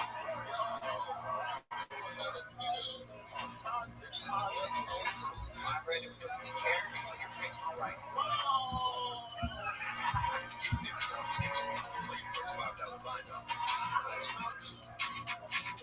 What kind of tea can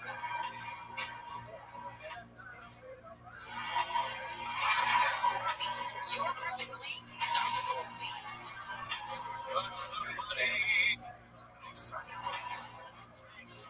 What do you think it'd be perfectly science? Fat motherfucker, you navigate places. I don't know if they're good. Yeah, like movie. And what was it when you know we went to church with the other one? There's a serious no attention. And the first time of the night. Make your pastime last a lifetime. Thinking financial warning. Was the 36th anniversary of the day I got on Steve Rebel on the show. Steve Rebel. He had a party for the night.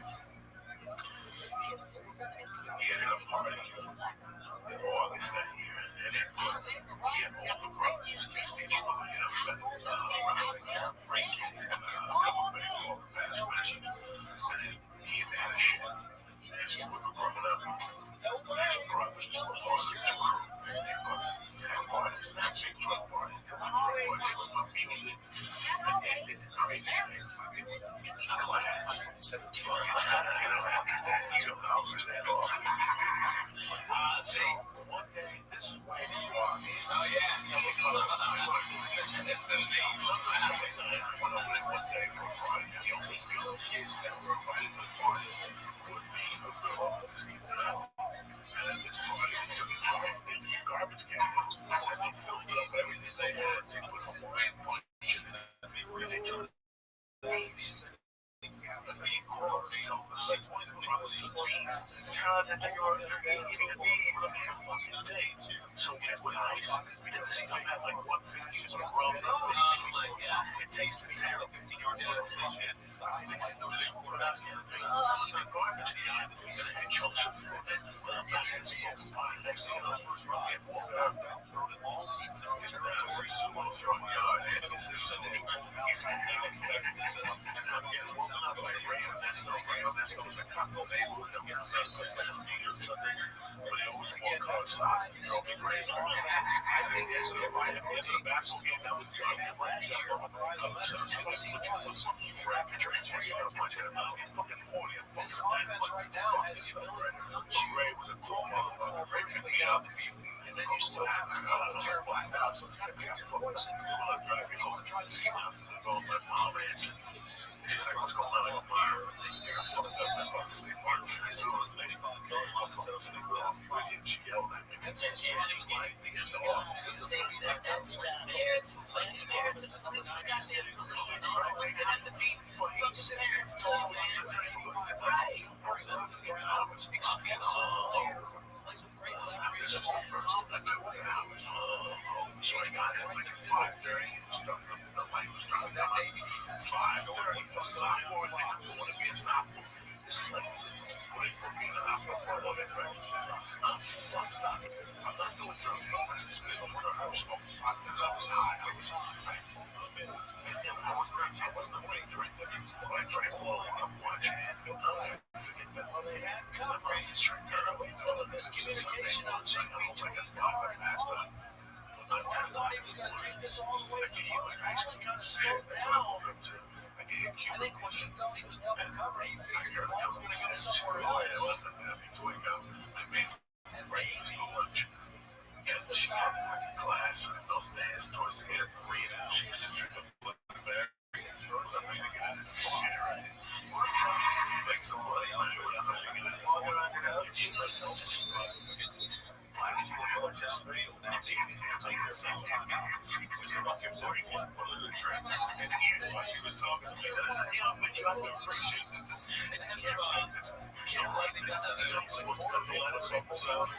She was such a stud. She just said it right. She loved tomato juice back V8. Oh, fuck yeah. I still get up at the nurse. I drink that like twice a week, 3 times a week. What's the matter? French red sauce. So anyway, she likes it with juice. I'm fucking happy. And she was always she looked at me 45 minutes and she took a piece of the soda and she was, you know what I feel like in the morning? She fucking walked out. I was like a prolific taking firework. Like I never thought about it. Okay. So it's August, the fucking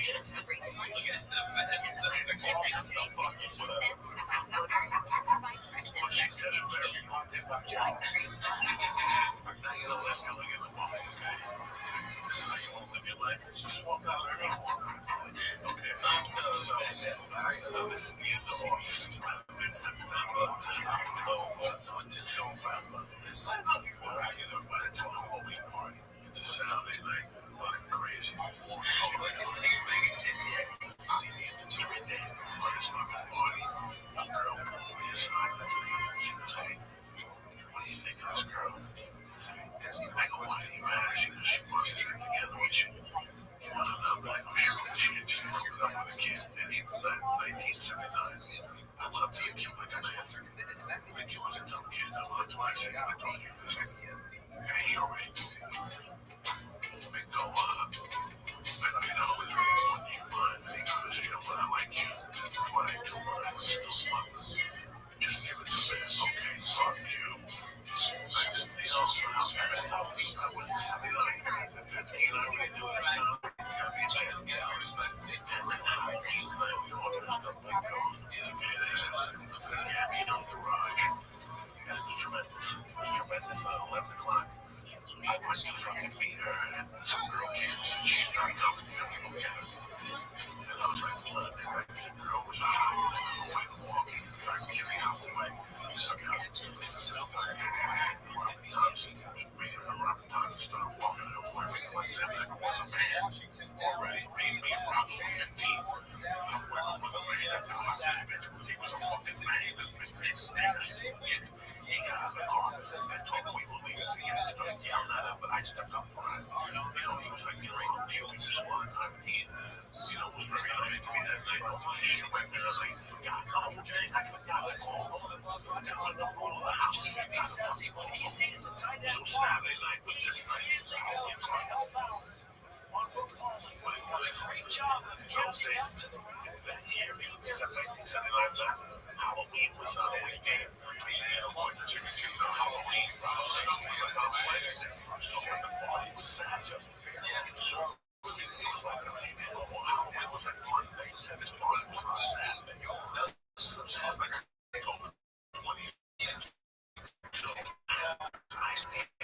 It's 3 in the morning. I called it. She was outstanding. I want some Rabbi. There's no place kickers. It was like that. So, what was the date on the fucking Saturday? In terms of their confidence, the Saturday before, the 22nd, she died on so she died on Wednesday. After that,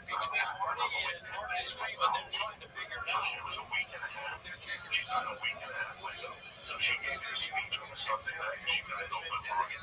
So look at it. You follow me? So that Sunday, she goes, I'm on the couch. What are you going to do? I don't know. She goes, take a taxi home. I gotta take a taxi home. We got the money for and I got the acid stuff. And the acid was coming down. I was getting like the little jingles and shit. So something happened to me to go right downtown. But by this time, it's 5 a.m. I'm like, I'm calling it. She was all that sleep. And I'll never forget the guy fucking me. My friends drive me home. I had a ghost costume on. And I walked up the fucking stairs. And as I was putting the fucking key in the door, she sees it as a forge. And grabbed it and one fucking hand. Just smacked me so my face. She had smacked me, 4 years. 5 years. She had me out of the way. I didn't see it. She jumped. That just wasn't her. That just wasn't her. I don't think she ought to hit me. She would say, I'm gonna fucking kill you. 2 years before that train light me on fire. I'm out the road. She won't get me on my mouth. I don't back me up. So, she's bad. She's bad. She's like a push. She took days out in Texas. She goes, someday you're gonna be fucking mad. You're gonna have a fucking life. All my reality is out. You're gonna sit in this house. First, stay out all fucking day. What's your places? Treat me, you stupid buddy. She went off. She does. All I wanted, I'm standing there going, you just smacked me in the fucking face hard. Like it was a hard smack to the face, like it was still stinging. She's like, you fucking idiot. What the fuck is wrong? You staying out till 7 Get upstairs to your room, I don't even want to look at you. I'm hours past. I'm like, I might even grab it. Like that's it. I'm gonna get the fuck out of this bitch. Fuck this. Fuck you. I don't want to be able to see what the other one does. Fuck you. Holy shit, that was fucking real as it gets. That's real. My mother died at 37. And it was a killer laptop because he had a head with a fucking safe. Somebody's happening. Safe the sense. No,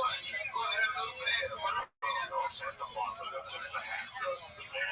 with the sword. He flicked the cigarette. She fucking waved him the phone. She broke it over his head. Nobody could be able to know what to do. He was letting me sleep. So that night, I went to bed thinking, She got home because of the bar. Yeah, they came home together. They were talking. And they were sitting like this. He was sitting on a chair. And something happened when she wanted a cigarette. And he took it and instead of handing it to him, old school Cubans, right? You don't throw nothing in that house. That's real. That's fucking real. I don't give a fuck what if somebody flipped the cigarette. Can I have a cigarette? Like you're saying, I'm thirsty. Hey, fuck, can I have a sip of your water? You fucking threw it at me, it's the same fucking thing. It's wrong. It's fucking wrong. Disrespecting, so she waited to go to bed. She hit him in the head. Everybody's got He fucking left the next day. So I'm walking up the stairs thinking, that's just I'm walking up the stairs thinking, you know what? I ain't tolerating this shit no more. I'm 50 years old. I get a job. I got $1,000. That was my plan. I don't need this shit.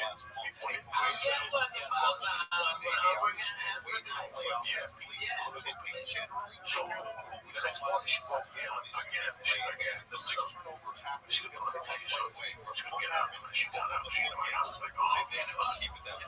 She was first off. So I put my hand on you. And the both would be here. But no, but she just wanted to understand something.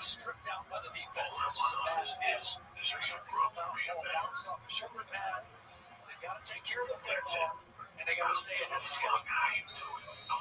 So we hit the back. Here's a second down and 6 to start that second quarter. When you tell somebody you go home, you go home.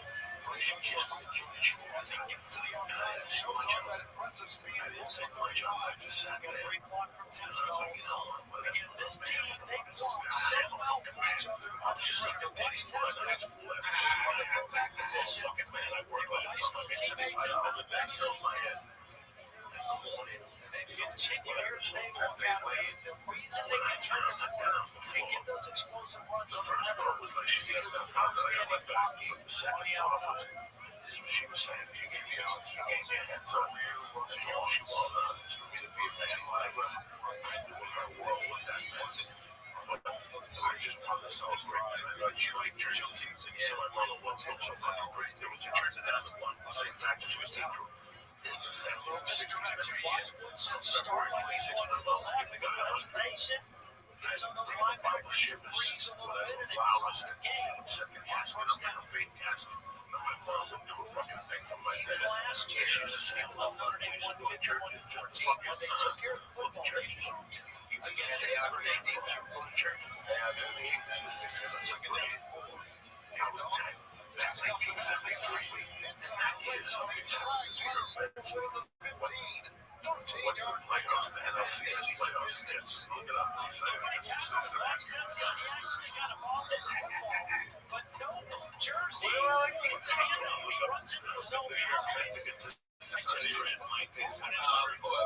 This is how the Royals win this shit. They got to do it like it's a good job of maintaining the team's pick. And they did it right there. It's fucking true. I mean, who's that? Who's that? The Spike Lee. It's a okay, cheers out there. The boo back in $1 billion. Okay, it's a little team from nowhere. Fucking no money, Royals. I'm so proud of them. I got a trace of that time. Cheer was also at their house.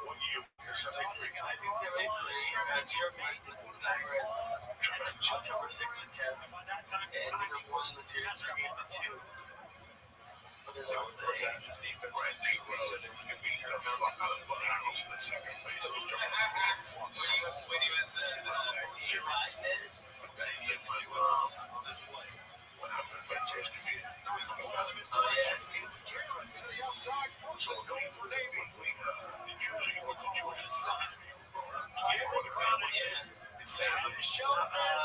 watch the defense. Just got to put a lot on this play. They're on the chase. Hey, did you bring it backside?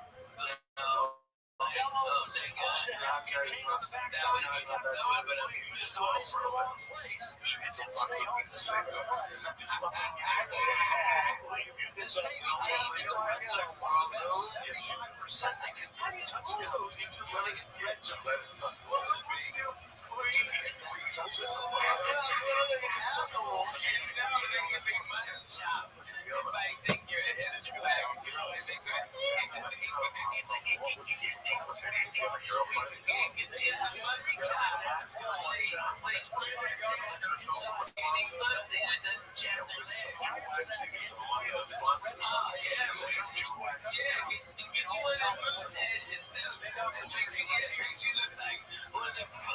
Evil villains like you got a fish tied up on a turkey track. That's what you need, like. That would be the villain. Yeah. Come on, like. You gotta do that. Come on, you got that stack.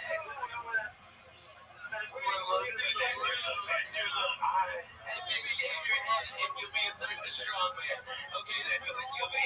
You'll be fat, you're my number 79, Hope Step.